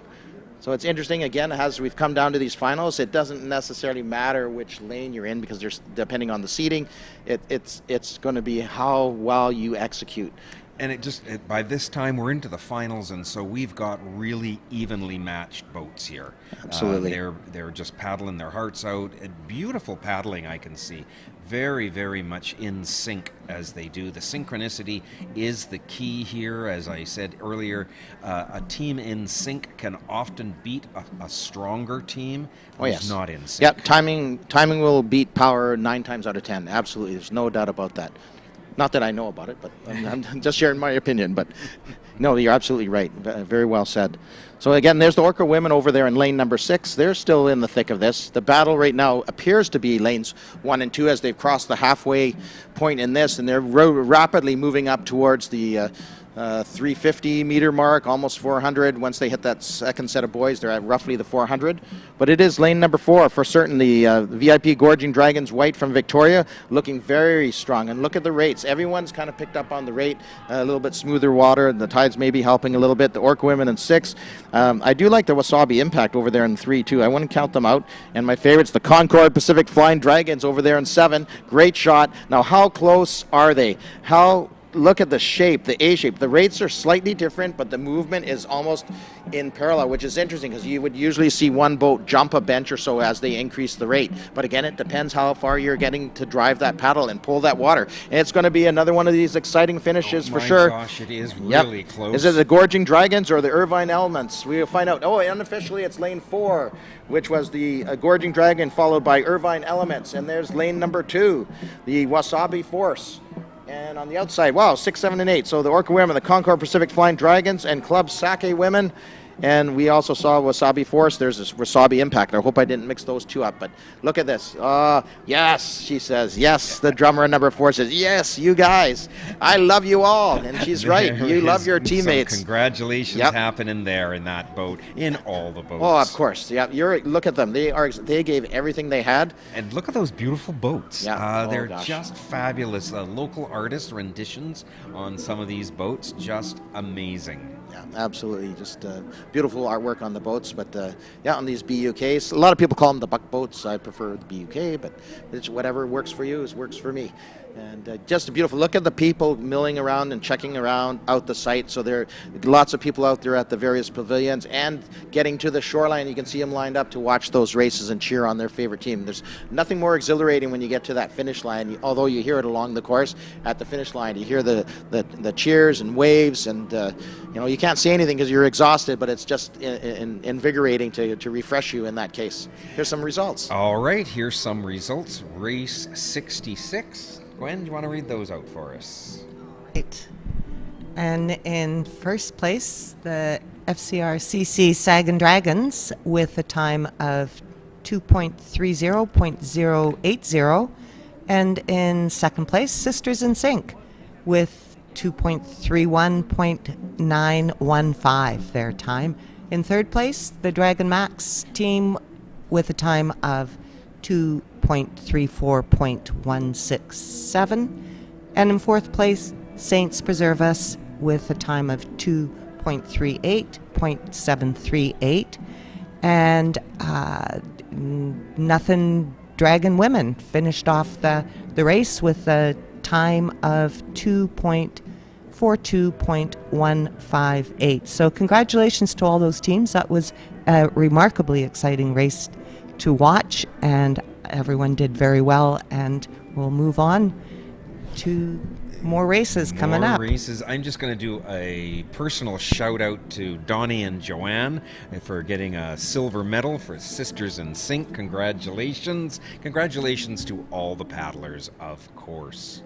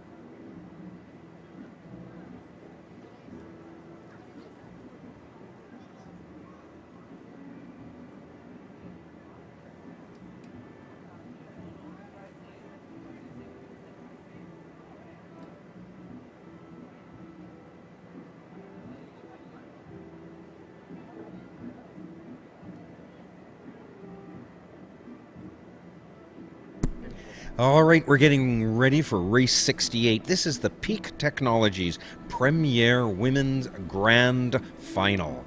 In lane 1, Wham Women. In lane 2, False Creek Masters. In lane 3, Dragon Zone Juice Truck. In lane 4, VIP Gorge and Dragons Red from Victoria. From Edmonton in lane 5, the Edmonton Dragon Boat Racing Club Tsunami. In lane 6, we've got the San Diego Dragon Boat Team 2. And in lane 7, we've got the False Creek Racing Canoe Club Senior C Women. This is going to be a tremendous final. This is the Peak Technologies Premier Women Grand Final. Yeah, and of course, Peak Technologies are the folks that are bringing you this exciting views. They're actually controlling our, not necessarily, I can't say our voices, but they're making sure we're not shouting, that we're nice and steady when it comes across the air on the concordlive.ca and out on the site here live. So thanks to the gentlemen upstairs and the crew. It's just a pleasure working with them. I'll give a shout out to Mark. He's always calm and pleasant, and I really appreciate that. So thank you, Peak Technologies, for being the sponsor of this Premier Women's Grand Final. Much appreciated. Yeah, so this is going to be an interesting one too. Historically, at the beginning, mid-80s and early 90s, the women's teams from False Creek were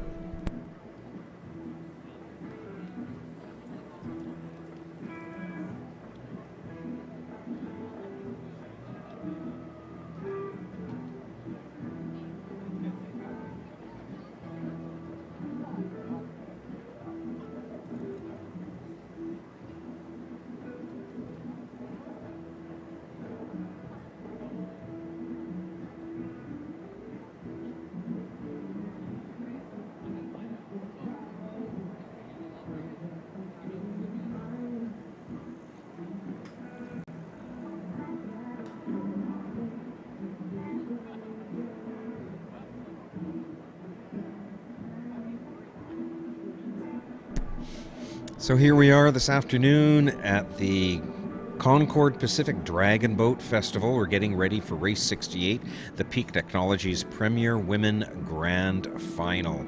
The boats are out close to the start line. They're getting themselves aligned and waiting for the starting horn. I was going to say a starting pistol, but we use an air horn in dragon boating usually. don't want to disturb all the neighbors all day long with buzzers and guns for sure. Definitely not in Vancouver. So if you've got time after this race, you don't want to go during a race, but you might want something to eat. Check out the food trucks, visit the marketplace, see the the different cultural pavilions, the Chinese cultural pavilion, the indigenous culture pavilion, and of course the Expo 86 teak boats are there to be seen as well. Always lots to do at the Concord Pacific Dragon Boat Festival.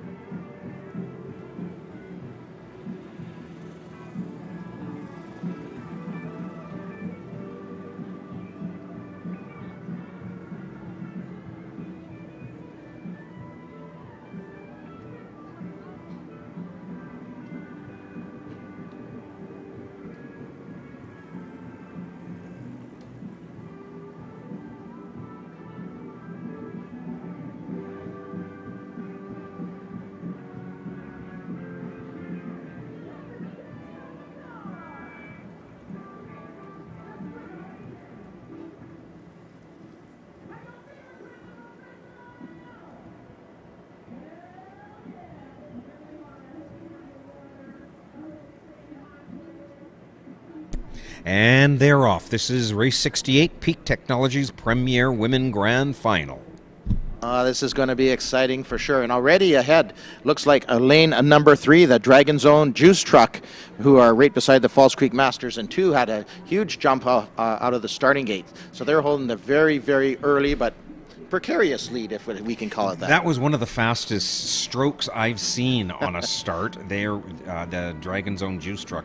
Very, very powerful, very, very fast. Oh, yeah, absolutely. And then on the outside lane over there, lane 7 from Falls Creek, the Senior C Women. Again, we're talking some pretty experienced paddlers here. So this is going to be a race. The rates may be a little bit higher than some of the other teams use, the junior teams and some of the other, or maybe the women's teams or mixed teams, but look at them go. They are, again, they're flying like rocket ships again here. It's really exciting to see. We can see from this angle, from the drone's perfect angle, you can see all the top hands raising at the same time, driving down at the same time in each of the boats that I see here, and that's a beautiful thing. You see a little bit of white water at the front. That's okay. That's just the wake from your bow, but you don't want to see too much white water. They have to grab it and bury it, so she has to drive down.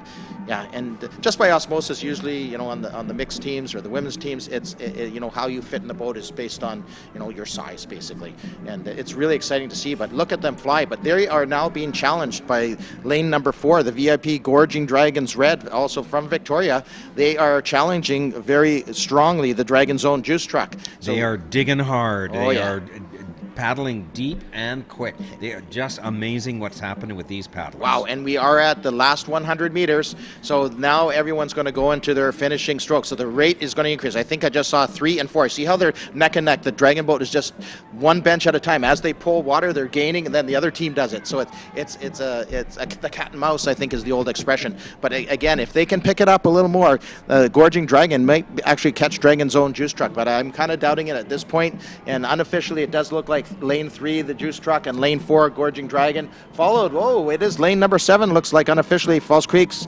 Senior C Women. As I said, never count out those Falls Creek Racing Canoe Club teams. And here's the Dragon's Own Juice Truck, again, awesome race. And from Edmonton, the Tsunami in lane number 5, and the San Diego Dragon Boat Team 2. They also represented well in lane 6, and the Wham Women. So again, another great race. Hey, look at that drummer for 3. She's giving them the hand, the Dragon's Own Juice Truck. And resting position. Look at that. that. I like that. There are some congratulations going across the boats to each other. Again, just showing you the camaraderie that goes on. It's all competition when you're racing, and it's all friendship when it's over. Yeah, absolutely. So grab their breath, and they'll get instructions where to head in back to the docks at Dragon's Own. But that was a pretty exciting race. But that was actually, you're right. I think for rates, that was probably one of the highest ones I've seen today in a final race right off the start. When they jumped. And it's usually that transition between your first six to 8 strokes and then getting it shorter and deeper. But their rate was up. And in fact, a lot of teams that you see that come and visit us from Asia, basically, they live off of the law or the actual higher rate. A lot of times I've seen teams, for example, one from Thailand in not too distant past, they were here, their rate was almost double what we would be doing at a finish, and it's like they're just chopping the water, but they're actually, when they're doing that, it's almost like they're plunging, they're moving their boat. It was really impressive to see. There's no way I could do that or anybody else probably here without a lot of practice, but it was just a different style again. Well, and there's a great view of the Creekside Park North 102.7 main stage. 2 o'clock, Tanya Aganaba is performing. Excuse my pronunciation there. If you're not watching the races, go and check out the great entertainment at the main stage. Thank you to 102.7 The Peak as the premier sponsor there. You can see the marketplace. Lots happening over there. You can get something to eat, find something nice gifts. It's a beautiful day in this neighborhood, and I think it's a beautiful day in every neighborhood. Gwen, when you think about parks in Vancouver, what park comes mind first for you? Well, what comes first to mind right now is Grandview Park, because I had the great pleasure of bringing greetings to the Eastside Pride event yesterday at Grandview Park. So it was wonderful to spend the afternoon there. But really, when you think about the city of Vancouver and the parks, I think whatever park I'm in is generally my favorite park. I would agree with that one. Every time I discover a new park, it becomes my new favorite park. So don't know if I'm the right person to ask about favoritism in parks. All right, here's race 67 results. The Tsingtao Premier Women B Final. The results. In first place were the VIP Gorging Dragons White. Congratulations from Victoria with a time of 2:12.104. In second place, the UC Irvine Elephants. Congratulations to California with a time of 2:14.089. In third place, Wasabi Force. Congratulations on your bronze medal with a time of 2:16.125. In fourth place, Orca Women with a time of 2:21.680. Fifth place goes to Wasabi Impact at 2:22.314. Sixth place, Concord Pacific Flying Dragons with 2:24.550. And in seventh place, Club Sake Women at 2:26.502. All excellent times. Every team can be very proud of their performance. Yeah, and thanks for that shout out to Concord Pacific. That was awesome. Well done. So actually now what we're going to be doing is heading into the Premier Mixed Division Finals. There's going to be a number of them, starting with the Premier Mixed Recreational F. So anyhow, everyone's been seated. It'll start with technically the slower times and work our way up to the grand final for the race number 76, which is going to be the Concord Pacific Premier Mixed Competitive Grand Final. So, and again, great racing. We're going to be looking here to see several teams break that 2-minute barrier. I think by the time we get to that Grand Championship in the Premier Mixed, it's going to be very exciting. Very, very exciting. You know, Dragon Boat Racing has costs involved in it, and the Dragon Boat Festival couldn't survive, couldn't be here without the generosity of our sponsors. So a big shout out to all the corporate sponsors, the public partners, the media partners, and the community partners who help make this an event worth being at. Dragon Boat Racing is very exciting, but we do need our support, and we thank all of our sponsors. Okay, race 69 coming up. This is the Premier Mixed Recreational F Final. And in lane 2, we have Circle Back. In lane 3, Otters. In lane 4, Butts in a Boat. Lane 5, Vision Impossible. Lane 6, Dragons in Sight. And in lane 7, my favorite, my team, Conquering Waves. Oops, no favoritism here. All's good in Dragon Boat Racing, no problem. So they're getting ready to line up at the starting line. This will be a fun race, the Premier Mixed Recreational F Final. Looking forward to some very exciting racing here in these Premier Mixed finals, starting with the rec teams in Division F. And again, all properly seated to get this far, so we're going to see some good competition in each and every one of these final races. Looking forward to seeing perhaps 2 or 3 teams breaking that 2-minute mark by the time we get to the Concord Pacific sponsored final. And and don't forget the Guts and Glory. There's going to be the Guts and Glory 2K race. I like to call it like 4 times up and down on our 500-meter course, and it's spectacular. If you haven't seen one before, you must stay around. I know there's a few minutes in between the last championship race and that Guts and Glory, but it is well worth your time. You can spend the time checking out some of the sponsors, purchasing something in some of the vendor booths. You have lots to see and do here. Grab a bevy and walk around while you're waiting for the setup of that very world famous Guts and Glory race. We had one yesterday for the Open in the women, and today is going to be another spectacular one. It's if I'm going to lose my voice, that's the race I'm going to lose it on, because I always have to save a little bit for that. So it's going to be a real challenge here this year in particular, because we don't physically see the whole course, but we're relying on our great friends here that are doing our drones and handling things peak technology. So it's a really exciting time. Looking forward to it. But hey, I don't want to get ahead of myself. We're going to see the Premier Mixed Recreational F Final is underway, and this is a pretty evenly matched group of paddlers. Yeah, so far so good. And I can see the Conquering Waves over there in 7 on this shot, and lane number 6 I can see our Dragons in sight. And we are moving. These boats are booking it, so to speak. So lane number 4 right now, unofficially, I'd say the Butts in a Boat. Hey, you know that team, the Butts in the Boat. They're looking very strong. And just beside them, over there in lane number 5, is that 5? It looks like Vision Impossible. And again, here, great shot. Look how the paddles are going forward. Their rate's pretty high, and they are catching water. You just need to make sure they bury that a little bit more, and they go a little bit faster. But you can see a little bit of, how would you call it? We used to call it caterpillaring. That's just a timing thing. Sometimes they can pick it up and get it back. It does depend on their skill and the drummer, and et cetera, but they're still moving. So, hey, nothing wrong with that. No, nothing wrong with that at all. These are generally newer paddlers, less experienced paddlers you'll find in this division, but no less heart, no less commitment. Yeah, exactly. So it does look like Butts in a Boat. If I'm not mistaken, that's I'm missing. Yeah, it is lane 4, Butts in a Boat, and the Vision Impossible. So we are down to a race, but look who's sneaking up there. What is it? Yes. And is that lane 1 or lane 2? I think it's lane 2 in lane there. Lane 2? Okay, Circle Back. Wow. Where did they come from? Look at them go. Like a rocket ship. Well, look at this. They have the timing. They have some high reach. They are catching water. They are moving. All right, we are almost there. About 50 meters left.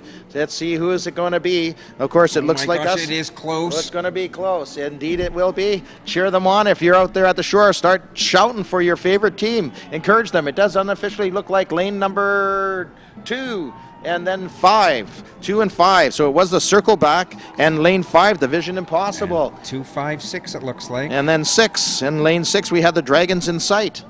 Oh, Wow. right. Wow. Wow, that was a terrific race. Everybody a winner in this one. Yeah. Well, circle back, that was impressive. They came to, all of a sudden, it's after they came around the corner from the BC Pavilion, they just either had some really calm waters and they were able to dig deeper, or they were just hitting the water just right. It was very impressive how they pulled up on that lane closest to our side of the creek, the north side of the creek here. And that was an impressive Premier Mixed Rec F final. So we will see things moving forward from here. Look, there's a happy camper. Absolutely, yeah. they are He happy. said, "You guys are happy, good. happy." You are good." He waves to the team. Yep, and they're cheering not just for themselves, but for their competition there when they're banging their paddles like that. You also notice that some of the teams are using wood paddles, and some of the teams are using a fiberglass or a composite paddle. Now, there's many different paddles out there and types, and you can find a lot of times in the higher divisions, people are going to invest maybe and buy a paddle just because they're taken care of a little different than the shared ones. So one of my teams, when I was with Killarney coaching, I had most of the team for about 4 years, and at the end of that year, when they were all graduating, they gifted me a beautiful composite paddle. It was such a wonderful gift. I still have it. I still use it. Well, here's the Peak Technologies Premier Women Grand Final, Race 68. Gwen, do you want to tell us those results? I'd be happy to tell you those results. In first place, we have Dragon Zone Juice Truck with a time of 2.06.638. And spot number 2, we have the VIP Gorging Dragons Red with a time of 2.80.256. And in third place, we have the False Creek Senior C Women with a time of 2.11.493. So that's our top 3 spots. Congratulations to all. In fourth place, we have the Edmonton Tsunami with a time of 2.12.093. In fifth place, the San Diego Dragon Boat Team 2 with a time of 2.12.561. In sixth place, we have the False Creek Masters. Their time, 2.13.178. And in seventh place, the WAM Women, 2.18.934. And as Commissioner McKinnon noted, everybody's a winner. And I just had a question. How many bodies are there in all competing today? Oh boy! So or over the festival? I think we have 120 teams, and they have 26 on each roster. So I'm trying to do my mental math here, but a lot. A lot. I'll go with the mathematician's answer there, but yes. Yeah, I knew it would be a math question, but yeah, that's so. Yeah, and exactly. Each of them a winner. Yeah, and you can go and see in the Racers Village. You'll see almost 120 tents in there, and the teams hang out there during the whole weekend. That's their kind of another very impressive thing about our festival is providing that space for them to have an actual Racers Village. You know, it just adds to the camaraderie, and it's a very good thing here in Concord Pacific Dragon Boat Festival to have that. Teams really appreciate it. See 26 on the team. There's 20 paddlers. We have a steers person and the drummer, the caller, yep. And then you'll have a couple of paddlers in reserve, yep. Because you never know what's going to happen. And yeah. you know those folks who are in reserve, they're just as equally part of that team. They've been practicing all along, and they'll often swap in and out. Oh yeah, depending on the type of race and what you need in the boat, the coach will make that decision often. But usually, actually, I can tell you a quick ditty here. That went back in the races when we used to run out of the actual docks just beside here. You can't see it on here, but the docks that are down here beside the old BC Pavilion. And I think it was one of the Mackenzie Dragon Boat teams at that time. I think it was probably managing them. We're just lining up, just went down the gangway, and all of a sudden one of the paddlers on my team looked and cut her toe. So she can't go hopping in right now. So I said, oh gosh. So I had to go and run like a madman, bring up one of my, because they hang out close. They always accompany the team down to the docks. So, but they're not allowed on the docks. So I had to grab another replacement paddler, get her in there. And so it does happen. And it's very important that your team sticks together. And a lot of times you'll put them to another use, as you probably know. We could have them maybe be halfway down the course because you want, as a coach, to get some feedback on a certain thing on a certain side of the boat. So everyone participates for sure. But and there's always the unsung hero, if I could say it that. Yes, we have there's the official people on the roster. You always have to have a manager. That's right. And that's super important for safety and other reasons. And they do perform a lot of activities and keeps that team together. So to all you unsung managers out there, thank you. Because how many times I remember the manager, you're running down to the dock and you still forgot that you still had your wallet or your key or something. You don't want that to sink to the bottom of Falls Creek. They were there for you, right? So good stuff. Well, and also comes to mind all of the families and the parents and the teachers yes. and the all the folks behind the paddlers and the managers and everybody else. So it's a pretty broad range of people we're talking about that participate in Absolutely. dragon boat racing. Absolutely, and I think the numbers they were saying about 150,000. I think they're anticipating it might be in one of the brochures, but yeah, and the weather like this, of course, is always a good draw. All right, we're getting ready for another race here. They're getting up near the race line. A great close-up shot here. You can see they're at rest. Their paddles are resting on the boat. The boat to the right, they are in the hold boat position. Their paddles are buried so that the boat's not going to move, but it looks like it's pretty calm out there. There doesn't seem to be any drifting. That's why they're probably at rest, and they're waving at the drone. I don't know who it is. It looks like boat 5. That could be the Dragon Cult, if I'm not mistaken. And if this indeed is the Premier Mixed Recreational E Final that we're seeing sitting there waiting to be moved up to the start line. So we have the on-water umpires that basically control the boats and put them in. So Harry, go ahead. Here we are. This is race 70. This is the Premier Mixed Recreational E Final. In lane 1, Nothing Dragon Masters Black. In line 2, Stan Tech Splash. In line 3, Columbia College CC Riders. In lane 4, Dragon Max. In lane 5, Dragon Cult. In lane 6, Fire Dragons. In lane 7, Metro Vancouver 44 Cheeks. And in lane 8, Nothing Dragon Masters Red. Some of these teams have been around for a long time, but of course, you know, there's always renewal on the teams as paddlers move on to other activities and new paddlers come in. One of the really nice things about Dragon Boat is you're always welcome. They're always welcoming new people, new paddlers.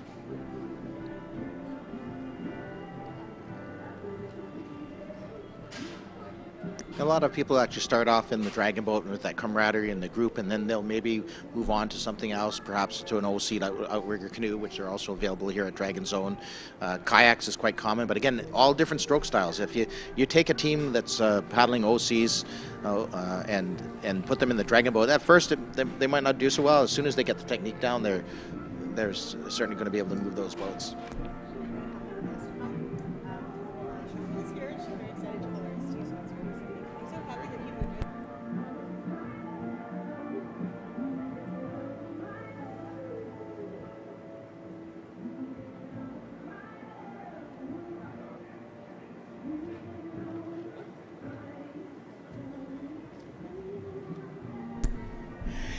So here, doing color commentary right now, I'm Park Board Chair Stuart McKinnon. I'm with fellow Commissioner Gwen Giesbrecht, and we're here in Vancouver on a beautiful day, looking out on Falls Creek. What a wonderful day to be out on the water or to be beside the water at the Concord Pacific Dragon Boat Festival.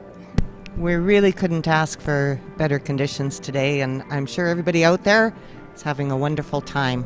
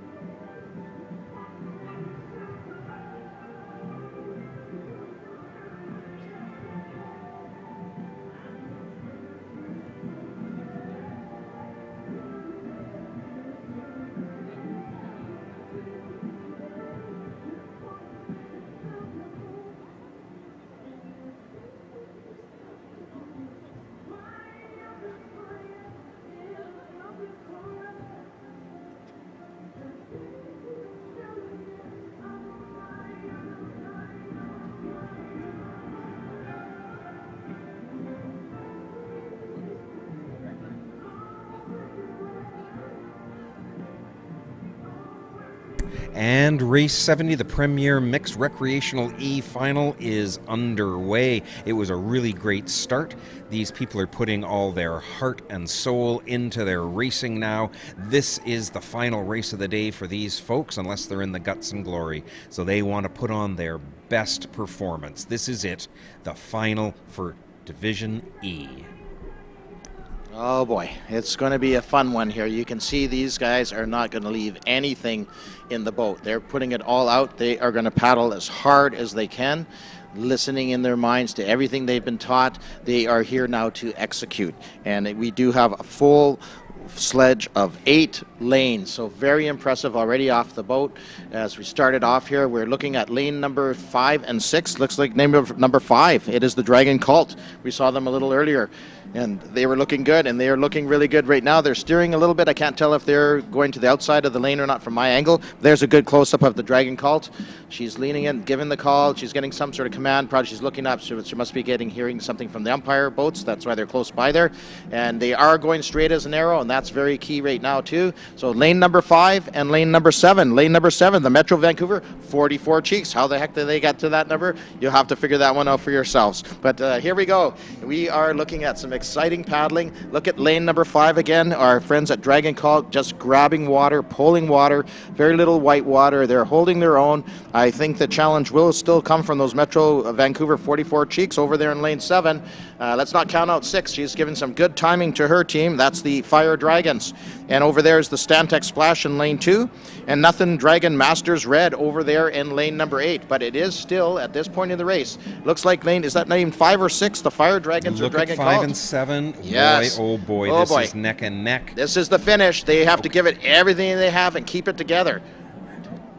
And it is lane 5, looking like the Dragon Cult's going to hold off all challengers at this point. But again, I don't want to speak too soon. Nothing's official until they cross the line and we get that photo finish. And it is lane number 5, unofficially 5, followed by 4, followed by 7. 5, 4, 7, basically from our angle. Dragon Cult in 5, Dragon Max in 4, and lane 7 was the Metro Vancouver 44 Cheeks. And here comes lane number 1, the Nothing Dragon Masters Black. And on the outside, or the top of the course there, was the Nothing Dragon Masters Black and the Nothing Dragon Masters Red on opposite ends of the race course. But whoo, even the drummer looks tired. Everybody looks exhausted. They've put everything into this Yeah, race. look at lane number 2. The drummer is saying, "Hey guys, breathe. You did awesome. You did awesome." Yeah, you reinforce it to them. Yeah, everybody did. It's just another great race, well raced, all these teams. And it's a great feeling to be out there with 8 boats, I'll tell you that. It certainly is. You can't see, but you can certainly mentally feel, and you can hear. It's a perfect day on the water when you've got 20 paddlers all in sync, paddling together, reaching and pulling. There's nothing else like it. Nothing else in the world like a dragon boat race. Yeah, absolutely. It's something special for sure.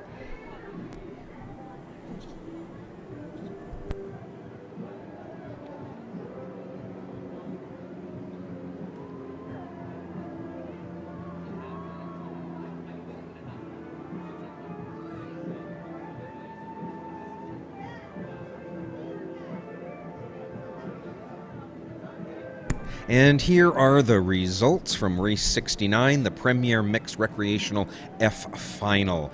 In first place was Circleback at 2:23.135. In second place, Vision Impossible at 2:24.419. Coming in with the bronze, Dragons in Sight at 2:28.089. Fourth place finisher, Butts in a Boat, 2:28.957. Fifth place, we had the Otters, 2:32.911. And seventh place, Conquering Waves at 2:50.995. Congratulations to all the Premier Mixed Recreational F finalists. It was a great race.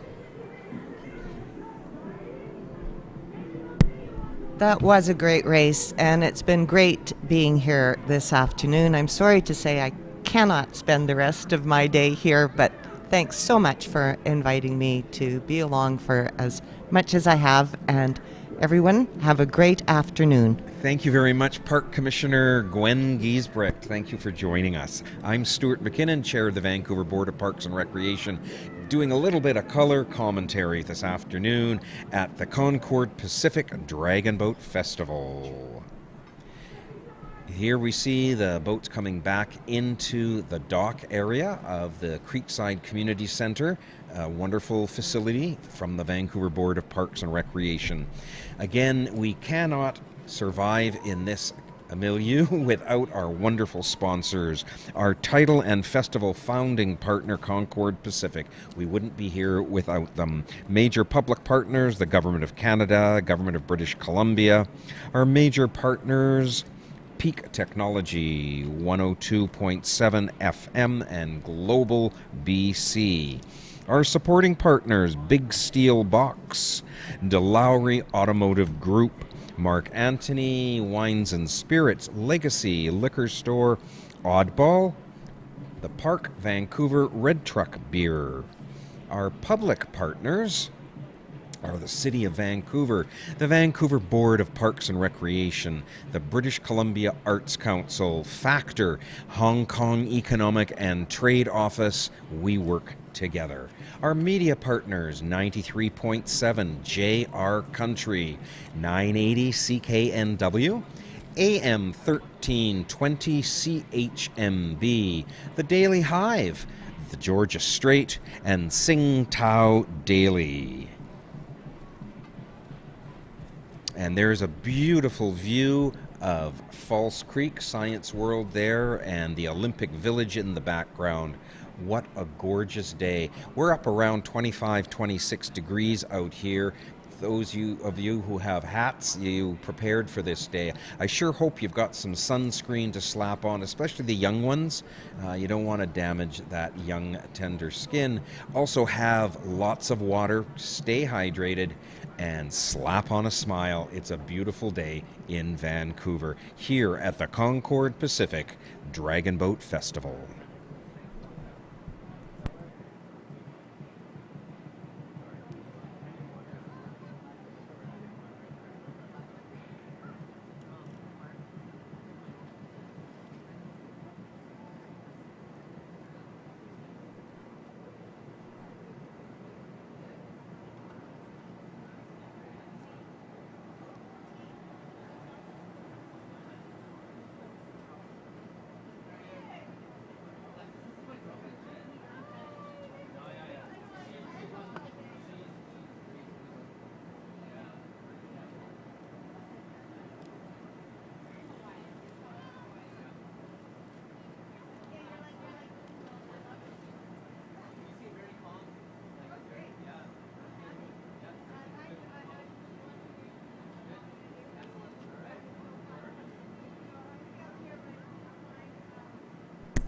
And we've got some more results for you. This is race 70, the Premier Mixed Recreational E Final. And so here they go. The gold medal winners in first place at 2:17.011 were Dragon Cult. Congratulations, Dragon Cult. The silver medalist, Dragon Max, at 2:20.114. The bronze medalist, Metro Vancouver 44 Cheeks, at 2:23.14. In fourth place, Fire Dragons at 2:21.165. In fifth place, Columbia College CC Riders, 2:22.717. In sixth place, the Stantec Splash at 2:24.619. Seventh place goes to Nothing Dragon Masters Red, 2:28.806. And eighth place, Nothing Dragon Masters Black, 2:29.907. The Premier Mixed Recreational E Final. Congratulations to all the finalists.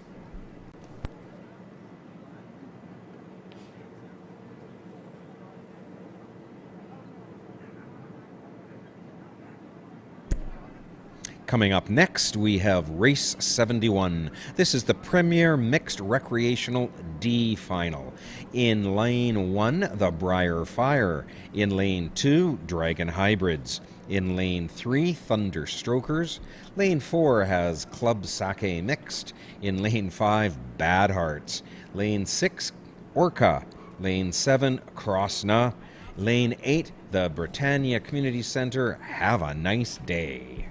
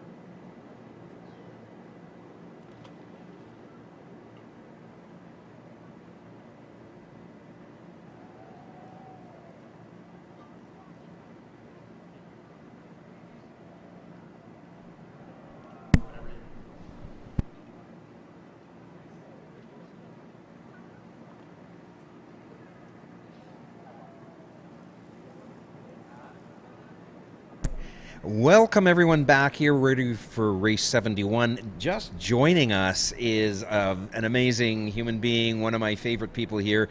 This is member of the legislature for Vancouver Hastings, Nikki Sharma, former park commissioner. That's right. Hi, yeah. Nikki, how are you? I'm really great. It's so great to be here on this beautiful day and see all those people out gathered on the boats. What a fun. This is an amazing day because we have 18 new dragon boats out there. This is the first time they're being used this weekend.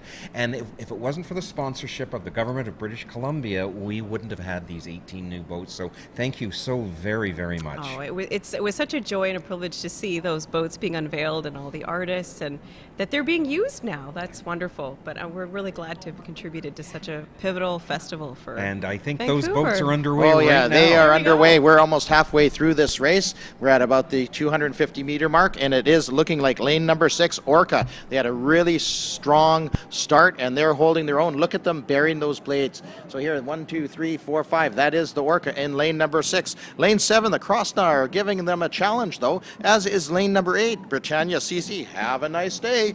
Hey, they certainly are out there. It's a beautiful race here. Briarfire in 1, Dragon Hybrids in 2, and the Club Sake mixed in lane 4. But look at this. Almost, but not quite, a full boat lead by Orca in lane 6. And look at those top hands. Look at the effort. Everybody is putting 100% into this race, the Premier Mixed Recreational D Final. So don't you wish you're out there? Oh, look at the surge now. We've noticed this a few times today from lane number 1, Briarfire. Once they get past the old BC Pavilion, they're starting to surge now also. So we're going to have a very interesting finish here. They are just through and the last 100 meters, into the last 50 meters. So this is anybody's race still, although I would think that Orca would not agree with that at this point. But look at them. They are still holding about an 8 bench lead, and looks like they're going to hold off all challengers. But wow, look at the surge. The battle now is going to be for second position for sure. Here they go, right through the line, and I'm just going to take a look at the screen here. It looks like it was 6, 1, 4, and 7. 6, 1, 4, 7. That's this unofficial. 6 Orca, 4 Club Sake mixed, 1 Briarfire, and 4 was Club Sake mixed, as I already mentioned. So we had a heck of a race. Very exciting. We got to get you out there in the boat because there's nothing like being out there. And congratulations to all of the paddlers, but that Briarfire was really something, the way they came up in the last half of the race. Yeah, we've seen this a couple of times. So I don't see any wind. I'm looking outside, so it could be a current thing right now. Sometimes just past the docks in the BC Pavilion. But anyhow, regardless, their effort was exceptional to pull up that close and to get into contention for a medal in that race. So I'm going to be very excited when I see these results. I'm not sure if anybody made it under 2 minutes there, but man, they were flying. And right from the start, though, that Orca team just had a great start, and they held it all the way through the finish. So it's going to be pretty impressive. It goes impressive. to show you how much a good start can make a difference for a good ending. Absolutely. I'm Stuart McKinnon. McKinnon. I'm chair of the Vancouver Board of Parks and Recreation, doing a little bit of color commentary here, and joined by member of the legislature for Vancouver Hastings, Nikki Sharma. Nikki, welcome. Have you ever done dragon boating? I've never done it. We were talking about potentially doing an MLA team. Wouldn't that be fun? Wouldn't that be fun? Yeah, it's really amazing to see how fast they go on the water today and up close. So it's quite the race, quite the spectacle to see them all going. It's an amazing thing, and anybody can do it. I've said a couple of times today, I didn't start dragon boating until I was 50, and so if I can do it, I think almost anybody Next can. year you're going to see me on the water then. All right. I just need a really good name. They have really good names out there. Well, I was just going to ask, what are you going to do if you put MLAs from both sides of the house on the boat? We might have a weight and balance on the boat. We learn how to work together. There Absolutely. you go. That's a good thing. Absolutely. Very well put. You could put. call them the balanced budgets. Yeah, there you go. Good one. I'll just leave it at balanced. Just say. Balanced. Yeah, that's great. Sounds good. Here we go. Nikki, I've been asking folks who've come by here. Vancouver is such a beautiful place. Today is such a beautiful day. In the summertime, what's your favorite thing to do? Oh, we will be found quite often walking around this part around Science World. I have two kids. One's 8 years old, one's 2.5. So this is kind of a great location to be by the water. One of the things we really love to do is go berry picking, actually, and it's been a bit of late this year. But yeah, we're looking forward to that. But just it's such a great city to be in the summertime and any year round. I was just talking about how you see some really hardcore people in February on the water here, despite the weather, and I'm always really impressed by that commitment. But it's so beautiful no matter what the weather is, right? It is. It's such we a great spot. are so lucky to live in this place. So we're so blessed to live in this part of the world. It's amazing. And, we can't go without thanking the people who have always lived here since time immemorial, the indigenous people of this land, the Musqueam, the Squamish, and Tsleil-Waututh, who we thank for the privilege of sharing this land where we are. Well said. So can I know what's the fastest time so far today? Who is the... Actually, that's a great question. It was definitely under 2 minutes, and I think it was around 1:55, which is remarkable. Great. Up until a few years ago, it was not heard of to beat 2 minutes. But in the last 10 years, you get the high-end premier competitive teams. They will... Going fast. Yes, and in a few more races, you will hopefully witness that. We should see a couple of teams, for sure, in our race number 76, go under 2 minutes. That's what I'm looking forward to. And we've got some race results. Race 71, the Premier Mixed Recreational D Final. In first place with the gold medal was indeed Orca with a time of 2:14.123. In second place, yes, in lane 1 was Briar Fire for a silver medal time of 2:15.591. Our bronze medal third place, Club Sake Mixed, in third place at the time of 2:15.858. Fourth place goes to Bad Hearts at 2:16.992. Fifth place to Krosna at time of 2:17.509. Sixth place, Britannia CC, Have a Nice Day. Seventh place, Dragon Hybrids, 2:19.611. And eighth place to Thunderstrokers at 2:22 with 097. Congratulations, winners all in the Premier Mixed Recreational D Final. And I'm going to join Britannia, and I'm wishing everybody to have a nice day. Yes. Yeah, you got to love their name. CC, have a nice day. And that smile face, that's just perfect. I've always loved their uniform. That's one that's classic. They don't need to change it. Absolutely not. Well, it's a beautiful day. I'm going to keep reminding folks who are out there, it's very hot. Please keep hydrated, drink some water, wear a hat. Put on some sunscreen. Everybody needs sunscreen, but especially if you've got little ones, put some sunscreen on them. No one wants to go home with a burn today. It's so wonderful to be here, though, in the sunshine in beautiful False Creek in Vancouver. I'm joined right now by Nikki Sharma, the MLA for Vancouver Hastings. Thanks for being here, Nikki. Oh, it's so great to be here. How many competitors do we have here this year? Looks like there's hundreds of people on the water, eh? Yeah, Looks like it. we have about 120 teams. 120 Some from the teams. U.S., some from other parts of Canada. It's not any international this year, just because of the way the world's just Right, opening up. harder to but travel. and you're talking roughly, what did we say? Round figures 26. So let's round it up to 30. So 312s, 36. So about 3,600 just paddlers, drummers, and Right. steersperson. And you add into that, as we had noted, the friends, family, and anyone else that's supporting them.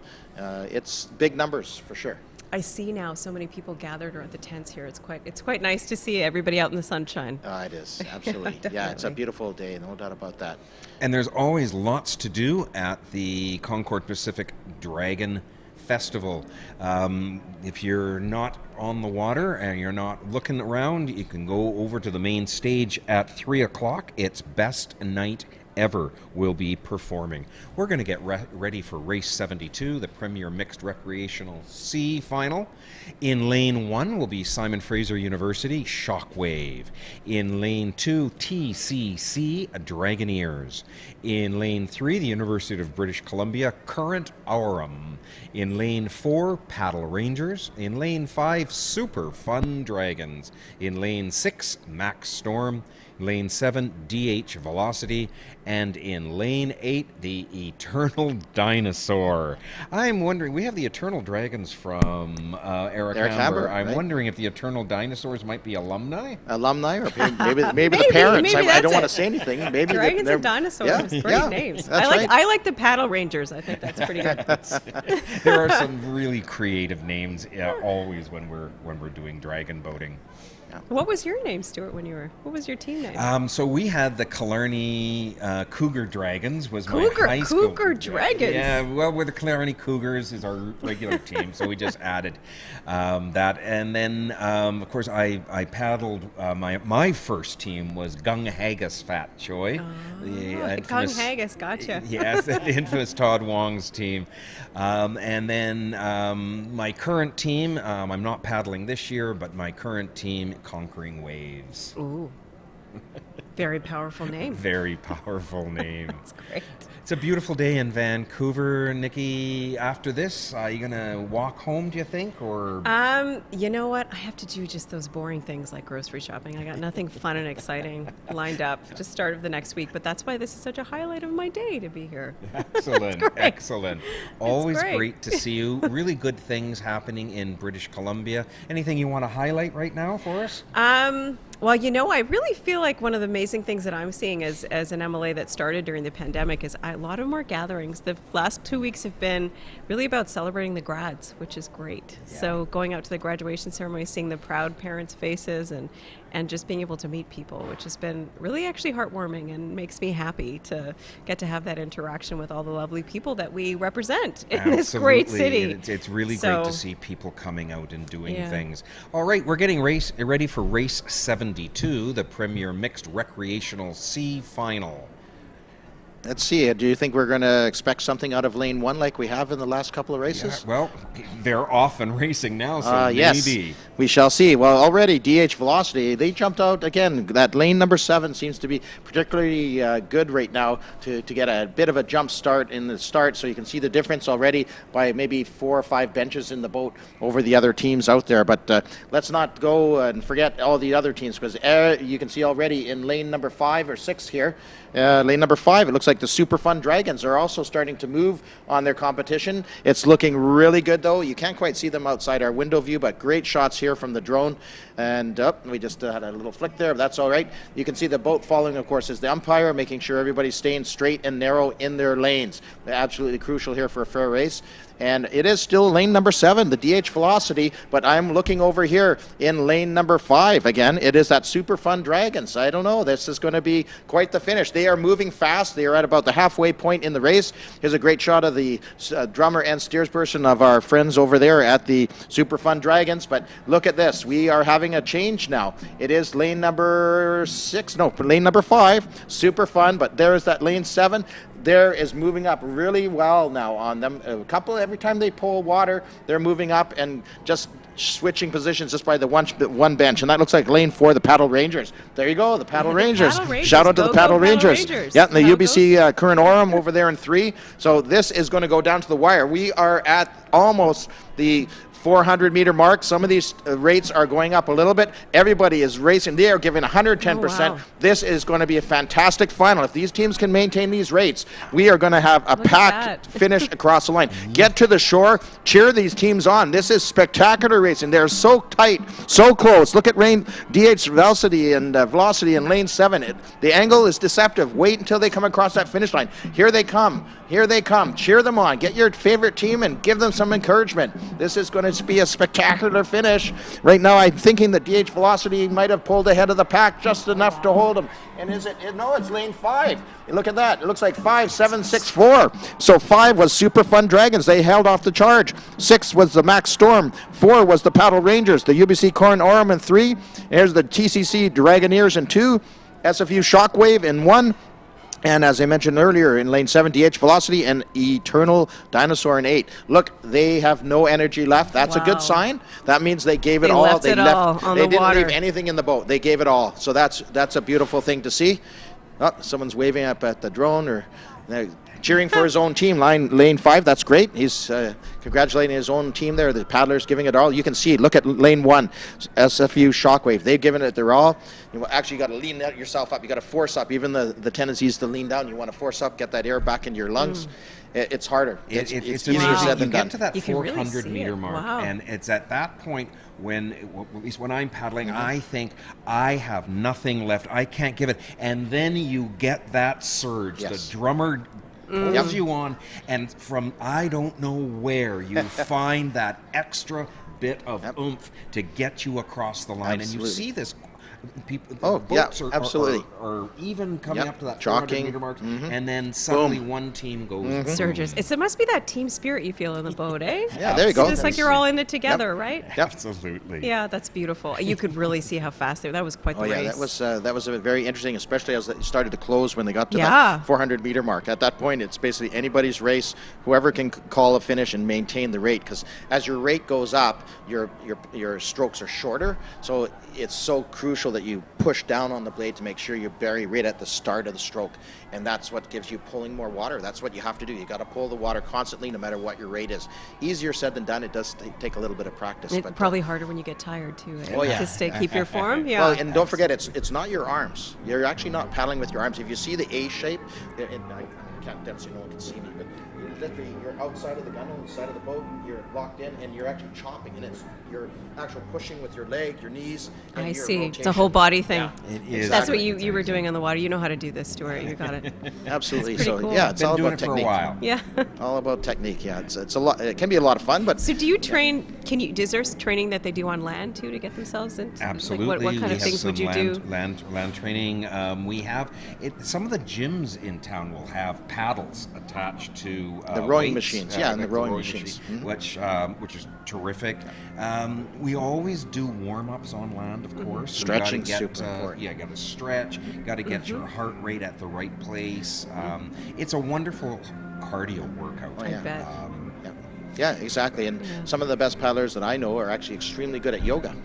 Oh, really? Yeah. Okay. And, which is a good thing, because as you see in the dragon boat, you're usually placed on one side of the boat, and that can never be a good thing for your body to over-exercise on one side. Gotcha. So the balance, or a lot of teams that I've been on, certain teams, they will actually switch hitters the wrong words because that might not be politically correct, but you would basically be paddling on either the right or left side, Gotcha. and depending on the situation, you would have Yeah. to switch. Absolutely. Yeah. Actually, I'm an Ambidextrous. Ambidextrous, there you go. That's the correct Paddler, I political can term. paddle. Thank you. Because I'm learning Yeah. so much Yeah. for our next team, our team next year. I'm going to be ready to go. Right on. Yeah. So do Yeah. you change for the conditions? Like, would you change like the beat of the row or anything based on conditions, or is it? It just- depends. Again, Yeah. unless you're getting a lot of wake or a lot of waves, likely you have. I won't call it a semi-rigid race plan. Gotcha. And hopefully you've been on those waters before, and if you're new to a race festival, you're going to be talking to the other steersperson, the other coaches, and they're very open in sharing, oh, if you're going around BC Place at this time of the day, if the tide's like this, you're going to get, an extra push on the side, so your steersman has to be aware, things of that nature. But generally speaking, it does depend on the type of water, because we were talking about this earlier, that there's, here, of course, we're blessed with the salt water, and we're total tidal. Richmond, depending on which end of Richmond you're paddling out of, but you're affected by the fresh water coming down the Fraser with the mix of the tidal waters and salt, and it's a different weight or feel. Right. You can really tell when you're on fresh water, like up in Vernon, if you're on what is it, Kalamaka? Kalamata, yeah. Yeah, Kalamata Lake. You can feel the difference in the water. So every event has something different. And here we have Race 72, the Premier Mixed Recreational C final results. Our gold medalist in first place, Super Fun Dragons, with a time of 2:11.806. The silver medalists in second place, DH Velocity at 2:12.807. Our bronze medalists, third place, Max Storm at 2:12.924. In fourth place, Paddle Rangers, 2:13.074. Fifth place, UBC Current Orem at 2:14.476. In sixth place, TCC Dragoneers at 2:16.945. In seventh place, Eternal Dinosaur, 2:17.529. And in eighth place, SFU Shockwave at 2:18.479. Get my math out there. Again, they're all winners here in the Premier Mixed Finals. Great shot of some of the entertainment. You can see who's on stage right now. That is Best Night Ever. Having a good time. It's one of the best things about this festival is how it brings people together in this beautiful spot. So not only the cultural mixing, the basically the ways you can learn about the different cultural mixes in Vancouver, but also the talent. Look at that. The talent's to music. there. Yeah, and the food, of course. The food, of course. You cannot forget the food. That's true. That was some great That's food. true. And of course, there's the Chinese Cultural Pavilion and the Indigenous Cultural Pavilion out there as well. And there's the marketplace where you can find some nice gifts to take home for your friends and family. Lots of smiling faces out there, I can Lots see. of smiling faces. Okay, race 73 is coming up next, the Premier Mixed Recreational B Final. In lane 1, One Twisted Dragon. In lane 2, the Concord Pacific Flying Dragons. In lane 3, Creekside Dragons. In lane 4, DH0. Lane 5, UBC Current Gold. Lane 6, FLCC, this is from Fort Langley, Fortified. In lane 7, RGL United, Built by Bird. And in lane 8, WPC Premier Burn.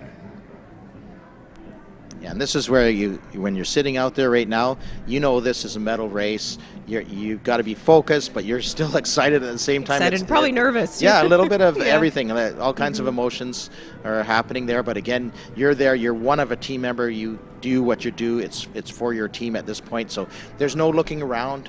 You're so focused on your drummer and listening to the call from your drummer and seeing her. So what you're usually doing at the start too is you're looking as far forward down the boat to the opposite side, in some cases as far forward as you can, because it's so crucial. Timing with technique is everything.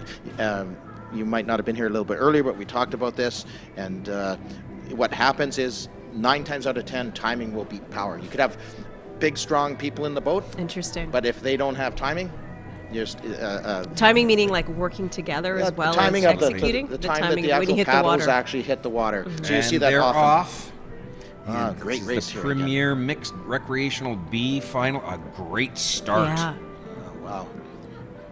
So what we're talking about there is usually the first 16, 20 strokes, it takes the boat that's dead in the water, it lifts it up, and then you have to start going rapidly to keep it on top of the surface of the water. So that's when you get your The race fastest. pace. Yeah, that's Gotcha. and then at usually around your last 100 meters, maybe it depends on your team, you might have a power surge where you actually shorten your stroke a little bit to again increase your speed, and then you lengthen it out again, and then in the finish, the last 100 meters, that's when you want to increase your rate. It shortens your stroke, but again, by that time, the more water you're pulling, as long as you're not pulling back too far, it's just a feeling that you're up, and then you just take off like a rocket Look ship. at that. Isn't that amazing? Yeah. Very amazing. It is. It's really cool. And it's UBC current gold in lane 5 right now. Maybe about a 3 or 4 bench lead on their nearest competitor, which is the DH0. Yeah, there's a great look at him. Look at leaning in the collar. She's holding onto the seat from the front. That's always a good idea, too. But you can see the work and effort. And if you watch the top hands, when you get those views, that's what's important. You can also see how the paddles are all hitting the water at the same time. And you don't ever want to see flashes off the paddle at the start of the stroke. They're digging, they're driving that blade into the water as they do their rotation movement. But yeah, looking very strong right now is lane number 5, the UBC current gold. And again, not to be outdone by the Creekside Dragons over there in 3 also. So, and where are my friends, Concord Pacific Flying Dragons? They're in the thick of it too. So some great shots here, some great action on the water. 3, 4, and 5 are actually as well as lane 7. Lane 7, let's talk about them for a second. The RGL United, built by Bird, they're still in this too. So there's going to be a real battle here for those medals, 1st, 2nd, and 3rd place. Great view. You can see the A shape as they're reaching and catching water. The trick is also to have a quick recovery.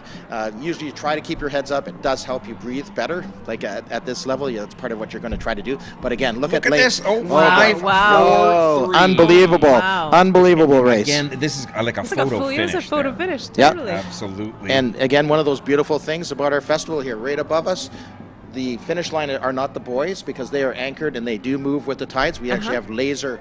That's what it is. I was wondering. So it's timed exactly when you cross that Exactly. laser. It's not the buoys because they do move with the tides. So, and that's another, as I say, that's what makes this like the premier, like absolutely one of the top, if not the top of the 3 dragon boat festivals in the world. Just because of our equipment, Right the people, here in the Vancouver. beauty of Vancouver. It's everything about dragon boat racing. The best of it is right here in Vancouver. And of course, as our coaches always tell us, you don't stop paddling until the back of the boat finishes the finish line, Right. because you don't know if that has moved. And so Gotcha. when the lead paddler gets across, you don't. Because there would stop. be, if you were tired, there'd be that feeling of wanting to let Exactly. off the minute you're across the line, but Yeah. you got to keep going. And another Okay. team can All blow these right by tips. you on your wake, right? Like Just that 1 second. Oh yeah. Especially with a finish like that, it wouldn't take Exactly. much. Yep. Absolutely. Yep. Now we're up in the really good paddlers in the A and B finals. Yeah, for the here. Rex, yeah. These are really great paddlers, and you'll see that they do paddle together. We sometimes see in newer boats what we call caterpillaring, where they're not paddling together, and that's generally when the person behind is putting their paddle in at the same time or trying to as the person in front of them, rather than looking to the front of the boat to that's the the key. lead stroke. I see. Watching it go up and down. And if you're just watching the person in front of you, you're going to get You're that caterpillar. always get Because you'll just be a caterpillaring. little bit slower than Yeah, just think of it Gotcha. being stopped at a red light. Yeah. If everybody accelerated at the same time and the same speed, we'd all move together, but we don't. We follow the car in front of us because we can't see that lead car, right?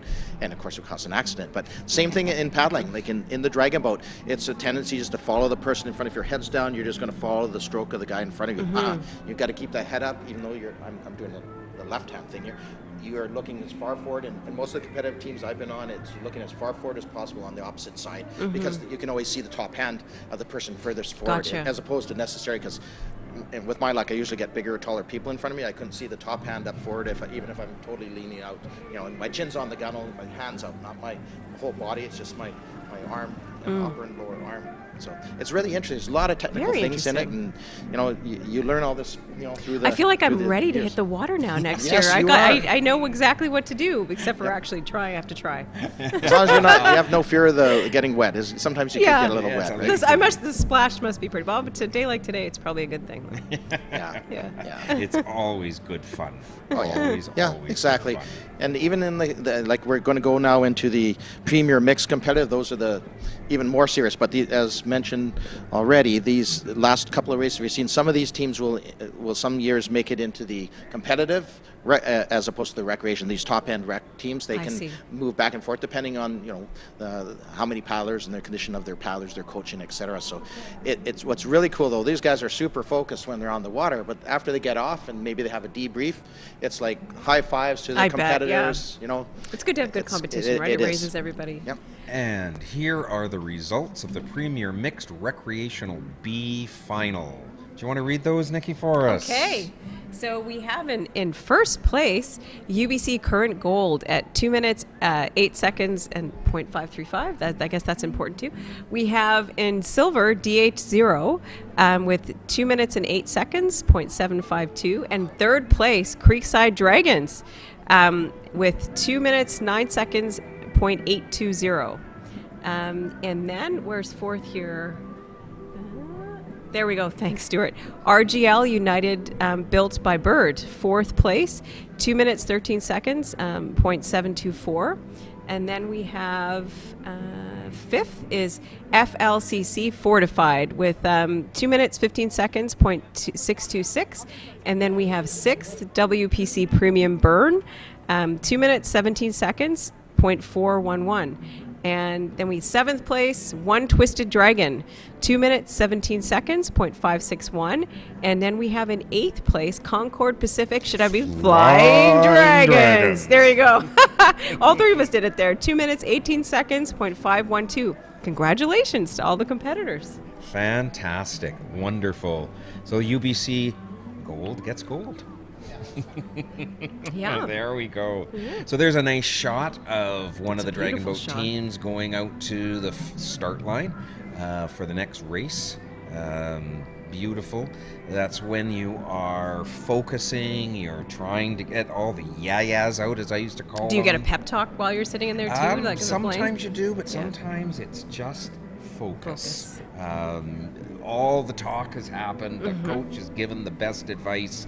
And now you're just going out. Sometimes the steers person will add their words of wisdom at this time, but now is the time to bring your focus in the boat. Yeah, look at that beauty. Look at this. Even as they're going out to the start line. Exactly. And that's Synchronized. That's just a light Right. recognition. You're not putting any It's pressure beautiful on to it. watch. You're right. Yeah, it is very beautiful, right? But it's, It's very artistic. especially when you see it from that side, the beauty of these drones, right? It's an accomplished steers person who's very aware of the shallows here.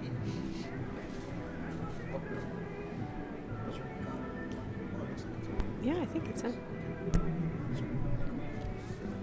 Yeah, it's a beautiful Yeah. thing watching the dragon definitely. boats. So, what are It's some of the the best valley. cheers that you've heard? Did you do cheers when you were? I'm not sure. I'm not sure if I It's can gotta- I share bet you some there's of some- those. We had a, You don't want to we had say it live. mottos. Okay, you we can tell had me later. mottos, right? And it was paddle hard, party harder. Yeah, that's right. I remember from, yeah, we'll leave it at Share that them. one. Okay. Okay, I just got to get closer to the boats to hear them, I guess. Eh? Yeah, some teams actually do. Usually, some of the rec teams in Central will have a fun cheer of some sort. They usually do something with their paddles, bang on the gunnels and say something. And these drone shots are brought to you by Peak Technologies. Is that right? Thank you very much, Peak Technologies. Makes a real big difference Very when impressive, yeah. watching these races. Brings you right into the boat. Absolutely. Of course, our lead sponsor and title founding partner, Concord Pacific. We wouldn't be here without Concord Pacific. Thank you so much. You can see that when we just had the shot of boat number 3, they are actually back paddling. And again, even when you back paddle, although it's light and easy, you usually want to do it in sync. These guys are holding water. That was the command they must have been given by their drummer. So they hold their blades as hard as they can in the water to stop the boat, to make it a dead stop. They're waiting, of course, for. So, what's the marshalling. best starting position then? Is it the blade up high, or what's the? Paddles up, Paddles are- race ready. Basically, is you're extended, not full extension, because on those first 6 strokes, it's usually you're only looking for a really strong half stroke. So you're Okay. leaning forward outside of the gunnel about what we would call a half stroke. So not fully extended, but partially extended. And your blade, that means your bottom hand is usually about 1 wrist length from the top of what we refer to the blade part of the paddle. So you want to bury that blade right up to your wrist. So you want to see no blade above the water. And that's hard to hold that for. I bet, sometimes yeah, it you have can to have be- some muscles for yeah, that. it can Yeah. be, a couple of minutes you have to hold that. But again, if you paddle with your arms, I mean, initially a lot of people might, but you're not going to last a race.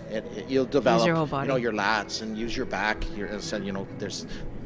It depends. But generally speaking, you just don't want to be one of those lopsided people. You definitely want to work on both sides of that body for sure. And do yoga, apparently. That's Exactly. the way to go. Exactly. Or stretch for sure. We are getting life ready advice. for race 74. This is the Red Truck Beer Premier Mixed Recreational Grand Final.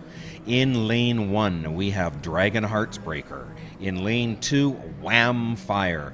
In lane 3, the San Francisco Bay Area Dragons. In lane 4, Wham Power. In lane 5, DH Swordfish. In lane 6, the UC Irvine Elements. Lane 7, the San Diego Dragon Boat Team 2. And in lane 8, SD Zoo. Yeah, I'm just thinking back here a bit. I think we might expect, I can't remember if they were two teams or which team that was from San Diego. I'm suspecting we're going to see some big things out of this lane 7 just from what had happened in previous races. They seem to always be on the outside lanes, but they seem to always surge.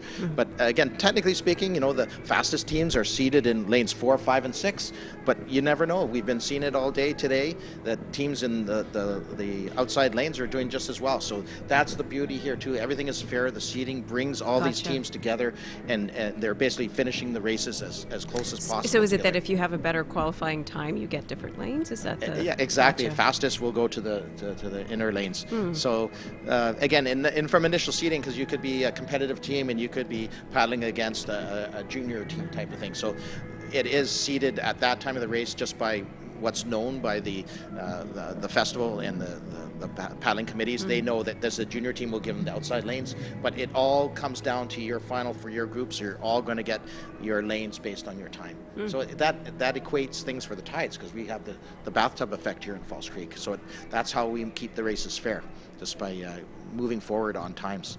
So interesting. So much science and... Yeah, if you really want to. Weather, it's like lots going on here. It can be quite interesting. Tides, oh gosh, some of the competitive teams I've been involved with, I mean, it's crazy. They have the tide tables, and you're talking to the steersman and the coach and say, okay, what's the strategy going to be when we come around BC Place if we get lane 7 or 4? Like, that's a little bit much, maybe, but some of the competitive teams can be that. But again, well, especially if there's only a couple seconds between the two, so you really got to get that everything you can, right? Exactly, but everybody loves everybody when you get off the water, so that's the best part of it. And of course, this is why we do the tenths and hundredths of seconds, because sometimes the times are that close. Oh, yeah. We've seen that today in some of our races, especially in the very fast races. It's amazing, a tenth of a second or 2/100ths of a second between boats crossing the line.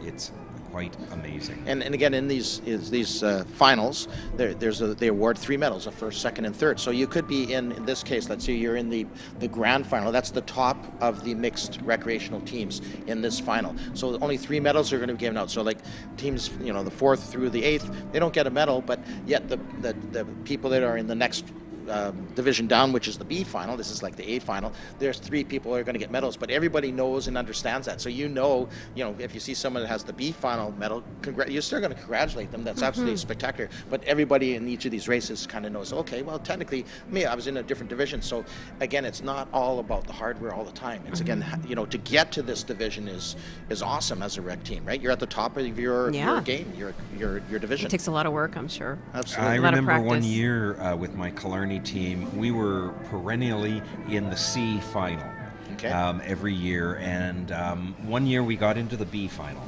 And if we'd been in the C, we may have gotten a medal, but we were in B, and although we placed last in B, the kids were so proud.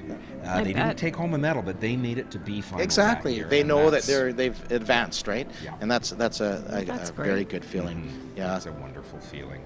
Well, here we are in beautiful Falls Creek in Vancouver. It's a warm day. I hope you got a hat and some sunblock for you. Have some water, keep yourself refreshed. Yes. I'm Stuart McKinnon, Chair of the Vancouver Board of Parks and Recreation, and I'm joined in the color commentary by Member of the Legislature for Vancouver Hastings, Nikki Sharma. Thanks so much for being with us, So Nikki. great to be here. This is the first time I've ever done anything like this. Oh, very cool. And it's one of the best sports around here, too, so there you go. Close to home, so you're going to have Close to come to down home. to Dragon Zone and hop in a boat one day. That's right. Yes. That's right. It's always a nice day to be by the water in Vancouver, but especially in June as summer begins. Yes, finally. It looks like race 74 is at the starting line. We're just waiting for the horn. They're holding their boats at this point. It's one of the hardest things to do. You know the horn's going to go at any moment, and you've just got to hold that line. Will they call a false start, like with races, if somebody goes? It does happen. It's It not very happens? common. Usually the starter will not even call the race. She'll have everyone paddle back and come back into the gates. I see. Yeah, but there are, Okay. if you do jump the gun, that's a little different. You're going to get a DQ. So You're right. I looks see. like they've asked people to paddle back and come back up to the starting Yep, line. there you go. Our start, Aaron, I'm not sure if it's Jennifer this year or not because unfortunately I don't have the radio to hear, but I suspect it is. She's been doing it for many years. Calm, cool, but very, and she'll forgive me for using this word, stern might be too strong a word, but when she speaks, everybody listens. And that's so important. And when I say everybody listens, the boats themselves are taught, especially at this level, that it's your drummer or steersperson, they will listen for the commands and then they'll tell your boat. But if you're too slow at doing that, she'll call you right away. I said, move now, right? And she Yeah. means it. And Gotta and keep it everybody orderly, said- right? Yeah, You absolutely. gotta It's keep all everything fair, running right? smoothly. It keeps the races fair, and Yeah. everybody's. Well, we're all in the same boat. Is maybe a cliche, but It is true. It works. It is I'm true. sure we could go with a lot of those kind of boat Exactly. analogies. But your story, Stuart, was apropos. I do recall being on one particular competitive team, and we were in the grand final. We finished 4th in the race, and I'm thinking to myself, oh my gosh, my teammates are all going to feel devastated. Came off the boat, the happiest group ever, because they knew that they had given everything they had, and they were up there with, we refer to them as the big dogs, these other super premier teams from out of town, and we finished 4th. Hey, the fact that we finished and got the privilege to race against them, that's what it was all about. We had a really, really nice coach there. He was the one that was telling us all, of course, winning. Yeah, it's winning is everything. No, it's winning is giving 110%. Yeah. Yeah. And that's an Absolutely. achievement, right? Yeah, exactly. Absolutely. Push And yourself. that's what we tell our youth teams. You know, if you put in 100%, whether you're 1st or 8th, it doesn't matter. Yeah, You're exactly. a winner that day. Hardware is always nice, but it's not the necessity. No. So here they are lining up again Yep. at the starting line. This is the Red Truck Beer Premier Mixed Recreational Grand Final. It's interesting. So she was holding back on lanes 1 and 2 at first, so there must have been a challenge there with the current a bit. That's probably why she's bringing him in last. Yeah, sorry about the angles there. If you're No, okay I to can see, see. All It's right. great. Yeah. I have my impressive trifocals to on, and see. I'm having It's very clear. probably need two monitors, guys, next year. And Just they're off, and it's a good start for everybody across the board here. as expected. As expected. So right now, I mean, it's still early, probably in 6 strokes. It's lane 6, UC Irvine Elements, and lane 8, the SD Zoo. Jumped out a little bit of ahead of a lead, but again, here we go. Lanes 3 and 4, San Francisco Bad or Bay Area Dragons, and Wham Power in lane 4. Looking pretty strong there. Here comes lane number 3, San Francisco Bay Area Dragons. And well, we've got a lot of exciting happening out here. Here's UC Irvine. Wow, over there in lane number 7, is it the San Diego Dragon Boat team too? Yeah, right next to Irvine. Wow, look at this. So we're coming up. We are moving fast. Look at them come. Get to the shore, folks. You don't want to miss this one. A blink of an eye, you're going to miss a phenomenal recreational final here. Look at these boats. Look at them lean. Wow, look at the drive, the top hand drive, the timing, everything's looking superb. They are pulling water. That's a great look at San Francisco Bay Area Dragons all the way down the boat in perfect timing. Look at the boats over here over in lane number 6. Is that 6? Yeah, that's UC Irvine Elements. They're in the thick of it. This is unbelievable. They're almost up to the 400-meter mark already. They at least they appear to me to be flying, but look at the timing. It's just unbelievable that everyone's bearing their blades, catching water. Yeah, we're getting a little close here in lanes number 4 and 5. I'm not sure what the on-water umpire is going to tell them about that. That's Wham Power in lane 4 and DH Swordfish in 5. So we have a heck of a finish. We're coming up to the last 100 meters of this race. Oh my gosh, it is It's going to be close. packed. It's packed. This is anybody's I race. mean, Woo! Look at can't them. even tell. Look at them go. Get to the windows. Get to the side. Hey, get out and cheer your team. This is unbelievable. Look at them leaning in. Wow, unbelievable. It does look like from this angle though, it's the Wham Power now that's pulled out. Look at Wham Power. They're holding about a two bench lead right now from our angle. Unbelievable. We're going to have a absolutely spectacular finish here. I'm holding my breath. It does look like a 4, 3, and 6. So perhaps that's correct. 4, Wham Power. 3, the San Francisco Bay Area Dragons. And 6, the University of California Irvine Elements. Wow, that was so tight. I can hardly wait to see. I'm curious. It would be amazing if one of these rec teams in the grand final beat 2 minutes. It would be spectacular. It would be fantastic. I would love to see it, but even if not, that was spectacular racing. All these teams, they looked great. Yeah, very fast.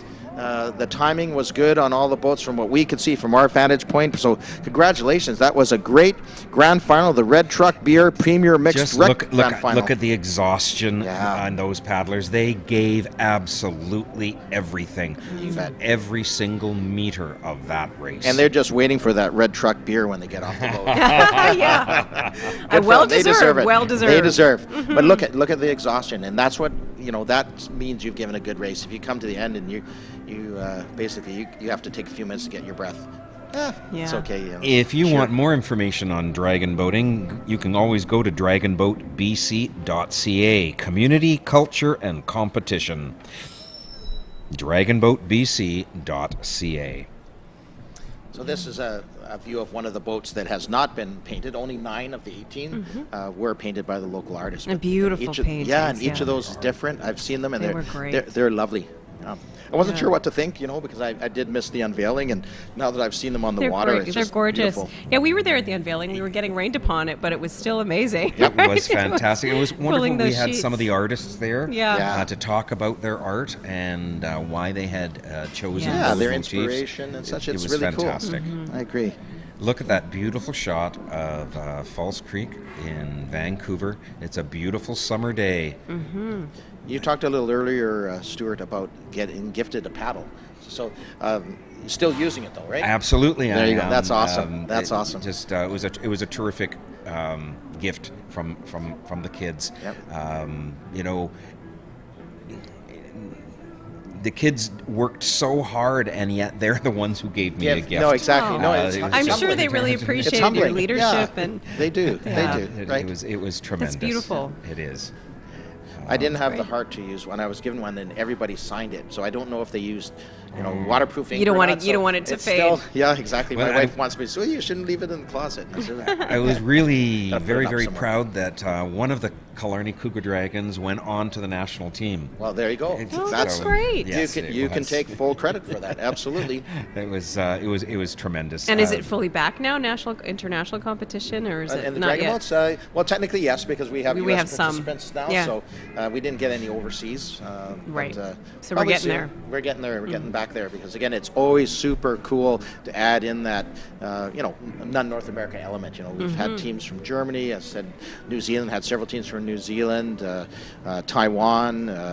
UK, Germany, as I've already mentioned. So yeah, we do usually every year we do get at least one or two. So here you guys. Holy smokes, There we here go. is Look at the this. Red Truck Beer Premier Mixed Recreational Grand Final. Take it away, Nikki. Okay. Happy to do it. So in first place, we have Wham Power with 2 minutes, 8 seconds, .654. In second place, we have the San Francisco Bay Area Dragons with 2 minutes, 9 seconds, .522.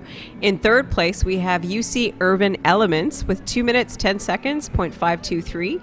In fourth place, we have SD Zoo, 2 minutes, 10 seconds, .873. In fifth place, Dragon Heartsbreaker with 2 minutes, 11 seconds, .290. In sixth place, DH Swordfish with 2 minutes, 11 seconds, .07. Seventh place, San Diego Dragon Boat Team 2 with 2 minutes, 12 seconds, and .608. And then in eighth place, Wham Fire with 2 minutes, 16 seconds, .128. Congratulations to everybody. Congratulations. Those are amazing times. Fantastic recreational grand final. I think a red beer is in order. Red Truck, yeah, well, you betcha. Yes, so again, now we're moving into our the peak Premier Mixed Competitive Finals, and there's going to be the grand final after that. So 2 races left on the grid, and then the 2K Guts and Glory. Fantastic. I know, Nikki Sharma, you're a really busy person. We thank you so much for stopping by and saying a few words to us. This is Nikki Sharma, the member of the Legislative Assembly for Vancouver Hastings. Thanks, Nikki. It was so great to be here, and thanks for teaching me so much, and I'm so excited to be here, and good luck to all the future races. Great to meet you. Take care. Nice to meet you.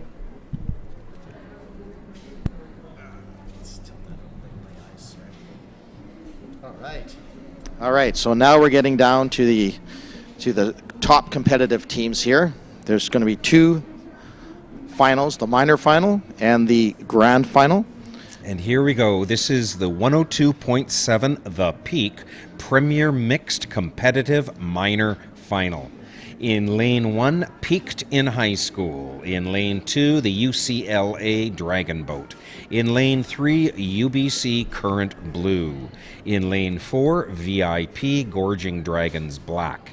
In Lane 5, Team Lifescan. In Lane 6, Pemberton Bald Eagle. In Lane 7, Peaked in High School Premier. And in Lane 8, San Diego Dragon Boat Team.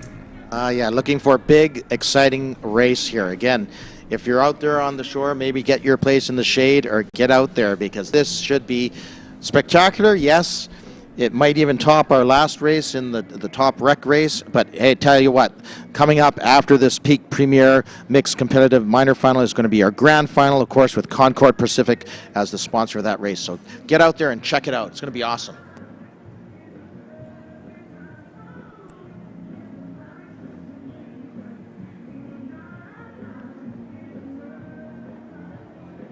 You're kind of wondering what's going on out there right now. We're moving into the starting gate again. These teams are super focused. They are competitive. They are in the minor final, but they are super competitive regardless. Looking for a big, exciting race here. It is, you can just feel their heartbeats, and they're off. So right away, lane number 7, that's our friends from Peaked in High School Premier, looking really strong. They got a great start, as did lane number 8, the San Diego Dragon Boat Team. And in the middle of the pack, in lane number 3, the UBC Current Blue, looking very strong too, as is lane 5, Team Lifescan. So right now, it is the outside lanes, the South Shore lanes, the lane 7, Peaked in High School, and San Diego Dragon Boat Team, looking very strong. But I am very impressed by lane 3, UBC Current Blue. Wow. We have ourselves a heck of a race here already, and they're just coming out of their opening strokes, and they're moving into their race pace. Look at them catching water, pulling water. Wow, they are motoring. Let's call them the rocket ship, maybe a little cushy, I don't know. That's awesome. Look at San Diego Dragon Boat Team. Woo! Those guys, they have the experience, they have the expertise. Look at the top hands. You can see just from the paddles hitting the water. There's a great look at their collar right down the center of the boat. They have their heads up, they're rotating, they're leaning perfectly. This is a classic A shape as you watch them as they're paddling. This is awesome. So they are looking very strong, and they're holding off all challengers as they come up to about the 300-meter mark. But let's not forget over there in lane number 3, it is the UBC Current Blue. There's the Gorging Dragons Black in 4, Team Lifescan in 5, Pemberton Bald Eagles in 6. Nobody's out of this race. UBC Current Blue, great shot there. Whoa, they are giving their all. But right now, almost a boat length lead, San Diego Dragon Boat Team in lane number 8, looking very strong as they come into that last 100 meters. Here they go. Let's see them increase their rates. So right now, it looks like lanes 8, and there we have from the Team Lifescan and the Bald Eagles in 6. Wow, look at them go. Look at the shape, look at the form. And it is a boat, almost a boat and a half lead. And our nearest competitor is lane number 3, the UBC Current Blue. And they're fighting out a charge from, who is that? That looks like the Pemberton Bald Eagle. So there they cross the line unofficially. First place is 8, followed by 3, 5, 7, 8, 7, 6, 2, 1, and 4. So what a finish we had there. This is going to be pretty darn exciting to see these actual times. I was super impressed. San Diego Dragon Boat Team. I wonder if those guys do a lot of work out in the OCs. It's quite possible. They looked fabulous over there in lane number 8. All the teams look fabulous. I mean, these are highly competitive teams, well coached. Great steering out there. Nobody was shifting spaces in their lane. Everybody that we saw on the drone views was catching water, had beautiful top hand drive, great technique. Wow, there you go. The pat on the back coming, I'm not sure if that's lane 7 there that we saw in the lower part of our screen there. Sometimes that's all you can do. Someone's got enough energy to wave up top. That's pretty remarkable from those fellows from San Diego Dragon Boat Team. Here in the 102.7, The Peak Premier Mixed Competitive Minor Final. Great race, everyone. And we're going to back up here and head back into the Dragon Zone, to the slips, to the docks. Beautiful facility here. And yeah, there's some tired paddlers there, but they're all happy, I guarantee it. Super exciting racing. And hey, if you haven't got a seat along the viewing position along the rails, get ready for this next race. It is going to be the Concord Pacific Premier Mixed Competitive Grand Final, and that's race 76 on your grids. You got to watch this one. This is the top of the top in our mixed competitive division, the Premier Mixed Competitive Division Grand Final, brought to you by Concord Pacific. So get out there, get on the deck, get out there to the rail, and you're going to see some spectacular racing.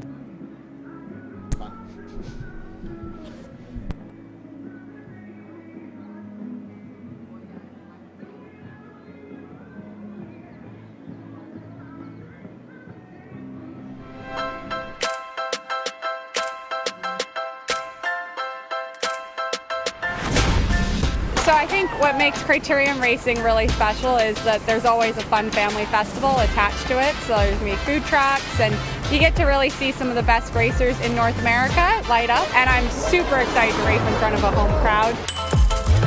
We're serving authentic Japanese food, sushi rolls, sushi bowls, and Irish sushi and fried chickens. Hi, my name is Michael Bailey, and my ancestral name is Stawalkin. And at Canoe Cultures, we renovate and build canoes, and we are excited to share and display our culture with you.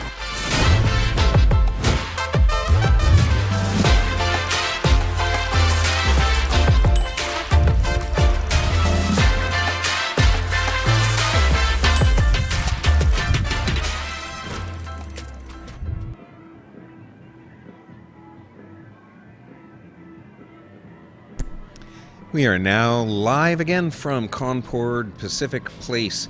Look at all the folks having a good time. There's food, there's fun, there's music, lots to do down here at the Concord Pacific Dragon Boat Festival. Beautiful warm day. It's actually very warm out there, so I hope you've got some sunscreen. You're keeping hydrated with some water. Put on a hat and put on a happy face.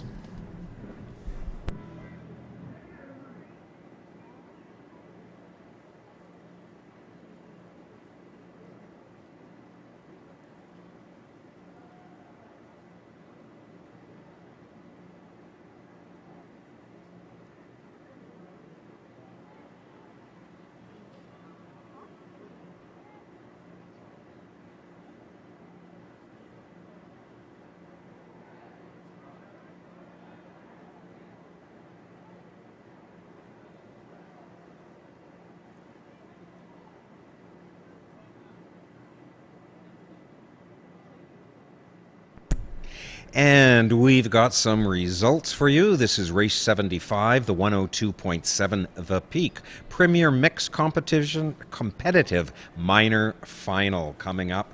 Here we do the gold medal team, the San Diego Dragon Boat team, with a time of 2:04.012. Our silver medal is UBC Current Blue with a time of 2:08.466, and our bronze medalist Team Lifescan 2:09.016. In fourth place, Peakton High School Premier 2:10.084. Fifth place, Pemberton Bald Eagle 2:10.101. Wow, that was close. In sixth place, the UCLA Dragon Boat at 2:10.418. My gosh. Seventh place, Peakton High School 2:10.852. And in eighth place, VIP Gorging Dragons Black at 2:12.370. So fourth, fifth, sixth, and seventh were all within hundredths of a second. That is absolutely amazing. Yeah, so they should all be very proud. That was a very exciting race. Every team gave everything they had. So, hey, you've given your all there. It's great. Just you're all equal in the eyes of the Dragon Boat world. But a few of you might have some medals. That's awesome too. So, well done, well raced. And this one is going to be even more spectacular. I'm still thinking we're going to break the 2-minute mark. It is later in the day and the tide's high, so that does make a little bit of difference. But let's wait and see what happens here. We got a full slate of 8 lanes, and it is our final not our final race of the day, but it is race 76. It's the final race of the 500 meters. After that, there's going to be a bit of a break, and we'll go to the 2K Guts and Glory, which will be spectacular. Gives these guys a few minutes just to shake it off and get ready for that, because we're going to see probably 16 boats in that race easily. Fantastic. Maybe even 18. Guts and Glory. I've never had the opportunity to paddle in that one. I imagine it's something else. It's a treat. It's exhausting, but it's a treat, right? But just watching it, if I'm going to lose my voice, that's the race I usually do it in. So I'll try to contain myself. But yeah, it's interesting how they one of the top competitive teams took a moment to wave at the drone. Absolutely. Yep. Hi, Mom. Yeah. Everybody likes to be on TV. That's true. Absolutely. And there's a beautiful view down Falls Creek looking west. I guess that's the Canby Street Bridge. There's a beautiful park there, that little island that is tidal. Fantastic, wonderful seawall on either side. People in Vancouver and visitors alike love our seawall. Oh, yeah. Fantastic place to go for a walk, go for a stroll, go for a roll. Lots to do in Vancouver. You know, I was going to say in the sun, but it's lots to do in Vancouver no matter what the weather is. Liquid sunshine's fine. It's part of being on the green coast here, right? That's right. The West Coast. Yeah, for those folks who say maybe, I don't know if I'd like Vancouver, it rains too much. You know, you have to remember we live in a rainforest. Correct. And if without the rain, we wouldn't have the green forest, the green trees, all the flowers, and it's gorgeous here. Absolutely.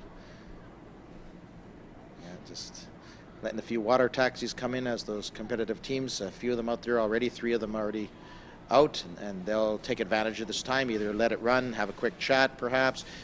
Most of the time it's usually pretty silent at this level, from my experience being out in some of these competitive team boats, especially in the A final. But you never know. As I said, we saw the one team waving, but they do know how to dial it in, and they can also do the opposite when necessary. So.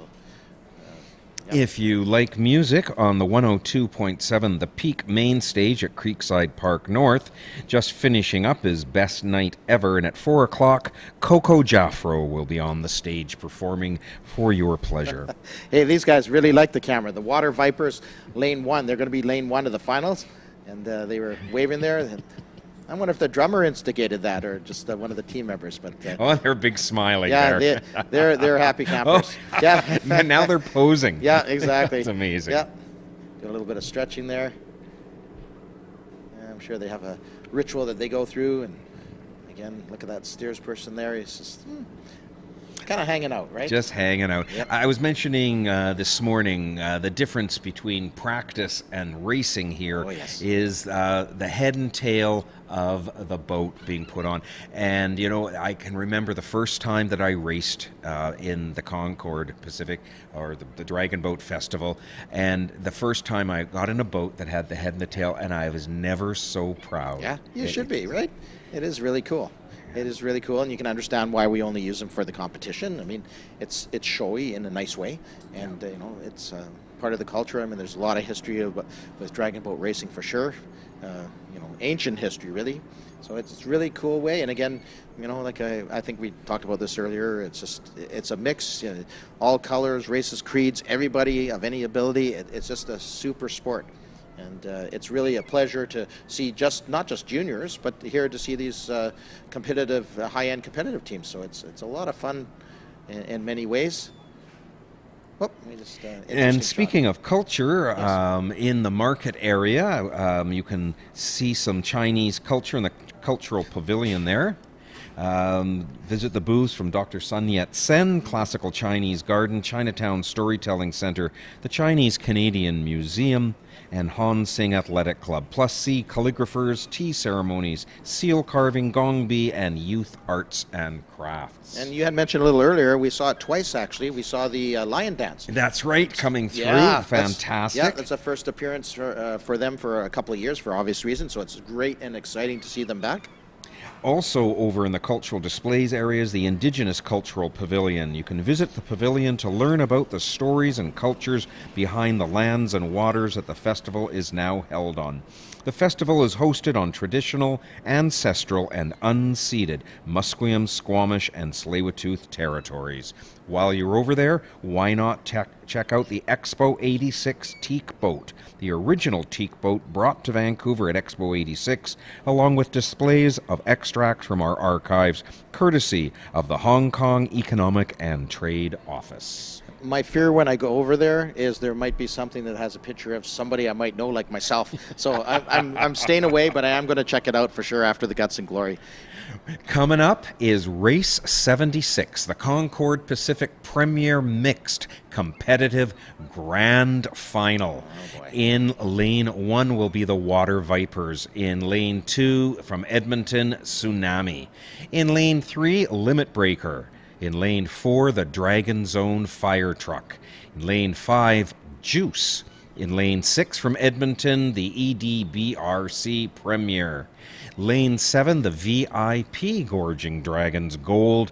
And in Lane 8, Starbucks Wave Runners. Oh boy. And this is going to be, without a doubt, the most spectacular race up until the Guts and Glory. But this, you've got to get out there and watch this race. I mean, technically speaking, just, off the top of my head, I would say, Juice, just based on their lane and the fact that they're in lane number 5, their timing has probably been the top. But I would not count one single team here that cannot win this race. This is going to be spectacular. It's going to be everybody given not just 110%, but everyone knows there's bragging rights on the line here, just like Guts and Glory. But this one comes with a little bit of hardware too, so it's going to be great. And if I remember correctly from the last time I saw some of these teams, the Dragon Zone fire truck came up from behind and just finished spectacularly. Yes, came from behind, and that's not unusual if they can pick up their race pace. And again, it's all about the strategy, the conditions on the water.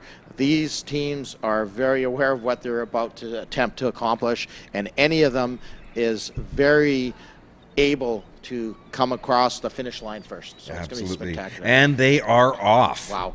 Here they go. And again, another different view here looking towards the Science World. So again, we're looking at the first 16, 20 strokes, and let's watch when they get up closer to the BC Pavilion, the old BC Pavilion on the left-hand side. But right now, it does look like 1, 2, 3, 4, lane number 5, and guess what? Juice. So it is Juice right now, but that doesn't mean anything as they come out of their opening strokes, and they're going to lengthen out their strokes as they move past the pavilion there, and we're going to see if there's any effect, on those first couple of lanes, the Water Vipers or Edmonton Tsunami or the Limit Breakers.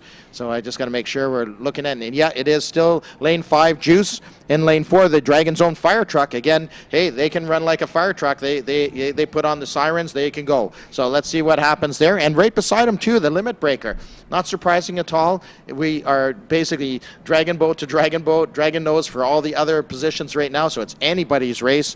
Great view of Juice there, the drummer leaning in. That's the view I love to see. You get to see the face of the paddlers as they're putting everything they absolutely have into it. Absolutely. There's a great view of the Dragon Zone fire truck. Look at their rate. Look at those top hands. Perfect form. Lane number 5, of course, Juice. Hey, we've said it before. That's textbook form. And here we go. Another beautiful on the water view and a great, powerful mixed teams. Lanes 4 and 5. Dragon Zone fire truck and Juice. Don't forget Edmonton Premier in lane 6. The VIP Gorgon Dragons for Victoria Gold in 7. And lane 8, the Starbucks Wave Runners. The Water Vipers in lane 1 and 2 from Tsunami, Edmonton Tsunami also in the thick of it here. We are going to have one heck of a race. Oh my gosh. If you need a training video, look at this. They are already in their finishing strokes. Look at 5, look at 4 pulling up. They're moving up. It's going to be tight. It's going to be super tight here. Who's it going to be? Unofficially, it's lane 5, 4, 3. That's 5, 4, 3, 7. 5, 4, 3, 7. So 5 Juice. 4, Dragon Zone fire truck, and I said 3, I believe, Limit Breaker, and lane 7, VIP Gorgon Dragons from Gold from Victoria. But wow, that was look at these guys, look at them. That was an amazing race. I'm looking forward to seeing the official numbers when they come in. That was fast. That was furious.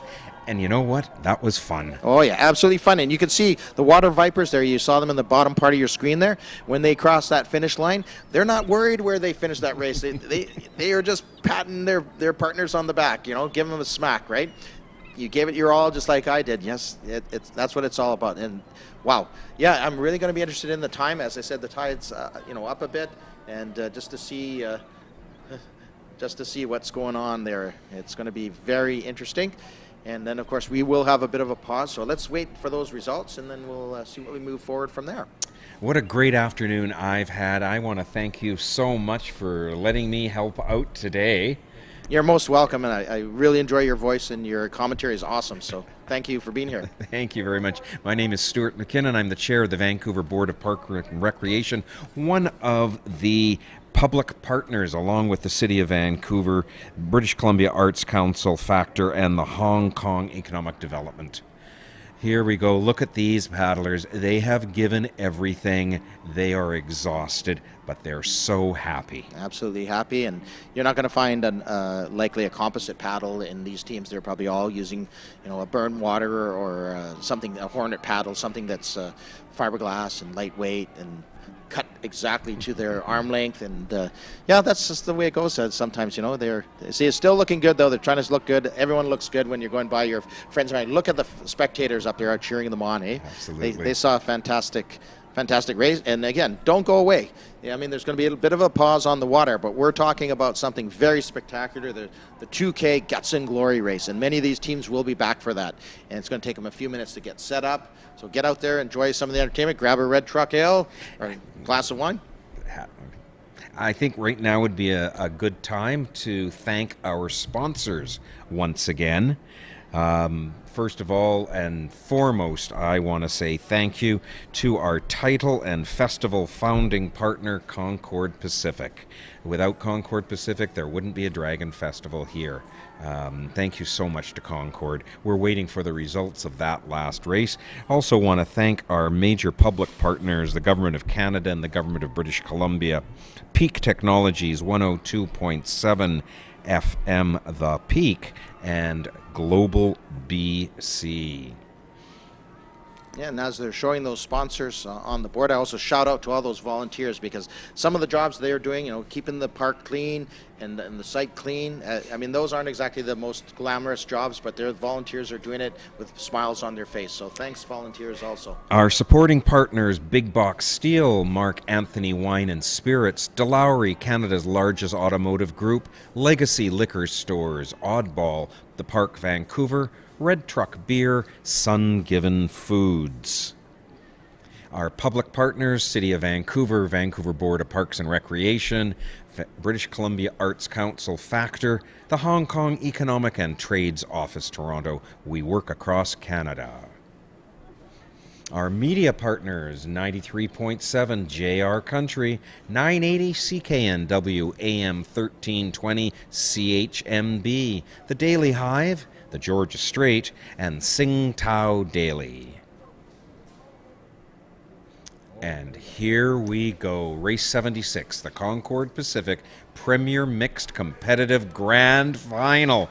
First place, the gold medal in under 2 minutes. Juice at 156.719.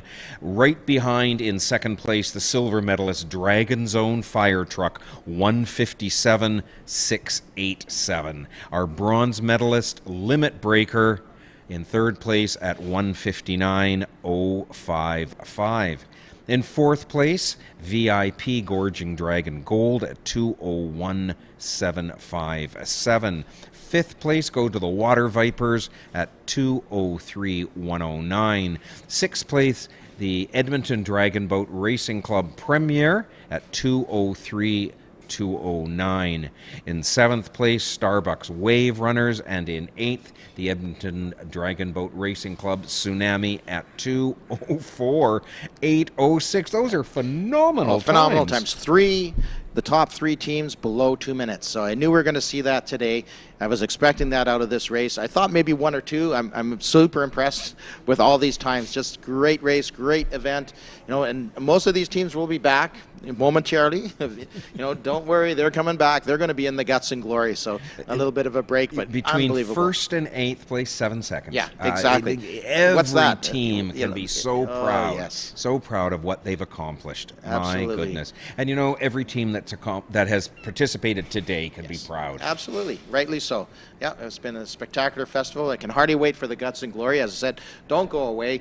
Go check out some of the pavilions that are available to you there. Get something to eat eat, something to drink, buy something, just shop around, hang out, because you're going to see something that is really unique and absolutely spectacular, is that 2K Guts and Glory race. So what are you going to expect there? You're going to see 16 to 18 boats, all on the race course at one time. They have to circle the race course basically 3 times. 500 meters, turn, come back. 500 meters, turn and come back. So it's really spectacular. Turning is always a challenge. It's really interesting. Some decided to do wide, some decide to go short. It's not necessarily bumper boats, I won't say that, but there's a lot of activity on the water, and it is so much fun to watch and to participate in. Well, that's another story, but you've got to stay and stick around for that Guts and Glory race. Absolutely, you have to. Well, this has been the opportunity of a lifetime. I can't tell you how much fun I have had with you today, Lauren. Thank you so much for your hospitality, your kindness, and your professionalism. It's really amazing. I have been listening to you year after year at the Dragon Boat Festival going, wow, who is that guy? He's amazing. It's been spectacular to spend time with you today. Thank you very much, Stuart, and I really appreciate all your help. It's great to have you as a color commentator with me. I appreciate it. I'm going to shake your hand now. All right. Thank Cheers. you very much. Awesome. I'm Stuart McKinnon, Chair of the Vancouver Board of Parks and Recreation, signing off from the Concord Pacific Dragon Boat Festival from concordlive.ca. You betcha. And I'm going to hang out here. I'm going to see the Guts and Glory 2K race. So it's going to be too much fun. Thanks again, Stuart. Pleasure. We'll see you again. And for the time being, I'm going to hang out here. I'll be off air, but I will be back.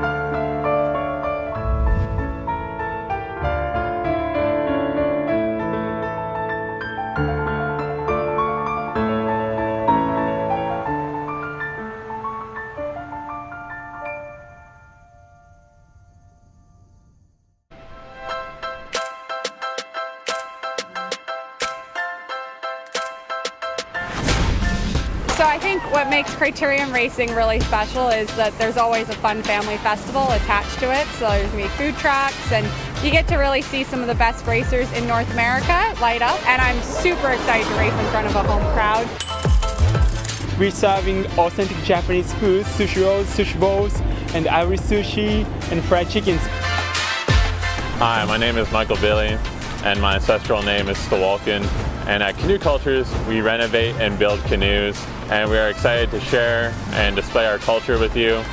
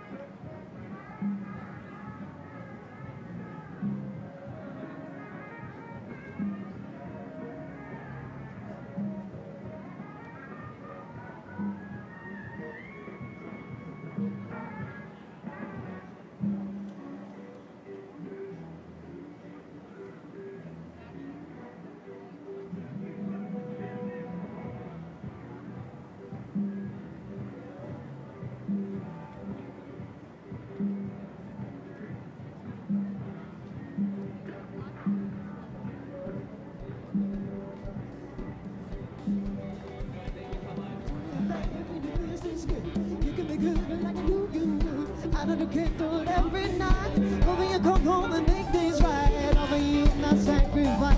You got my body, can make you feel nice. Give me the bad when it feels this good. Give me the bad when it feels this good. It's good. Oh, yeah. Come on. Come on. Yeah.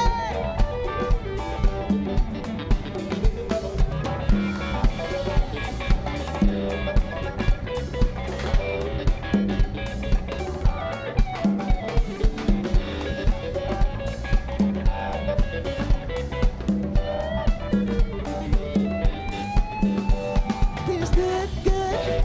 Feel this good. Feel this good, good. Feel this. And then, girl, you do. Got this photo. You do. Got this photo. You do. Feels this good. Got this photo. You do. Got this photo. You do. Got this. Got this. Got this. You do. You do. You do. You do. Got this photo. You do. Got this photo. You do.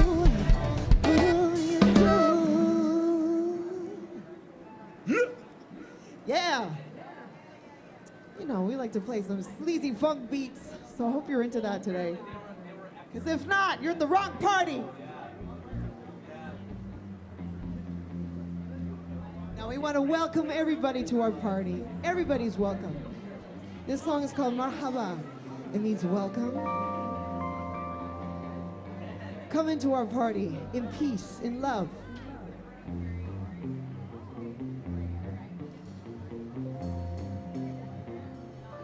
Sending out our hospitality.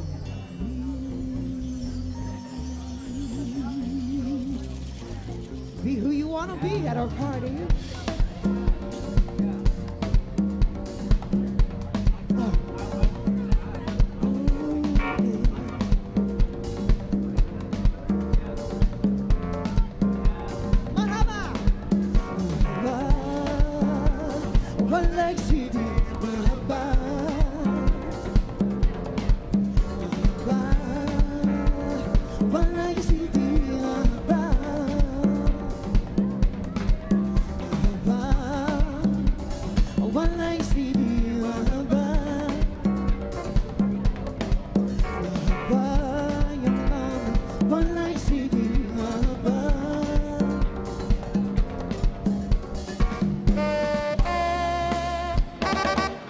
Welcome home, thank you for joining us. Won't you leave your troubles at the door? Have a seat and smoke some key. I fix you something good to eat. Gather around, sit by the fire. Warm your hands and feet. 'Cause we extend our hospitality. 'Cause we're all family. Yeah.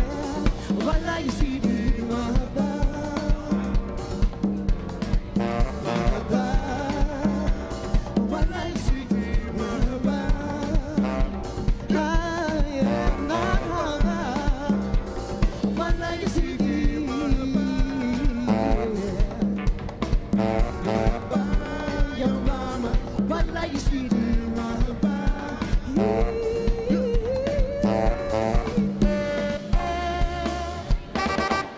tell a story, sing a song.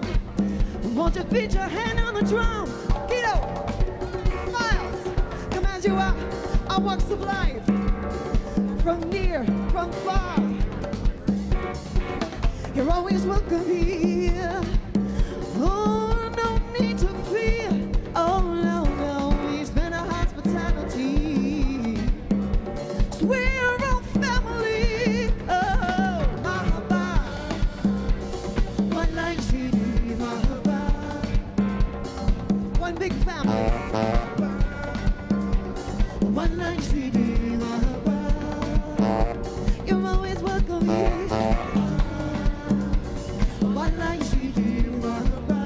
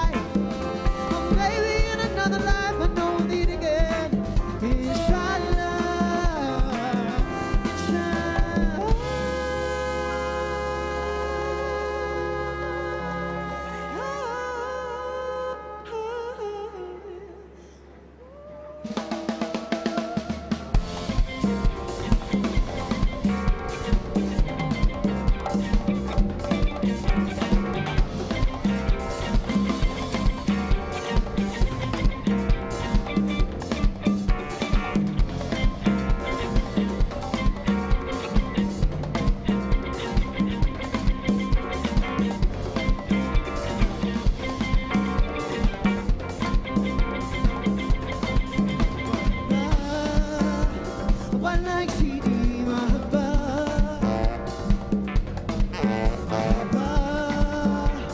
One like CD, mahaba.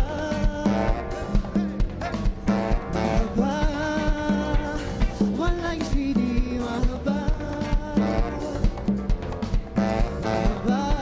Your mama. One like CD, mahaba.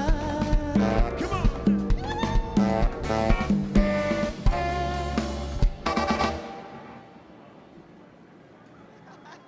Shukran. Shukran. Mahaba. Welcome to the party. You can just be yourself. Let go. You guys, if you want to dance, get up and dance. Because you know what? Who cares what people think? Right? It's the first day of summer in Vancouver. Let's celebrate. Dragon Boats. Let's celebrate. Woo, woo. I know a lot of you are tired, but get here on the dance floor. It's this little piece of grass right here. Peachy. Do what you want. If you want to shake those hands, babies.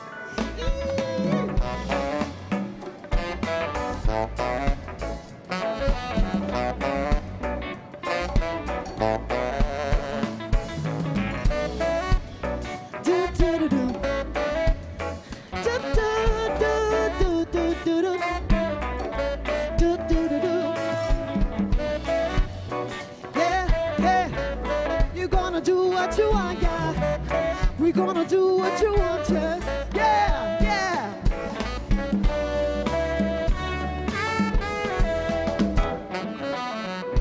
It all started when she was just a little girl in school. Teachers told her to be quiet and quit acting like such a fool. What they never realized, the right color she kept inside.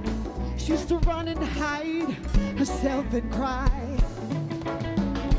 Didn't know where else to turn. Music of the mind was her only friend. You can be all you wanted to be. On that you knew you could always depend. Used to lose herself in her imagination. Help me out. Travel to the furthest destination. Trying to stand up and be proud. Didn't wanna follow the crowd. These are ways to live my sacred vow. I don't care what you think about me, 'cause I'm gonna do what I want. Do what I want. I do what I want. I do what I want. When she floated down to earth, she counted measures of her self-worth. Decided to let all that shit go. Express her closet, freak her inner window. Now she feels the warmth of the sun when she walks with her heart open. Sings her song wherever she goes. Music pumps in her heart like a radio. Time to stand up and be proud. Didn't wanna follow the crowd. He's a whistle in like a secret vow. I don't care what people think of me. I'm gonna do what I want. Do what I want. Go ahead and say what you want about me. Yeah. We're gonna do what we want. We're gonna do what we want. We're gonna do what I want. Come on, man. Yeah. Do what you want.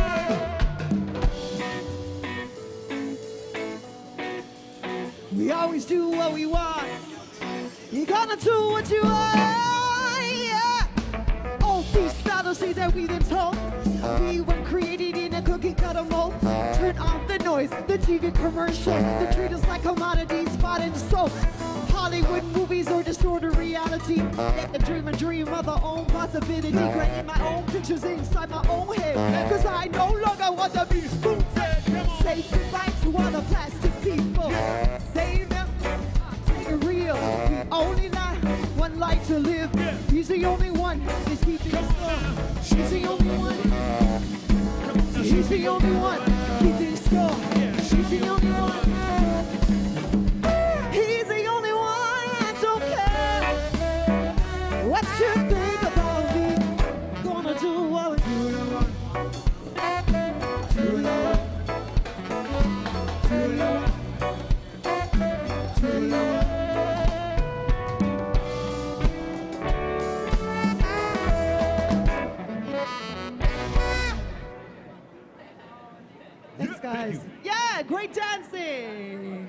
love it. Oh, we need more of that in the world right now. Right now. Woo. I tell ya. All right, if you weren't already woken up, we're gonna inject a little caffeine into this set. This song is called Coffee. It's a cafe.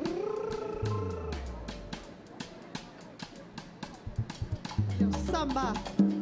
We need some help. 1, 2, 1, 2, 3, everybody.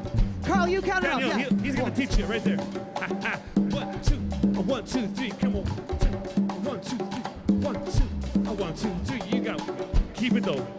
Don't listen to the guitar player. 1, 2, 3, yeah, come here. Yeah, come here. 1, 2, 3, 1, 2, 3.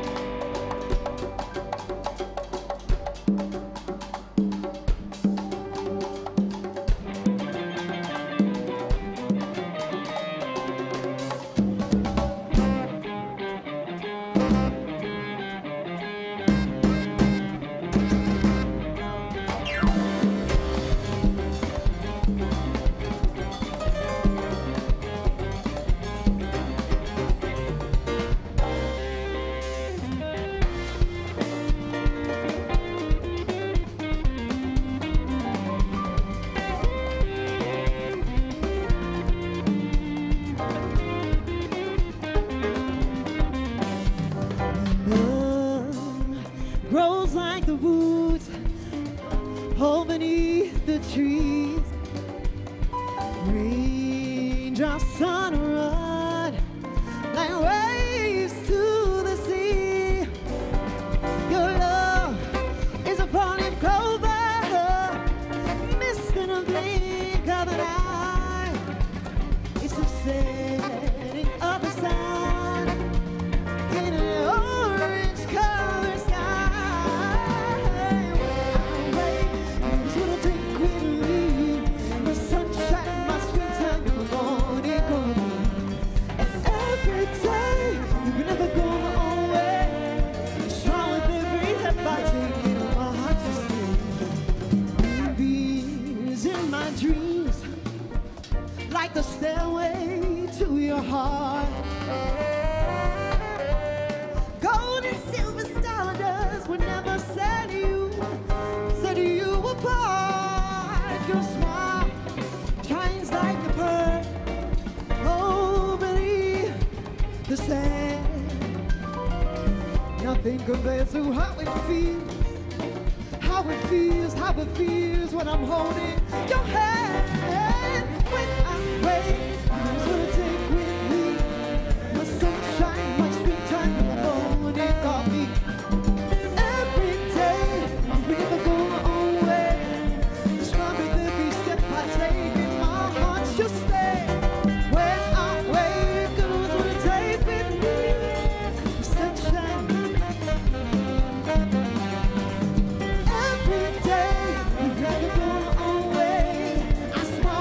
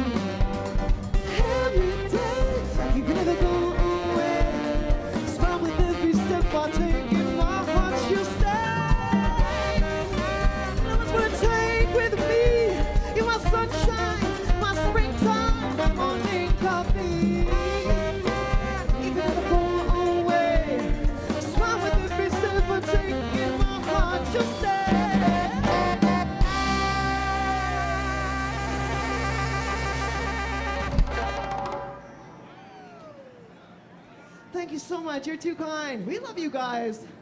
We're so thrilled to be back here again. Thank you so much to All Zestra for having us back.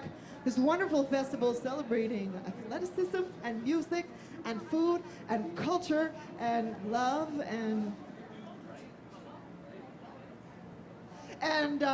let's play a song.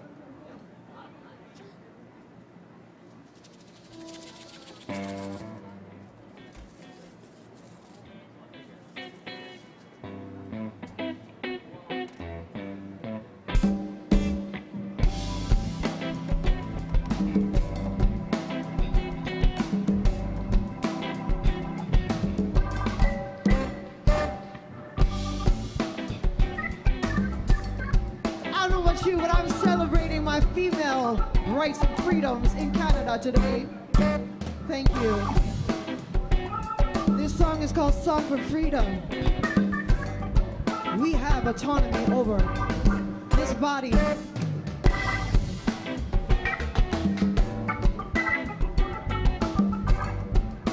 We gotta stay strong. Lift the voices, lift our hands.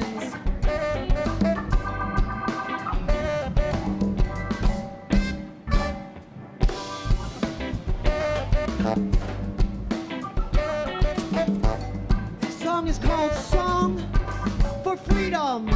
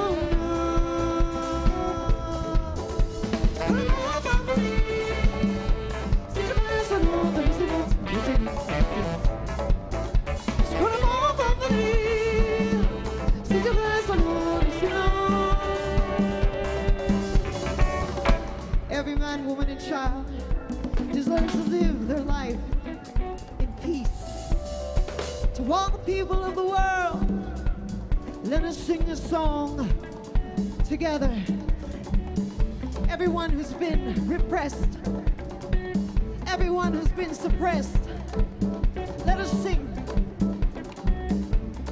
Today you're not forgotten. No, no, oh no. Oh no. Kalea,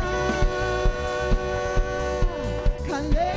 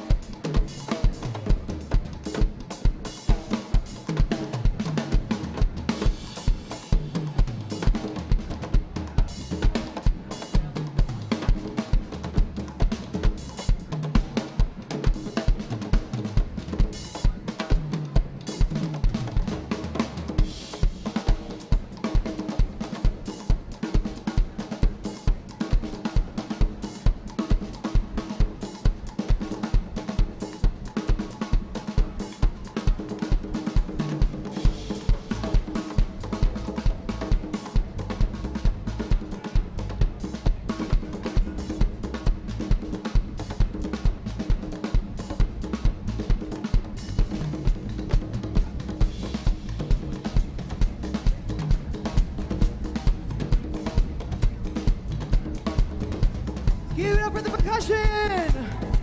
Woo!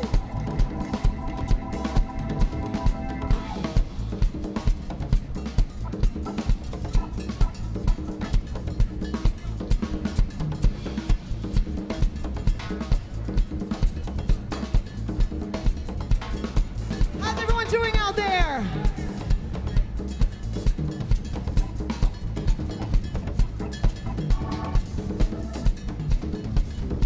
Vancouver, how's everyone doing out there? Better. Thank you.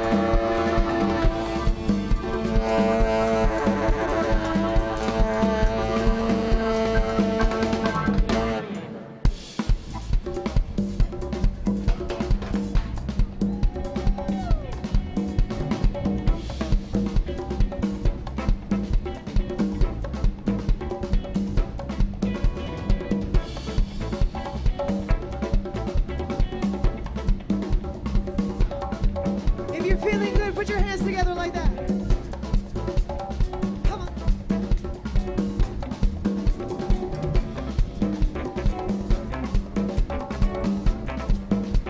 Yeah.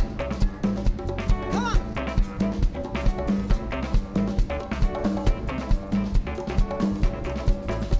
Come on, Mama Lee. See the birds on the distance. Come on, Mama Lee, Mama Lee. See the birds on the distance. Come on, Mama Lee. See the birds on the distance. Listen long. Mama Lee. See the birds on the distance.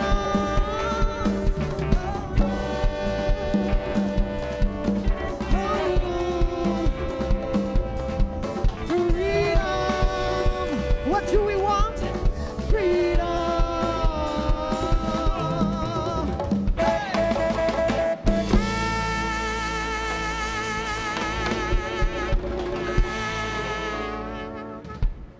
Woo. Thank you guys so much for sticking around. What an amazing day today. Best night ever was here. They were awesome. Tony Aganaba was here. They were awesome. Give them a hand. Give the hand to all the volunteers, the sound crew, everybody who made this festival happen. And of course, all the athletes out there in the water. Thank you guys, the paddlers. We're here because of you. Do you guys want to hear one more before we say goodnight? Are you sure? Are you sure? That guy didn't say Are anything. you really, really sure? That guy didn't say anything. Come on, sit. That guy right there. Everybody get.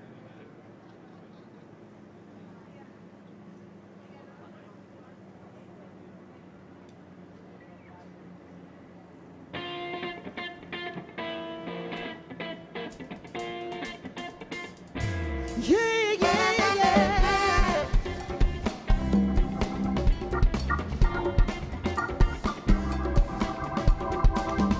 I remember how we all went out. I wish I knew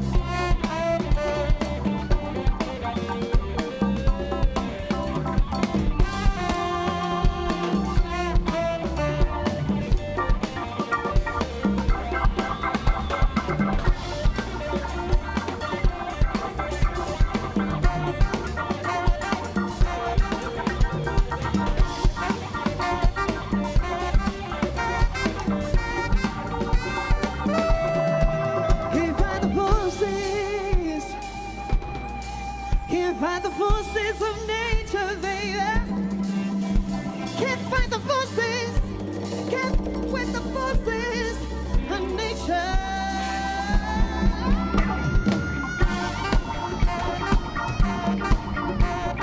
natural, it's physical, instinctual. It's natural, it's physical, instinctual. It's physical, it's natural, it's physical. Oh,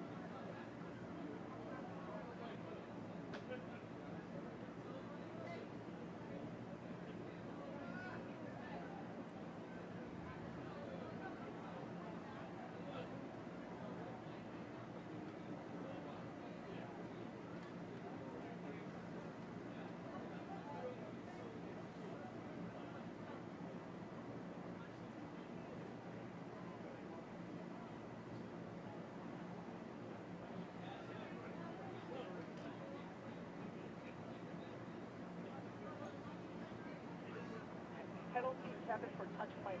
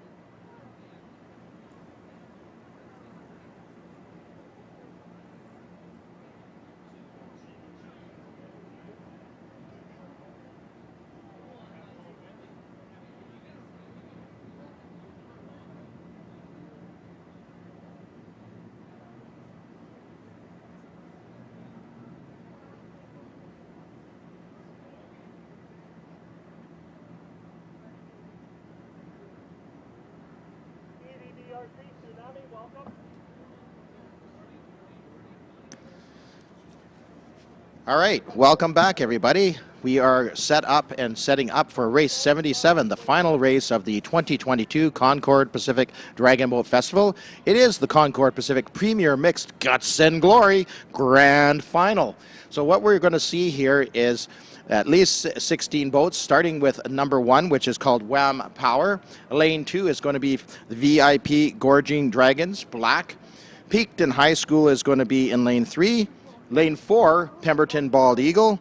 Lane 5 is going to be Peaked in High School Premier. Team Lifescan in lanes, or actually boat number 6. I won't use lanes. I'll explain that in a minute. Lane 7 is UBC Current Blue. San Diego Dragon Boat Team in lane 8. And lane 9 from Edmonton is going to be the Tsunami. So what we're going to see on the water, I'll carry on here for a second. Lane, or again, just get my tongue twisted here.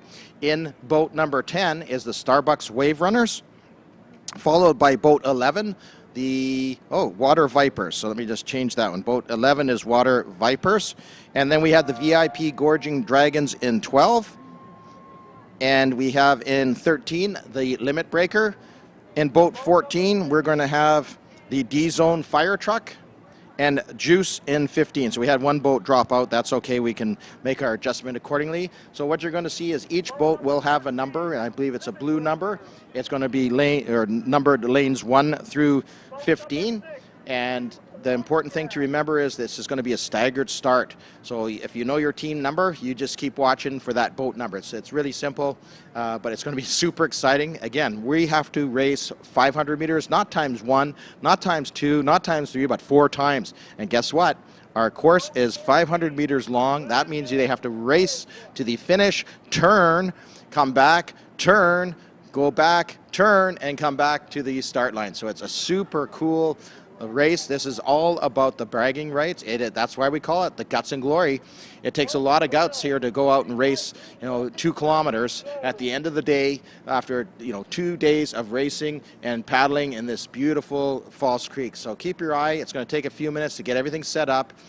We'll be under Kim's orders as starters, as you've seen for the rest of the days, past 2 days. So professional starts, it's going to be a blast. It's a very exciting event. So, start making your way over, or start glancing over to the water, and you'll see when they start lining up, and then come on over and watch, because it is absolutely spectacular. And again, in the boat number 1 is the Wham Power. In boat number 2 is the VIP Gorging Dragons Black. Lane 3 is Peaked in High School. Lane 4, the Pemberton Bald Eagle. Lane 5 is the Peaked in High School Premier. And in lane 6, we have the Team Lifescan.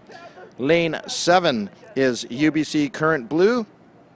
Lane 8, San Diego Dragon Boat Team. And lane 9 is Edmonton Tsunami. Lane 10 is the Starbucks Wave Runners. The Water Vipers in 11. The VIP Gorging, the VIP Gorging Dragons Gold in lane 12. And 13 is going to be the Limit Breaker. And 14 is going to be the D-Zone Fire Truck. And lane 15 is going to be Juice. So it's going to be pretty cool watching all these boats. They will be turning. Some boats may, in fact, will overtake others. So that's going to be super cool to watch. And it's all about the turns. These races, because they're a staggered start, they are timed. So you just watch. If some boats pass the other, obviously they're going to move up in the rankings. But again, it also depends on the time. So it's a very spectacular race. It's very unique to us here at the Concord Pacific Dragon Boat Festival. So do keep your eye, as I say, on the water. Things will happen pretty quickly when it's all actually 15 boats are going to be out there, and they'll line up for the start and go under Kim's orders. So it's going to be pretty impressive. So keep your eyes peeled.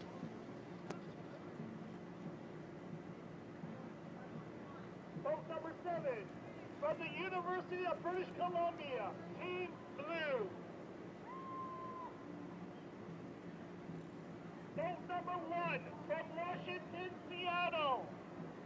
Or Seattle, Washington, Wham Power. Boat number 6 from Dragon Zone, Vancouver, Team Lifescan. Boat number 2 from VIP on the island, Gorging Dragon Black. Lane number 8 from San Diego, the San Diego Dragon Boat Team. When all teams, please come to the start line now.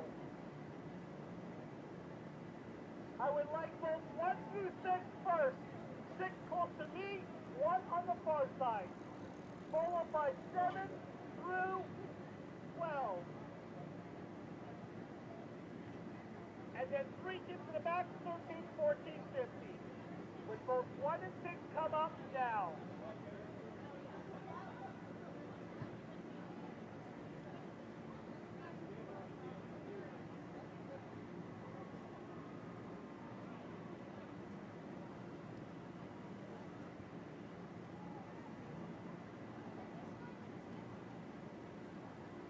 Ladies and gentlemen, we have the Vancouver Police Department in the middle of the race course to assist us today.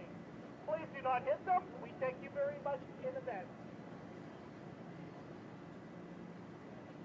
Both 1, 2, 3, 4, 5, 6, please come up now in order.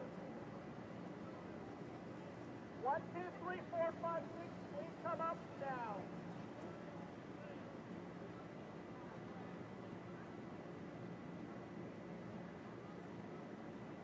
Boat 3, come up, please.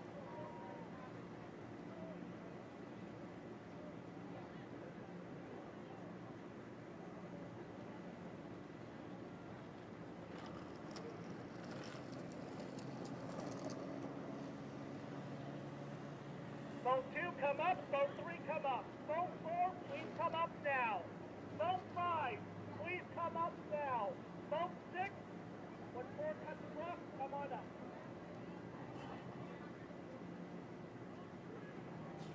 Boat 3, draw right. Boat 2, draw right. 2 and 3, draw right. 4 come in, 5 come in. 6, 4 draw right. 4 draw right. 4 draw right. Boat 6, come on in.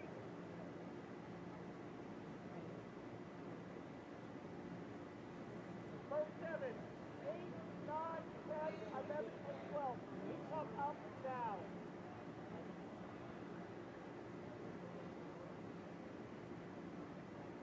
With all teams, do not approach the start line. Do not approach the start line yet. 7, come up. 8, come up. 9, come up. 9, come up. 10, come up. 11, come up. And 12. All right, we're getting some movement on the water. The boats are starting to line up in position. It looks like we're going to have staggered starts. Possibly, it looks like she's going to work with 4 boats at a time. It's going to be pretty spectacular regardless. There you can see our boat number 1 and 2. As I said, they'll see right through 2:15. And it usually starts, if I'm not mistaken, it usually starts with the slower finishes and then it goes to the fastest. So lane or boat number 15 is one of the faster ones. It will be one of the last ones usually to go. I might have it backwards, but we'll find out shortly. It looks to me like it usually does run from slowest finisher to fastest finisher. And it'll take a few minutes to get them lined up. The party boats have left. I think we have the VPD out there helping to make sure the waterway is safe and clear. A few party boats have left. We've had a few Falls Creek ferries come in and out, which is part of their job. Absolutely. They're always very respectful with the dragon boats and vice versa, which is always good to hear. And you can see already, if you're not close, you should be getting down to get your position to watch these boats. See how some of them paddle up. They're getting moved into their starting positions. And it will be the staggered start. So it's going to be very interesting. And again, it's going to be super cool. Have you ever seen 15 boats racing and turning on a race course that's only 500 meters? It's spectacular racing. This is all about, that's what we call it, the guts and the glory. Hey, what's the glory? You get to bragging rights, man. If you finish first, second, or third in this race, that's something to talk about for, hey, when you're as old as me, you can still remember it. It's awesome. So get out there, get in close, and let's watch this race. Once she gets underway, it's going to move pretty fast. And, yeah, so. Incoming, boat 2. Boat 2, hold hard. Hold there. Boat 2, you've got the line. Madam Stoner, you have the race.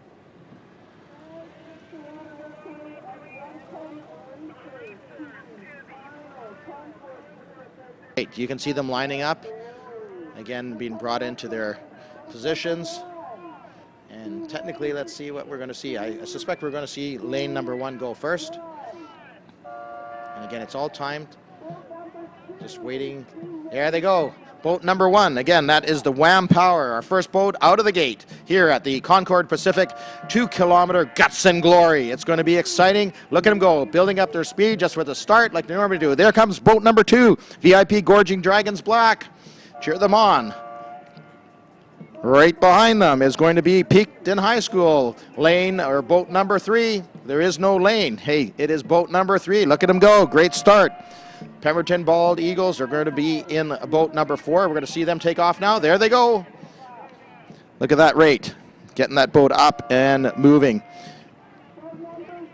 Peakton High School Premier in boat number 5. They're going to come up next. There they go.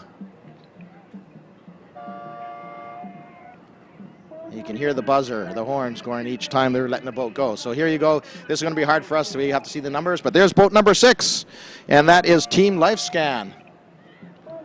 And you can see already their closing distance between boats number 1, the Wham, and the boat number 2, VIP Gorging Dragons Black. Great view of boat number 1. And there goes boat number 7, the UBC Current Blue. They were pretty fast during some of their heats, so we're looking for big things out of these teams. Lane number 8, San Diego Dragon Boat Team.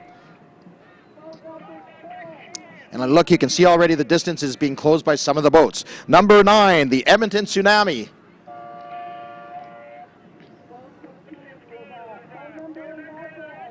And there goes number 10. Those are the folks that are on a little bit of caffeine. It is the Starbucks Wave Runners.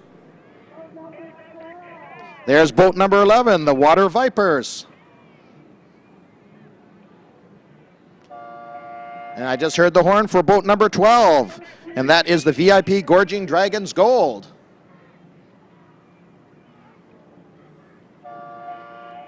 And lane 13 is the next one to go. That's the Limit Breaker. Again, those are some of the faster times in other heats. That's why they're almost the last to go.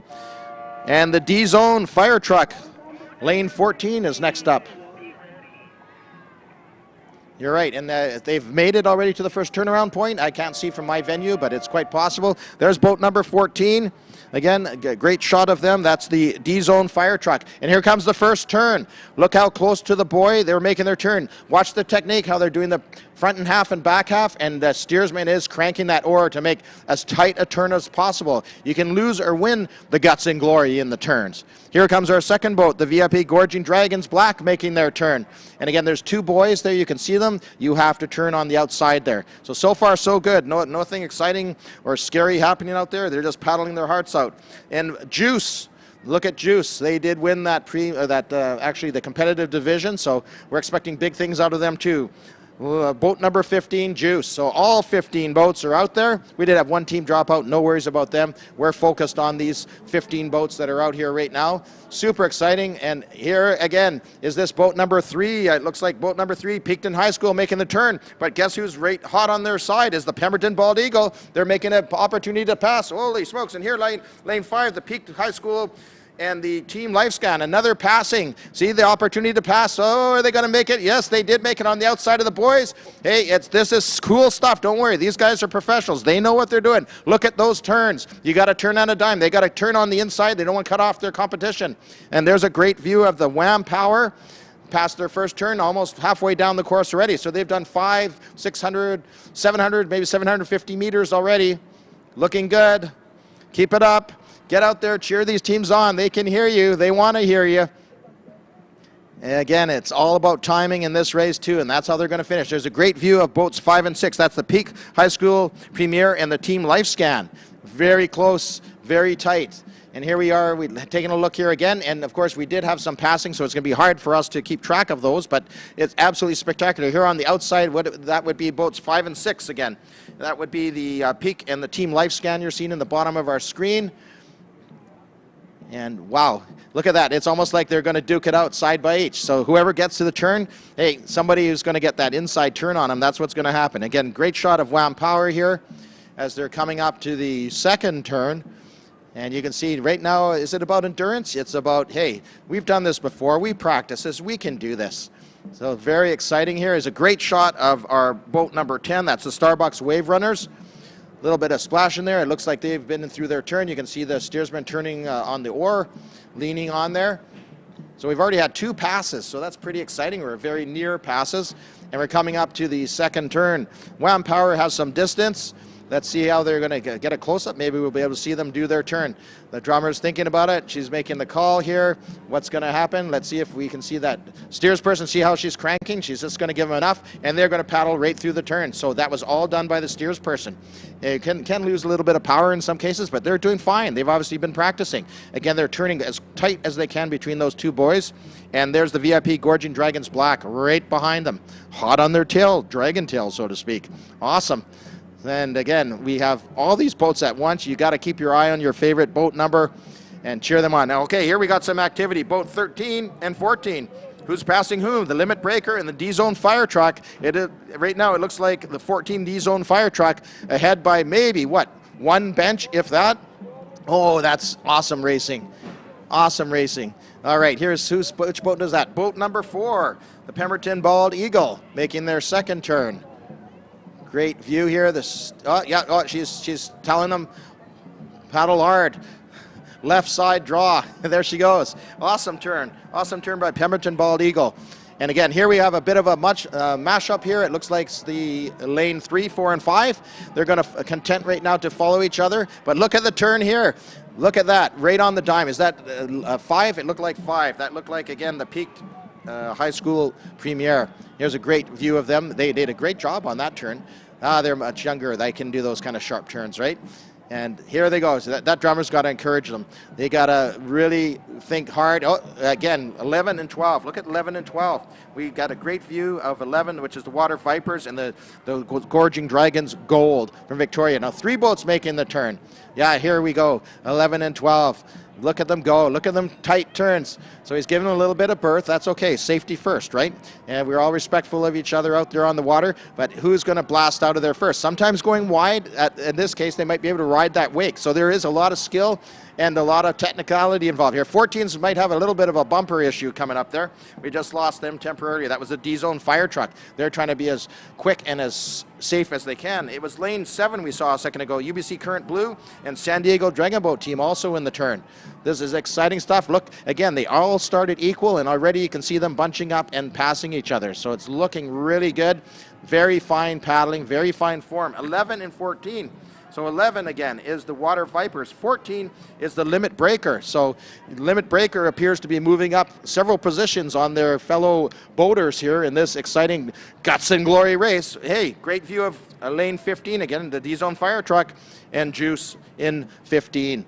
Wow, it is actually exciting, very exciting. Look at them go, digging in deep. I love the color of that boat. I love the actual artwork there. And that, again, is the Limit Breakers. They're looking really strong. It looks like they want to win this Guts and Glory. Again, they want those bragging rights, but it's anybody's race at this point. And we are entering our 3rd turn, I'm told. So this is awesome. 3rd turn, so 1,500 meters when they hit that 3rd turn. Don't forget, it's a 2K race. We got one more. After that, it's a sprint. Are they going to do a finish right for 500 meters? They'll make it all work. Don't worry. So yes, here they come around. Assuming that is boat 1, Wham. Here comes 15, which is D-Zone Fire. Juice in 15. That got mixed up there for a second. That's Juice, looking strong. And beautiful turns here. It looks like Wham was still in boat 1, or lane 1. Boat 2, VIP Gorging Dragons, still looks like they made a really good turn. 3 and 4, of course, the Peakton High School and the Pemberton Bald Eagles out there. I think the Pemberton Bald Eagles may have moved up a position. I can't quite tell from this angle, but it looks to me like that. Look at that tight turn. That's got to be the Bald Eagles, I'm guessing. But again, we'll figure this all out as we get moving along here. It's just exciting all-around races. There's a big shot of Wham, and they're on their finish. So they're going to try to make up some time here because, again, it's all timed. When you finish the race, that's when they click the button, and that's your time to determine where your final standing is in the Guts and Glory race. So looking really good. Is that boat number 4 just made the 3rd turn, the Pemberton Bald Eagle? Is that them, number 4, it looks like? And followed by boat number, what number is that one? 6, it looks like 6 to me also. Team Life Scan. And look at a bunch here. We have 5 boats. Not 1, 2, 3, 4, 5 boats. Very cool. A little bit of a bump and grind there, but notice the tails and heads have been removed. Our park commissioner will be happy with that. He loves the tails and the heads on those boats. So yeah, they're trying to sneak around, and it kind of pushed off one of the boats off to the right just for safety. They're taking a wider berth. And yes, this is, a little bit of bumper boats. It's okay. No one's going to get hurt. It's all done in the spirit of dragon boat racing. So they will yield if necessary. So again, we've seen a few more boats. It's that boat number 10 about to come into their third turn, the Starbucks Wave Runners. Oh yeah, here comes boat number 5, the Peak High School Premier. And look at how bunched up they are. Oh, this is exciting. This is where it's really going to come down to it. This is that final turn, I believe. So they're just racing to the finish. They want to get across the line quickly because they want that clock to stop, and that will determine how they finish in the actual guts and glory for the final time determination. So this has been exciting. We've had a few bumper activities out there, but just premier exciting racing. I mean, the starter, everybody, thanks for everything. It's been awesome here. Wham, they're just trying to get across that line. They want to stop the clock. Here they come. Wham, in boat number 1. Cheer each team as they cross the line. We won't know until it's all over and done who's actually going to win this race, because it is time. So that was Wham Power. And who's coming up next? As we're watching one, I love the split screen. It's lane 2. That's the boat 2. The VIP Gorging Dragons have finished the race. Started and finished in the same position, but not necessarily the same time. So who's coming up next there? What's on the board here? Wow, here they come. Boat number 8. Is that 8? 8. Boat number 8 it is, the San Diego Dragon Boat team. So they moved up at least 3 positions. So their time's going to be very formidable. And let's see who's coming up next. Oh, here's a great view. Boat 10. It looks like boat 10, Starbucks Wave Runners, and boat 5, the Peak High School Premier. And there's a good shot of the Pemberton Bald Eagles in 4. They're coming up. Here it is. Is that boat number 4? It is the the Bald Eagles up from Pemberton. Awesome. So they moved up a few spots too. So this is going to be really interesting when we get to see the final results. And here we see a few more racing to the finish line. What boat number is that? Number 6. Is that 6? Team LifeScan. Also crossing the line in roughly the same position they started from, but again, it's all about the time. Great shot of 10, 9, and 12. 12, of course, is the VIP Gorging Dragons Gold. Boat 5 is the Peak High School Premier.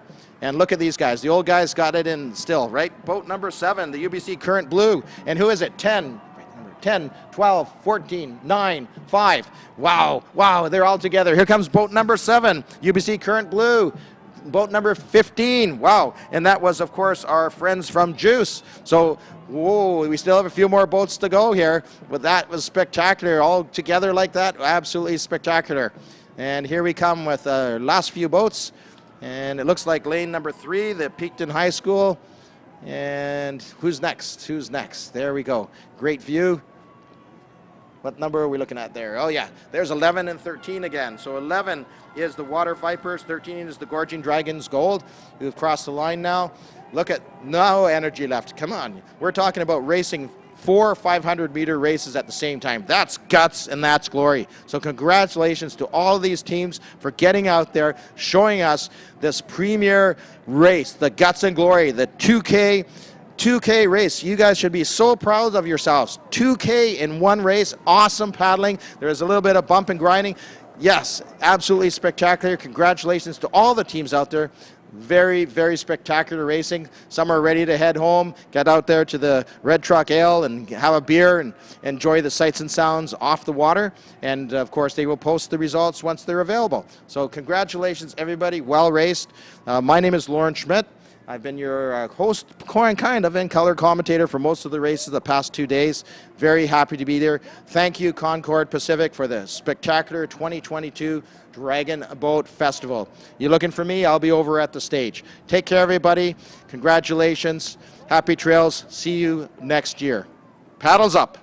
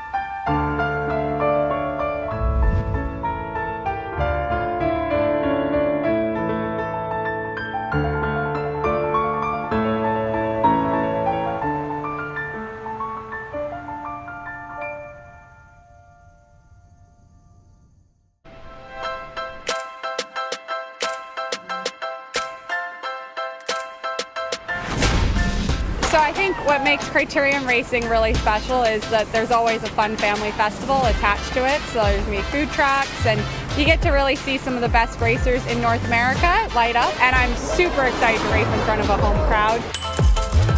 We're serving authentic Japanese food, sushi rolls, sushi bowls, and Irish sushi and fried chickens. Hi, my name is Michael Billy, and my ancestral name is Stawalkin. And at Canoe Cultures, we renovate and build canoes, and we are excited to share and display our culture with you.